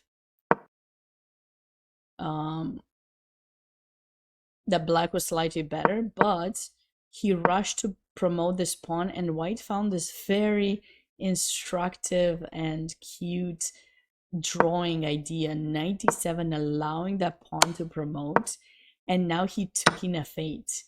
And after the promotion, he was able to come up with this brilliant sacrifice here, rook h3. Black has to sacrifice the queen right back, or else he's gonna get mated. And now there's queen e8, queen h5. So, like, you know, black had his chances, but then, you know, we went back to that.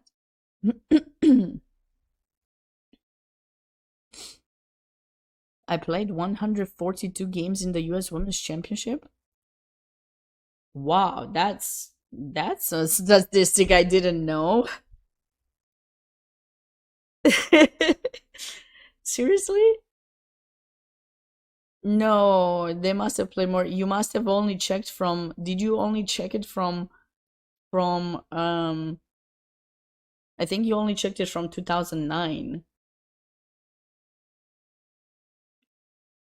I think you maybe only, because that was my first US championship. Those ladies have played way more than that, because they played before me. But it was organized differently. It wasn't a closed tournament, but yeah.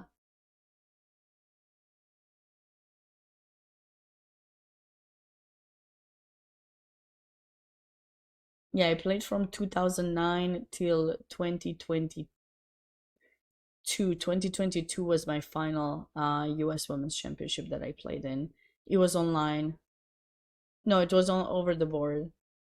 2022, 2017 was the best. Really? All time? I feel like Irina must have had way more than that, but okay. You got that. That's a good statistic to have. So now I need to play again. Thanks for that statistics, Gene. I didn't know that. That's okay.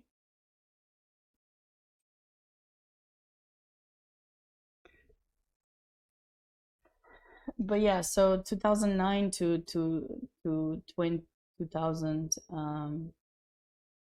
2022, and then 2023 I did not qualify. I did social media last year. I didn't do anything. I was not invited. I mean I didn't qualify, and someone else did social media, and then this year I'm not qualifying. Yeah, of course, Alice will make. Yeah, Carissa should make it too soon. I have to start playing again so that I keep that. I maintain that. Maybe I can outclass some of those players. I can outbeat them. Alright, white slowly improves here. I wonder if he's gonna be able to actually get to win the f7 pawn. He has to find so he wants to put the knight in d6. But then he has to find the right kind of hiding spot for the king. Also, another idea for white might be knight f6. So actually, with rook d7, I mean, maybe he could have played rook b8. I don't know. But like, like in this position, can I go rook d8, knight f6? No, maybe I can just go knight f6. I guess we just go here and take the pawn because he can't check us anymore. That's basically the plan. Exactly, Chris. Yeah, that's what I was looking at. That is what I was looking at, for sure.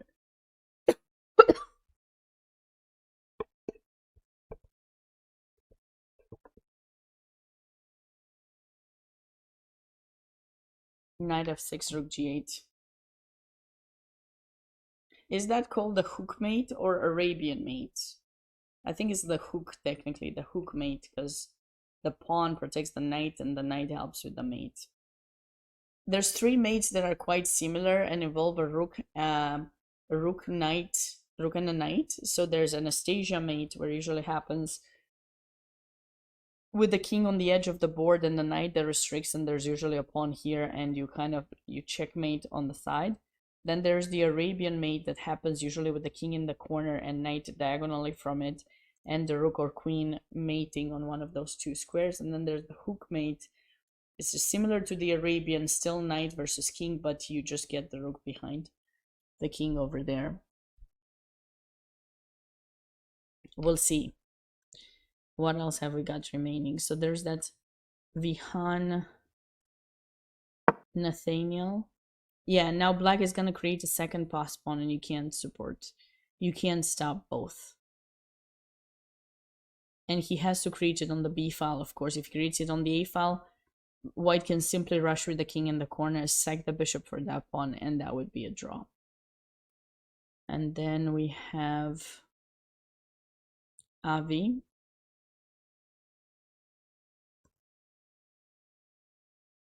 Hasn't been any improvement in that game for a while.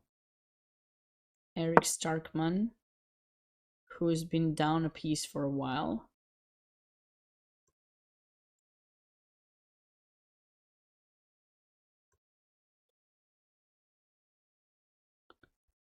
And this still looks quite alright. If we go knight d3, seem to be a way to go. We can also try to take the pawn.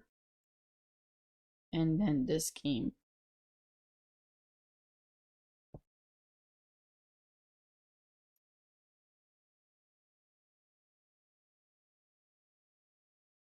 I'm number 9, only 43. Ooh, I need to increase that score. Oh my god.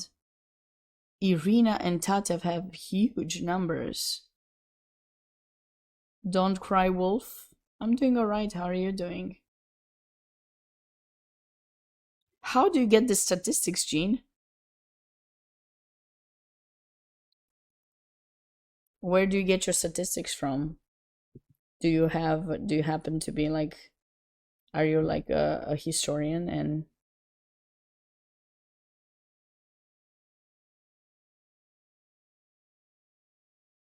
did you Google it, or I'm just curious? Simply curious.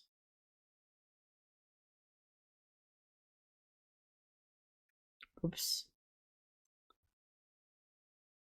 Rook b4, so he has to pin the knight.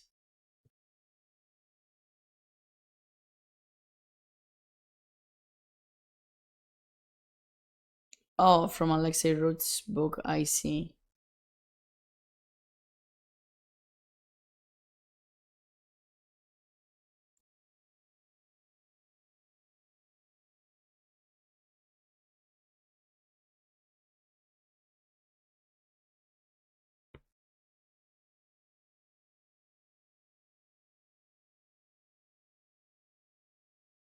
King e5. So you want to do this? Maybe we could do something like this to attempt 96. So black is not careful, like just plays this, for example, then we go 96, but I still don't think we're winning.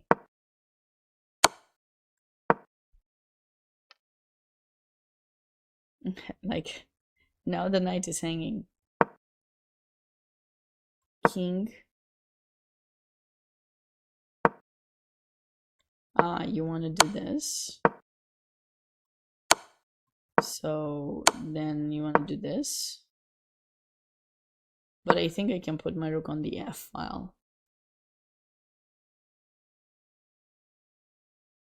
But listen.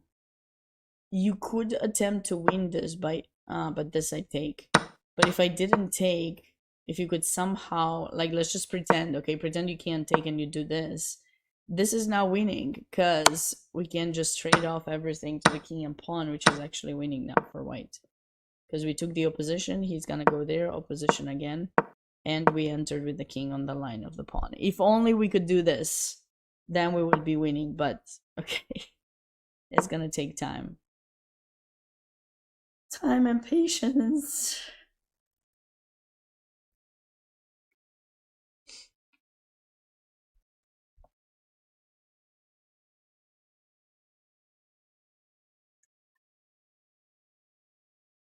King on 6, pawn on 5th always wins. Yes, it does.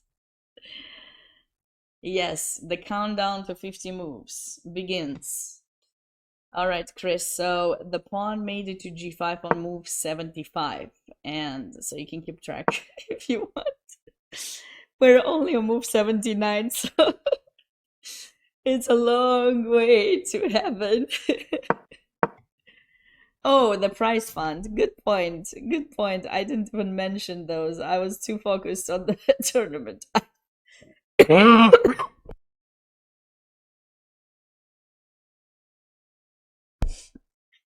Okay, so let me tell you about the prizes.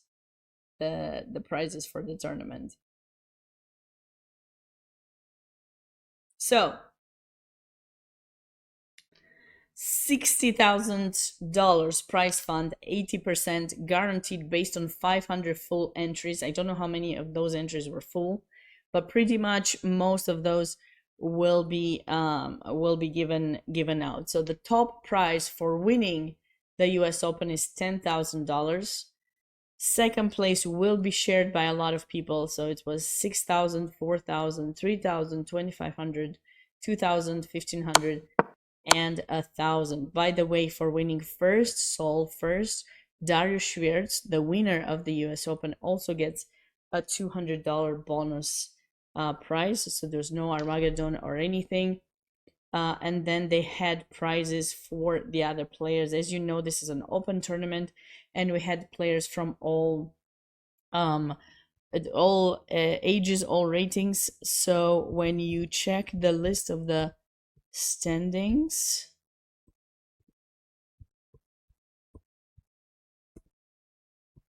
if you check that list, you can clearly see players of different ratings. So they had top 4 prizes for ratings between 2,200 and 2,399, 2,000 and 2,199. Class A, Class B, Class C, Class D, Class E, and below also get 4 prizes, and then there were 3 prizes for unrated.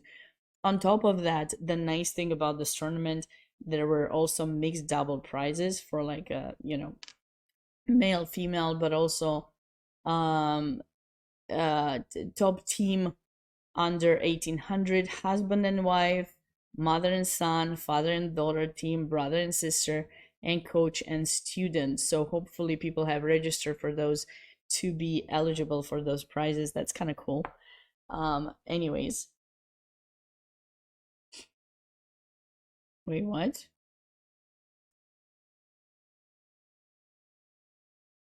Where did you see that? Oh, fine. I missed that link. Okay, it got updated. Thanks for pointing that out. Anyways, so altogether there'll be over $65,000 in prizes altogether. It's pretty cool. Yeah, I missed that. I missed that link. I missed that click. That's what I had seen the first time. All right, so top player, the winner gets $9,500 plus 200, so $9,700. All right, that will be awarded to the first, and the rest, um, you guys can check out actually. Oh, the 200 is also reduced by, I don't know.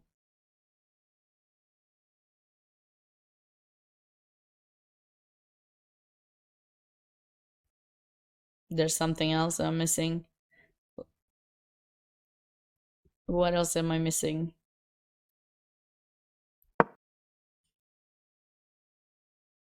I don't think that's reduced. That's always plus $200. I don't think that's ever reduced.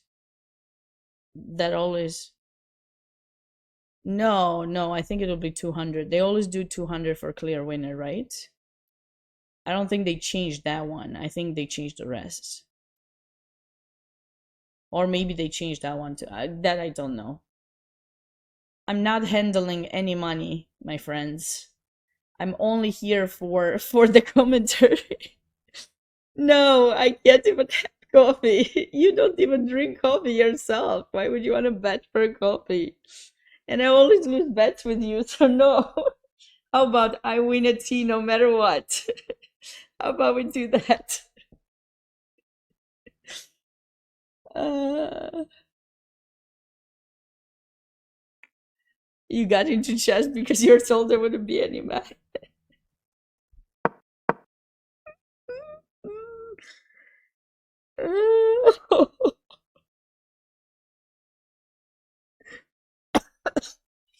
That was the best statement ever.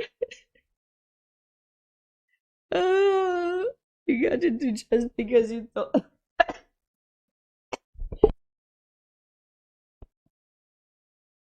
Oh my goodness, you guys. You guys are hilarious. This exact endgame? Cool. I'm awesome. Thank you. Don't cry, Wolf.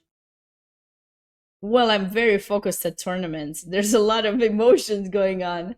I have to actually play and I have to actually win, and I'm stressed out about my rating going down, losing to kids who are 12 years old. But yes, you're always welcome to approach me if you see me at a tournament. I'm always happy to talk. Also, as you age more, you have more, your ego goes down a bit, so you're not as terrible.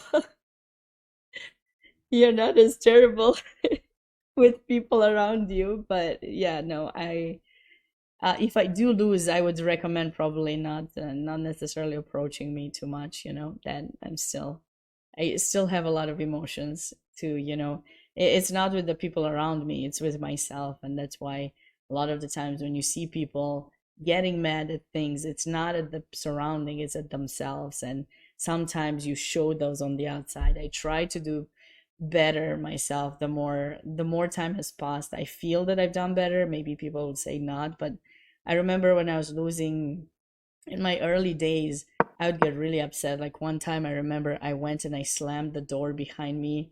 I didn't even think about it. It was such a silly thing to do. Like these days I wouldn't do that.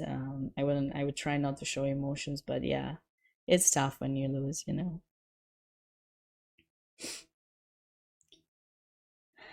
I see book move. Cool.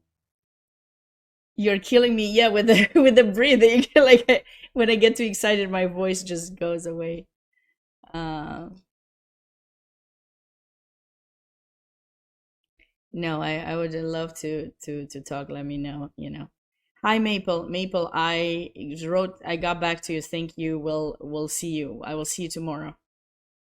Up to move 85, 10 moves into 50. Yes. 40 games, 40 games remaining. 40 games, 40 zero, not that many games, only like 6 games remaining, but 40 moves into this game. 40 moves into this game. And we'll see. We'll see what's gonna happen. Uh, the question. Oh no, it's 8 p.m. Starbucks has closed. I missed the chance. Do I have? I can boil some water. I picked up some tea from the lounge, so I should be able to make myself some tea. Was that the right thing to do? I don't know. What did you say? Oh no. Oh, about Starbucks? Yeah. I missed the chance. Zhu ended up drawing yesterday. Zhu ended up drawing yesterday. So we have a winner, Maple. The winner of the US Open is Grandmaster Darius Schwartz. No, I'm actually at the house. I'm at the house. And one of the houses.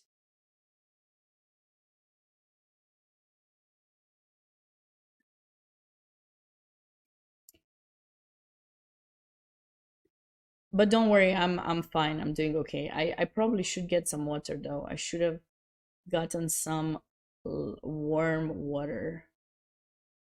Didn't think about it. I can't drink cold water. It's really bad because I did that. I stopped at the lounge in between my flights and I got some water, but you know they have only those fountains and that water is cold. It's really cold. I was trying to get some and I took a sip and then I threw it away because I couldn't drink.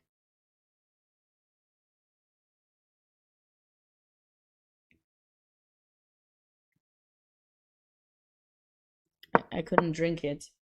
It's very bad if you're ever struggling with throat pain and issues. Just remember,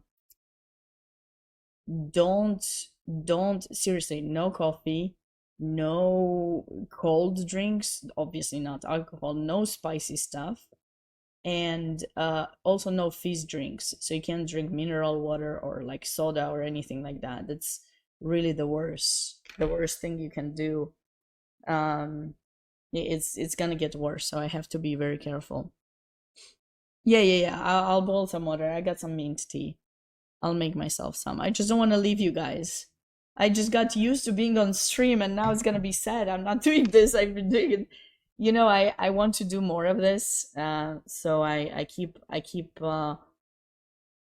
bothering poor Brian about trying to do more for the channel, but it's very hard to get a lot of things going. So I'm trying to grow myself on my channel to be able to get more of you to join and show him that it's important to do more to continue promoting chess. And it's my goal.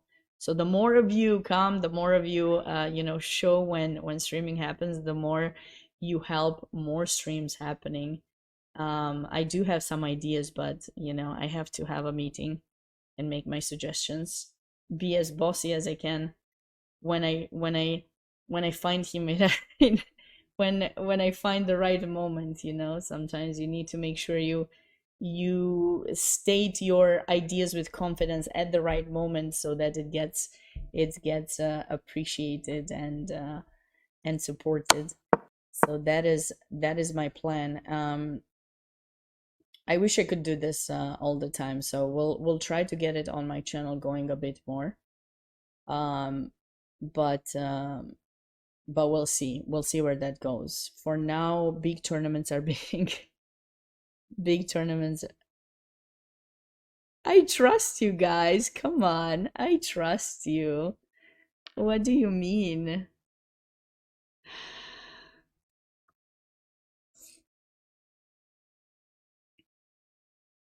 They have live coverage. They have. So US Open has. But no, what I'm saying is now that the US Open is over, the next tournament will be probably the Nationals, unless I can come up with something, some ideas. So I'm making, not just me, of course, anyone can, but just try to make some suggestions potentially. I would love to do more of this.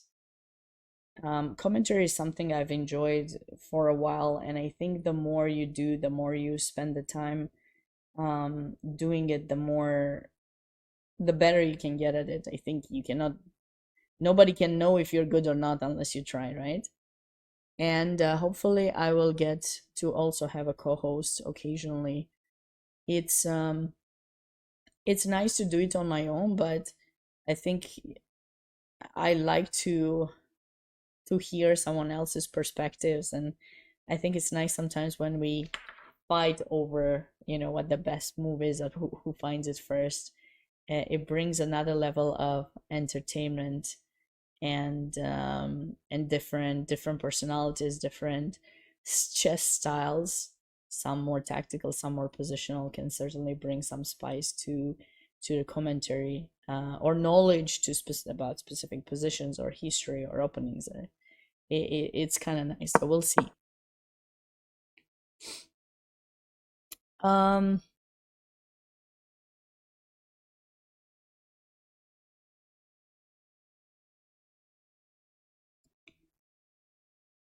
I don't know. Do you know anything about U.S. Women's Senior Championship? When is that gonna take place? I actually don't know anything about it. I know K through 12 will be covered for sure. That's in December. I don't know if they will cover what happens after Rook A8. Look at this cutie. This is what happens. This is what happens. And he's waiting for it. He set up the trap. He's waiting for it.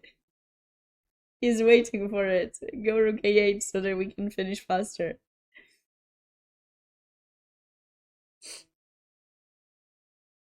Wait, Chris, do you know anything about US seniors? Seriously, let me know. Because if you do, I need to know. I want to know. I didn't see any announcement.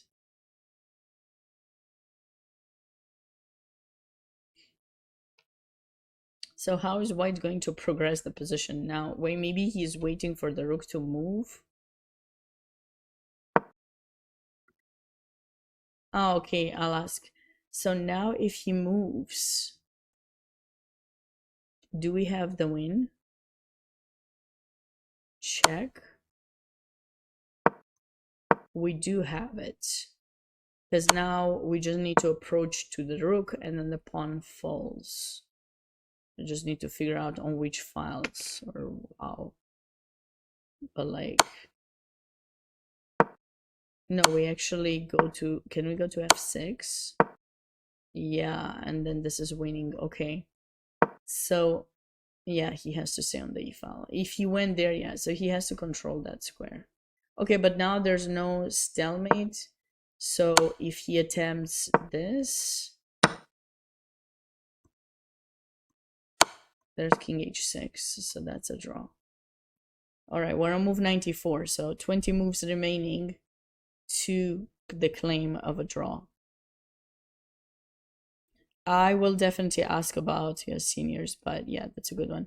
I don't know that US championships are being covered because I mean, San Lucia's Club is doing the coverage for that.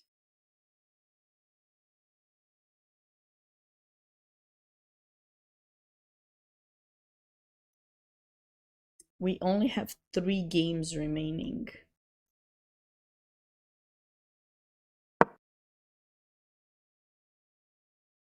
So Avi is still trying to progress, but yeah, this is too difficult to progress. I don't know when was the last time move 72 as the last time a pawn push was played, and now it's move 91 on this game. And then the other game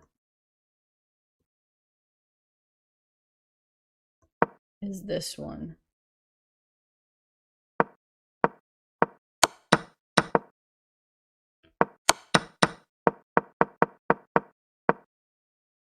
Okay.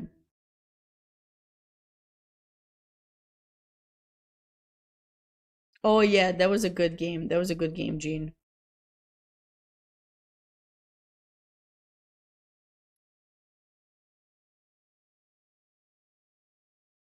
31 moves remaining. Sounds good.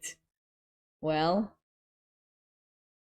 3 positions that are drawn are remaining on the live boards. We don't know if there are others happening or not. Other games. There might be other games live still. I don't know.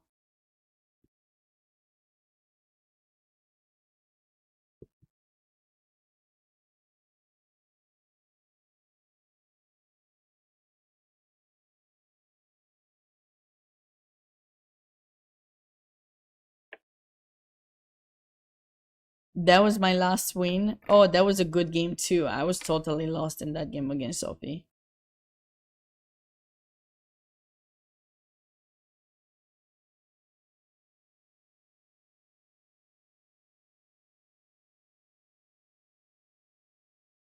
I should have had another win, but I lost that last round of that championship. It's kind of devastating because I was winning and I missed a block. My 2 rooks were protecting one another, and I missed a knight was blocking and being with tempo, and I was losing an exchange. There was nothing I could do about it, and then it was just game over. It's kind of painful.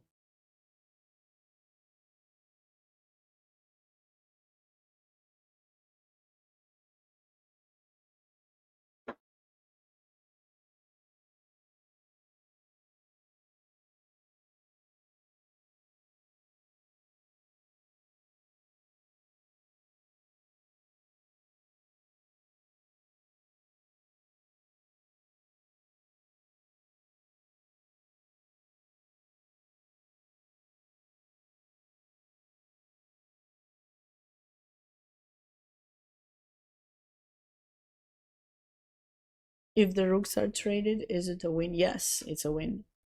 Because I just bring my king here, I check you, I come grab the pawn, and then I win the king and pawn. Yeah, it's an easy win, but okay, how do you trade rooks? I guess he can attempt to hide with the king to e7, cover with the rook on the 5th rank. Could be some attempt to do things.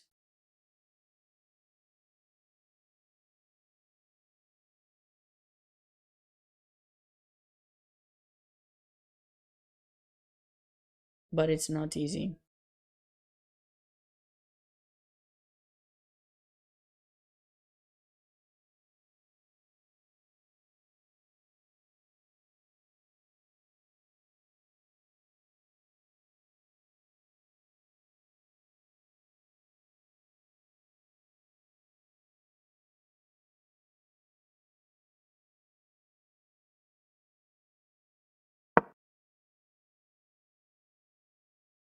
So this is move 96. So we have 25 more moves.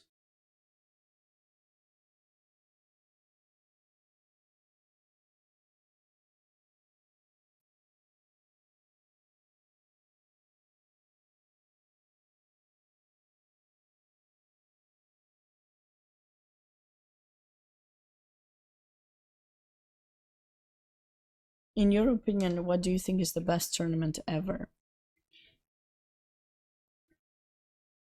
From which standpoint? There are a lot of characteristics to a best tournament. Do you mean from a fan perspective, from a player perspective, from a commentator perspective? From whose perspective? Because depending on the perspective, it's actually going to be a different tournament, I'd say. My favorite, my best. What exactly do you want to know as a player? For me, like my tournament, best tournament, probably Yeah, US championship. Um, it's definitely one of the best organized, and that I played in. Um, Considering the conditions that are offered, the prize fund, um, the players competition that you're playing against, organizational standpoint, location, um, the fact that you have like snacks being provided during the game, which a lot of tournaments don't.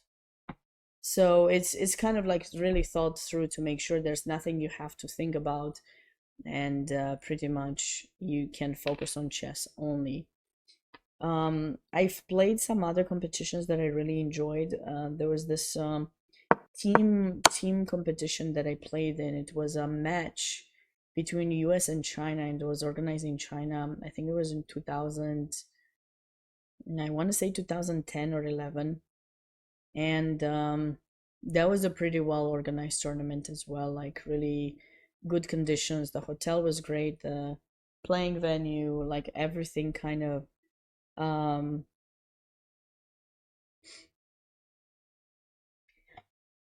yeah, everything was definitely well organized. I can think of a few others, but like in general, what makes a good tournament for someone that's a professional player, at least to the highest level that I was, obviously I don't know from other top players that have gotten to another kind of level of tournament invitations and stuff. For me, I think it's important that the location is good, that there's no noise, there's respect for the players from the standpoint of like it's good enough for the temperature in the room, because that can matter, if they make it too cold, and you freeze or something. So that part is important, and how far you're from the playing venue, and the conditions that are provided. So like if you're getting like a hotel or something, because these days you have to um to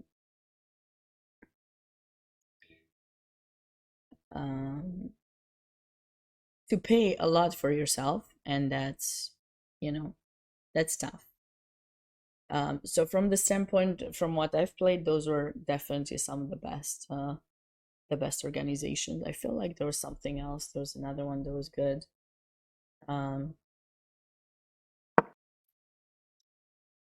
but in general, the in San Luis, they really raised the standard of what you expect to get, to feel that you are a star in a way. Um, and yeah, so a lot of people want to qualify and play here in San Luis. Um, what else can I say? From a commentator's perspective, you don't need much in general other than making sure the DGT works properly and you're able to see the games, because you're not really involved with it that much. So as long as you got your gear and you got your everything set up, I mean, it's great. I did some great commentary with a team when I was in Romania for Romanian national championship a few years back. It was the first time I did commentary in Romanian language, which is kind of fun because it's my native language. So you would expect, oh, by then I would have done a lot, but no. And it was actually quite interesting because obviously I've been living in the US since 2008, and my thinking process has started being a lot in English. So I would forget sometimes words in Romanian, which I felt it was embarrassing because as a native speaker, you shouldn't forget your language, especially as a linguist like I am. That so that was kind of an interesting experience, and I really enjoyed it. And the team I got to work with for the production of that was really great. Almost as I would say as great as what's happening for the big events like what's happening in San Luis or by organized by chess.com. Certainly it was really very professional. So Yeah. Oh, wait a second. Is he attempting something like this?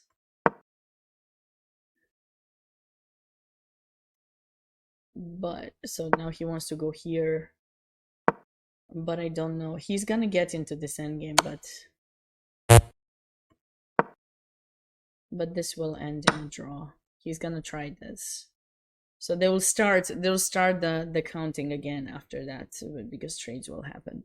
But that is the line that I'm anticipating we would be going for. So that one of those games finished. So now we only have these two games. Nothing happened in this one since we left off. So this is our final game, guys. Final game. We already have the winner, but this could be a decisive game and bringing Andrew Hong potentially sharing second place. We'll have to see. Vegas was called. I do love the Vegas tournament. I think it's the Loss of Family does a really good job with the organization. I don't know. I haven't been there at the new hotel at the new location, so I don't know how it was, but um that is something that usually happens in Vegas. I think because of the casinos, they keep the AC on quite cool. So yeah, if you ever go to Vegas to play in a tournament and it's happening in a hotel with a casino, you probably should have a sweater with you. Yeah, you should definitely. I mean, I think in the US and most countries that have AC, you should be ready. It doesn't matter that outside it's 100 degrees, inside it will be in the 60s. So make sure you bring sufficient gear to stay safe. Wait, was this a blunder like blunder? No. Okay, so he doesn't want to let king f6. He could have just taken the pawn. He probably panicked. He didn't want to get into that endgame. Okay, never mind.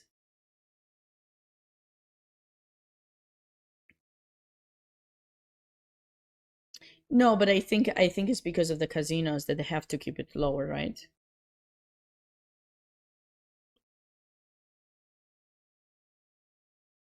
Yeah, 110 also, yeah. And I'm talking Fahrenheit because I'm only saying 100 because I know that's hot. I actually don't know. I'm not very good at Fahrenheit degrees, so to be clear. I'm better with Celsius. You guys want to hear a funny story as they're waiting here? So when I first came to the US, right? So obviously I was pretty good at physics in school and I knew the difference in the conversions between Fahrenheit and Celsius degrees. And I remember around December, so I came to the US in 2008 in the falls or like sometime in September. And then by the time December hit, I got very sick. I had this huge fever and I didn't know how bad it was, how much, medicine I should take. And usually, I'm used to, because I travel so much, I have the kind of medicine that I take from home. So I always kind of make sure I keep that one. I don't want to adjust to new ones unless, I have to. And so I remember I needed to take my temperature to see what kind of medicine I should take, but I didn't have a thermometer. And it was late December, getting close to Christmas. Everything was closed. I didn't realize by then that, there were pharmacies that were open 24/7. I just assumed it's similar to Romania, where it was very rare to find one. You had to call the doctor and such. So um, I decided to go to the neighbor and ask if they had one. They gave me this thermometer. I took my temperature. I got the medicine. I got well in a few days, and then it was time for me to bring the thermometer back. And and I remember I went back. I went back to the neighbor. I brought them the thermometer and I said thank you. Maybe I gave them a gift. I don't remember. All I remember is that they asked me how I'm feeling and I said that, I've recovered. Thankfully, it was really bad. I had 42 degrees and it was really bad. You should have seen the face. You should have seen the face of the neighbor. 42 degrees. They're probably wondering why I'm still alive. How am I still alive? How am I still alive with 42 degrees? Fever. I didn't think I was recovering, so I don't know if I was fully recovered when I returned the thermometer. I just knew that I had to travel or something. I was going to play in the Pan American at the time. They were after Christmas or something. So, I knew I had to return the thermometer, but like it was hilarious. Like a vampire. Yeah, I mean, I don't know. You should make sure you have some garlic in your pockets when you're meeting me, just for safety reasons. You never know. Now everyone is gonna clip that and be like, Sabina said she's a vampire on US stream. What is going on? Um, no, just because I come from Romania, it doesn't mean that I am, or maybe I am. Who knows? You'll never know. But that was no, no, no, no. So, in Celsius degrees, 42 is really bad, like 41 and a half or something. If you are above 40, you're over 100 degrees, like Fahrenheit. So, it's a fever. Like you're gonna, you're gonna die if you don't do something to reduce your fever. So anyways, but if you don't know that someone refers to Celsius and you think they refer to Fahrenheit, obviously they think it's freezing degrees. Anyways, that's why it's funny, that story.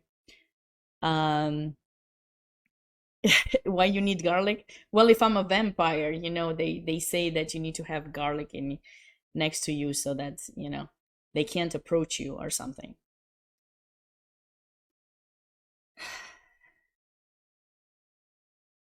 It's just a saying. Don't worry. Don't worry, I'm not a vampire, guys. I'm not a vampire. The vampire commentator would be fun though. We got the vampire commentator on the US chess channel.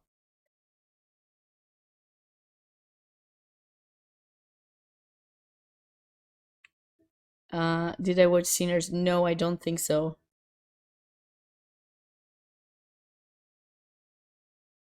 The vampire myth is actually Irish? No, I'm pretty sure it's Romanian because it goes back to Vlad the Impaler, who was Romanian. So I don't know. Maybe there's a new thing. I'm pretty sure it goes back from, yeah, there's a big saying there. Dracula.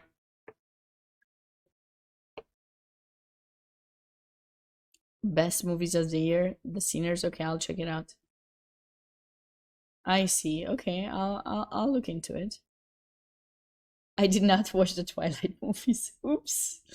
Oops. Listen, I barely caught up with the Game of Thrones. Give me some time to recover my voice and get some chess going. Otherwise, I'll never get my rating back up. I don't have time. I don't have time for movies.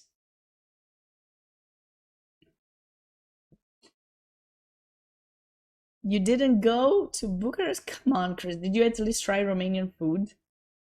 Please tell me you tried Romanian food.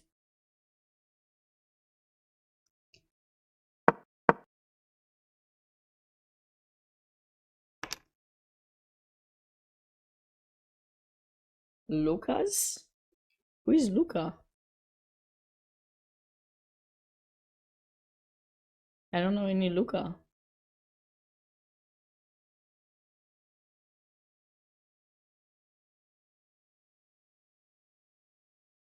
Who is Luca?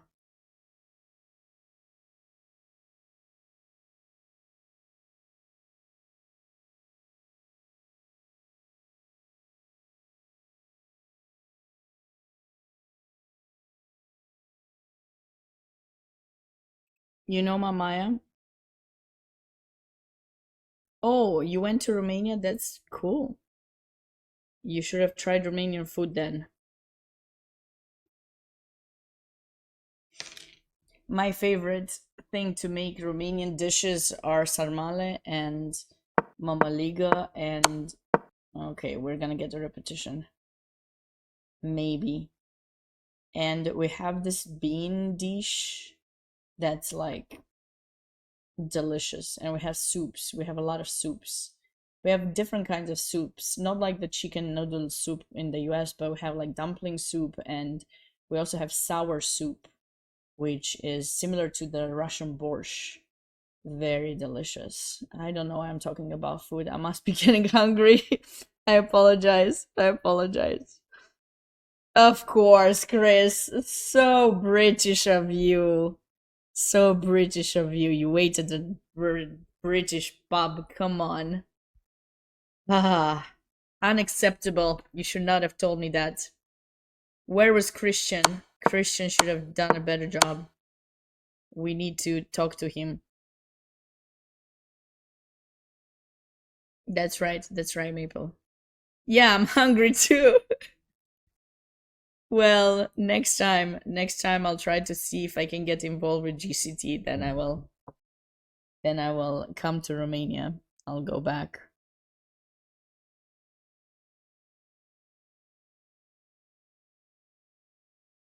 There's a little one who thinks they could beat me at chess. Who is this person? Who is this person who thinks they can beat me? I'm sure a lot of people can beat me. I'm not that strong anymore. And besides, I can always blunder. 12 moves to go. Is move 113. Wait, 113, what was it? 70 what? 5? 75. Yep. 12 moves to go.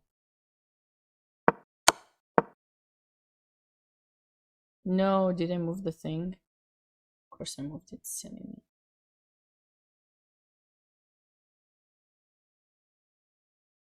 Okay, fixed it.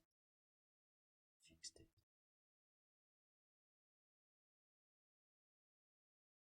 Avi is trying to improve in that position.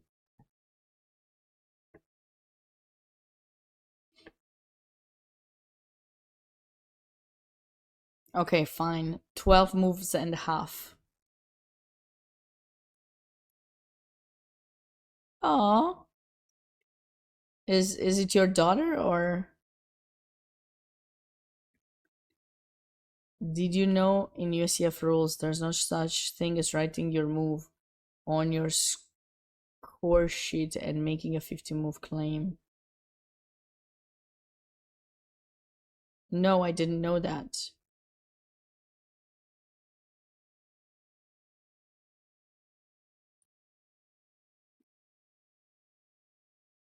Interesting, Chris. Interesting.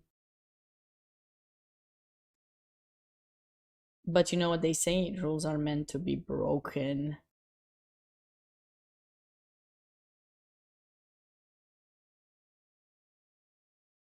Comparison of FIDE and UCF rule. Very nice, Challenger Duke. Well, she may be able to beat me one day. Don't take her hopes away. I'm sure she'll be able to. You know what would be funny here? Okay, I'm gonna be mean, but this would be funny. No, I don't want Avi to lose. Avi's had a tough. He's had a tough finish in the other tournament. Last year he was a co-champion in the Danker. This year he was close to finishing second. Unfortunately, in the last round he was better. His opponent made an exchange sacrifice. He messed up a bit and blundered the next move and ended up losing that game, which took him away from top places and scholarship money. So that was a bit tough. I feel for him for not being able to convert this game against the low-rated players. It's a bit tough. It is a bit tough. Now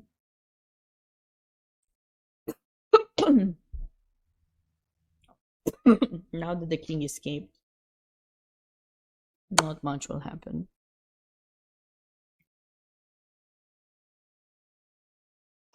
Don't be too hard on yourself, Challenger Duke. It takes time. When was the opportunity to take the pawn? Like here?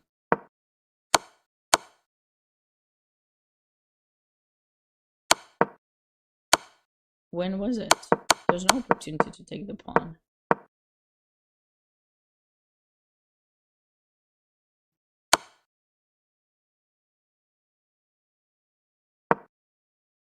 Ah, okay, yes.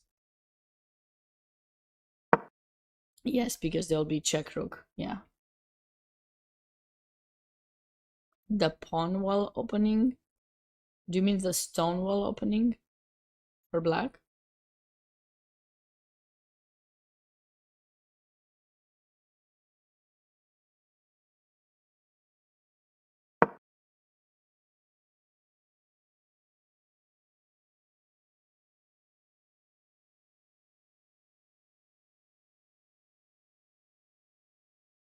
Nice, very nice.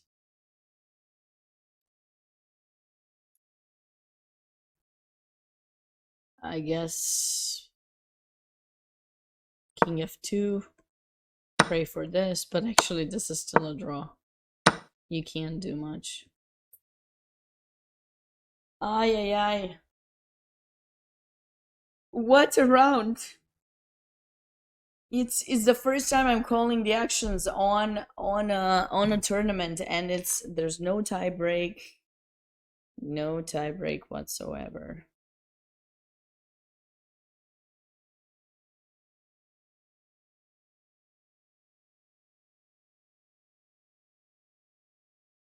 Darius Schwartz, the winner of the US Open and the person who qualifies for the US Championship. Definitely a big shout out to him for that. I wish you could get him on stream. Why, Brian? Why?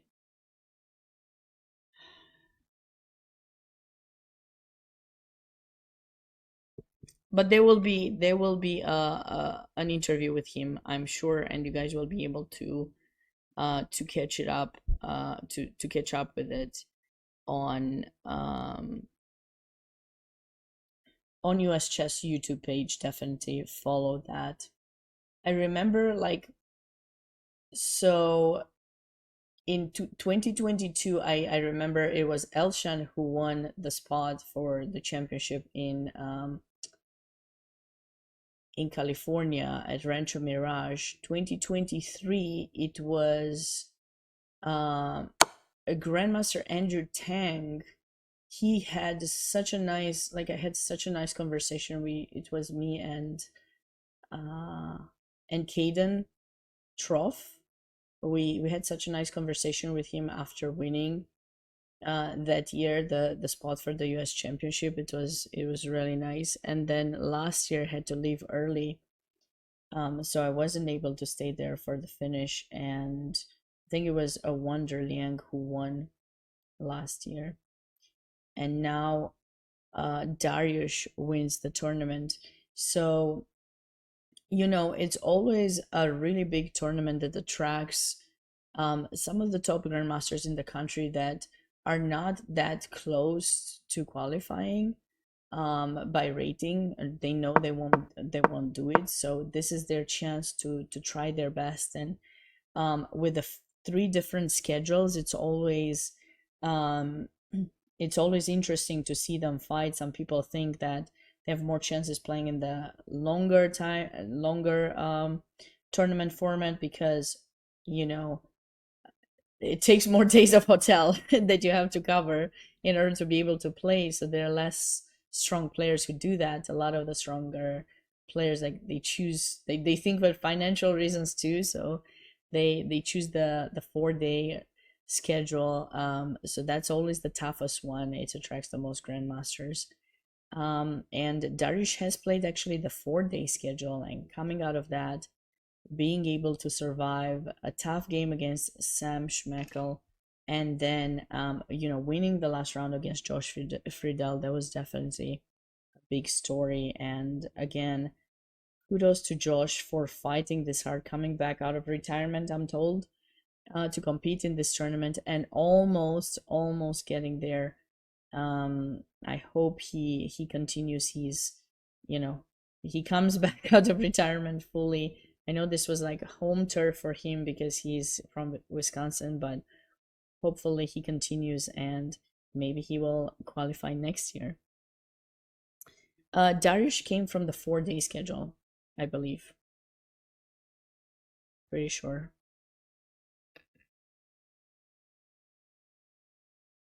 Yeah, some player titles are missing from the schedule for some reason, but yeah.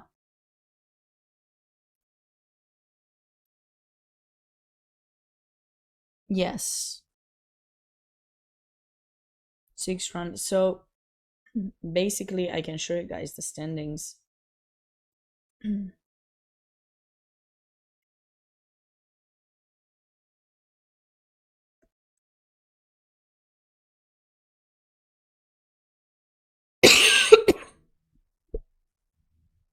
Why it doesn't show? Oh, apologies. This was the link. So if we're looking at the standings, so Darius has won against. He started having a tough. So he won against Roman. He drew against Andrew Hong. He won against Alexander Grandmaster Fishbein. He drew against Sam Schmackel, and then he won yesterday against Nathaniel Moore, and lastly he won in the final round against Josh Friedel, winning the competition. Game 60. Game 60. You said game 30. I didn't see. Yeah, game 60. I know it does seem strange, but I mean, it's is the kind is the tradition of the tournament. I feel like, you know, it's a good way. It's a good way to finish that. Just a reminder to everyone. So there was a Blitz tournament that I mean, I knew there was a Blitz tournament, I didn't realize, but Daniel Naroditsky won the tournament 14 out of 14, which is hilarious. It's amazing. Danya is amazing. And actually, a lot of people seem to have played that event. 203 people. Um, so just a reminder to everyone. So we have a winner, Grandmaster Darius Schwiertz. Before this tournament, there were invitational tournaments the first 4 days of the US Open. And these are tournament states of champions. So basically, the strongest players, or well, the state representatives of every single state. Most states have sent a representative in every single competition. And let's remind everyone who won those tournaments. So in the Danker, which is the tournament of high school champions, we had two players sharing first, and that was I am Bahengo and Liam Putnam. They both won. They were co-winners, state champions, but I think that they don't always send the state champions. Sometimes they send the strongest player in the state. I know some states don't send necessarily their state champions. I mean, usually they do, but I've seen some who have made it otherwise. Like, so it depends. Mostly yes, the state champion, but not always. Yeah, states determine their representatives, and they have the opportunity to compete in a 6 round tournament. And they get a prize, like top five players get a prize and a scholarship um, for the university of their choice once they get to that point. In the barber, we had a sole winner. That was Siddharth Singh. He won with 5 points, and then he was followed by Andrew Wu and Kyle Zhuang and John Abraham, and then Bobby Kian finished in fifth. Yes, he does qualify for an invite for US Junior Championship next year, which is really nice. And probably Liam Putnam will probably make it by rating because he's pretty high rated. In the Herring, which is the all girls tournament of champions, it was a brilliant tournament. It was the kind of thing that sometimes you want to see. Both the top two female players, which were FIDE Master Megan Paragua and Omiya Vidarti, faced one another in the final round, and they drew relatively fast. Irene was playing a stronger player, uh, at least on paper, and she was struggling, but she fought her way through. This was the story that I kind of liked for that championship. She fought her way through, and in the end, with a mistake by the opponent, she was able to outplay her and finish the tournament sole first with 5.5, winning the first prize and $5,000 scholarship to the university of her choice. Both Megan and Omiya shared second place, and then we had two players with 4.5 that did relatively well in the tournament as well. In the Rockefeller, another interesting thing happened. So Ted Wang was leading the tournament with 4.5, and he barely survived in the final round. And we had four players sharing first place with 5 points, and then Sean Xu finished in fifth, although there's another player, Aiden Lee, with 4.5 due to tie breaks. He ended up in sixth. And lastly, in the Irwin tournament and senior champions, I was really impressed by this tournament because oftentimes there's a stereotype that as we get older, we're getting more draws. Not in this tournament. This was definitely a very hard fought tournament. Very little amount of draws, at least on the live broadcast games that I've seen. The draws that happened were really long fought games, and Grandmaster Fishbein was leading the tournament for most of it. He drew in the final two rounds, finishing on 5 points, and he was caught up in the final round by International Master Stuart Rachels, who won his game, and the two of them shared first place. So that was definitely a super hard fought tournament. That was my favorite one, probably. And second favorite was the herring. You know, if I had to choose and put them in some kind of order. Lastly, of course, the storyline of the US Open is always great to comment on, and the games were definitely, I hope you guys had a lot of learning to do from these games, because certainly I think there were quite a bit of moments for that. All right. Irene also qualifies for US Girls Junior. Nice, nice. I was not, I did not realize that, so I just, that's a great point. Thanks for letting us know. Looks like the players have finally agreed to a draw in that game, and the remaining game is probably going to eventually end in a draw as well. Not much has changed since move 55. So 55, no, it was not 55. Oh, there was an F4. This game may last quite a bit longer because F5 was just played.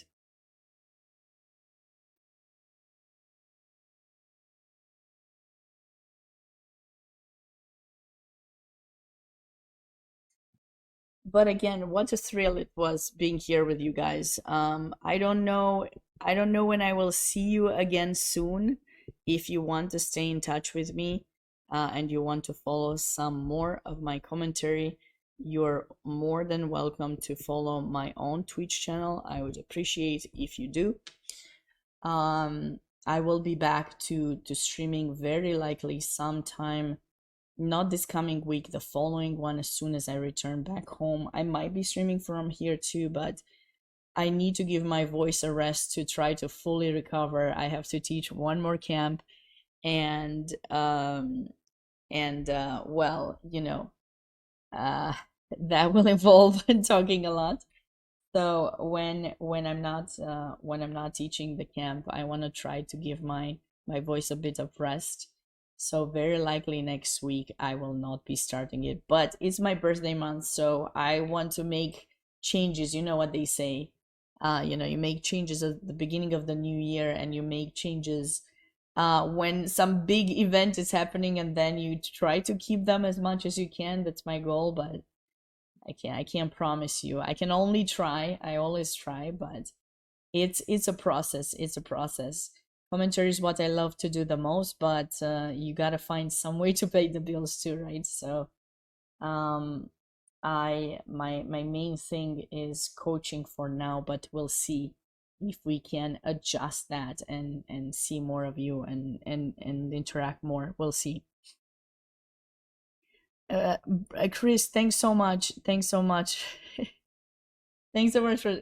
So I should just let you know. I need I need a Starbucks. No, you're kind. You're kind. Anytime, anytime. I appreciate it. I'm sorry I will be missing you, but hopefully I'll be seeing you in St. Louis or some other tournament very soon. I'll definitely tune in when you stream. Thanks, Maple. I really appreciate it. Yeah, hopefully the voice will sound better once it's fully recovered. It will be back to normal. I don't even know. It's it's a process. I got to take it easy. I can definitely do that at some point, and New York is always is one of those places you want to go to when you get the chance. Oh, this makes me sad that I'm not in Wisconsin right now. Like I said, I do know Darius a bit. I had the pleasure of teaching some camps alongside him, a great colleague and a very nice person, and I'm happy for him to have been able to come back after some tough, slowdowns by in some rounds, but tough for Josh, but good. It's always gonna be tough for one person and happy moments for someone else. So maybe I'll see him around here. If not, you guys definitely will be seeing probably an interview with him, his first emotions after winning the tournament and qualifying for the U.S. Championship once again. Um, from Brian, who's very likely gonna post it on US Chess YouTube page soon. Um, and again, thousands congratulations and thank yous to the organizers, everyone from US Chess, all the people who made this tournament possible, the DGT operators, the the the players for being there, for making this an exciting tournaments to watch, creative chess. I mean, I'm definitely very thankful to have had the opportunity to comment here, and thankful to Pete, the director of events, and Brian Tillis for having me here on stream. If there is someone I forgot to say thank you to, I apologize in advance. JJ, shout out to JJ. Don't miss his final article, Chess Life Online, and many other things that he posts. John Hartman will be probably covering this event on Chess Life magazine later as well. And I also want to take a moment to congratulate once again the US Chess Awards that were given on Friday. There were quite a few awards, so you guys can see the people who had an impact in supporting promotion of chess and strongest players in the country. And yeah, mostly that. I don't know if I missed anything. We can stay a bit longer with this position if you guys like, but I have a feeling it's going to end in a draw.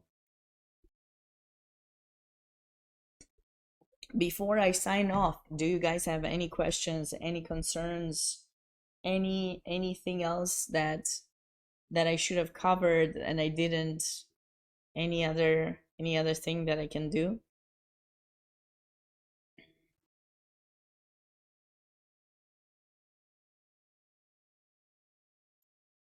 Any other question I can answer?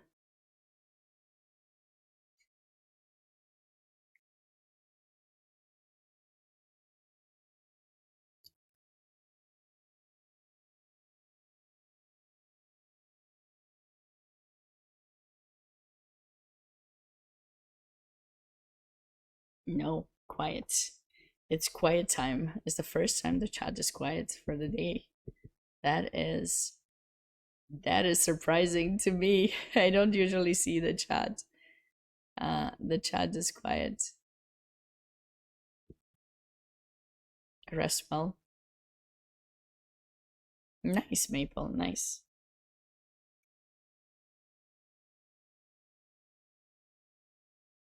You could show me, but not on this stream, but you can show me tomorrow. Dovetail is one of my favorite mates. I used to call that mate X-ray mate. I didn't know it's called dovetail in the in the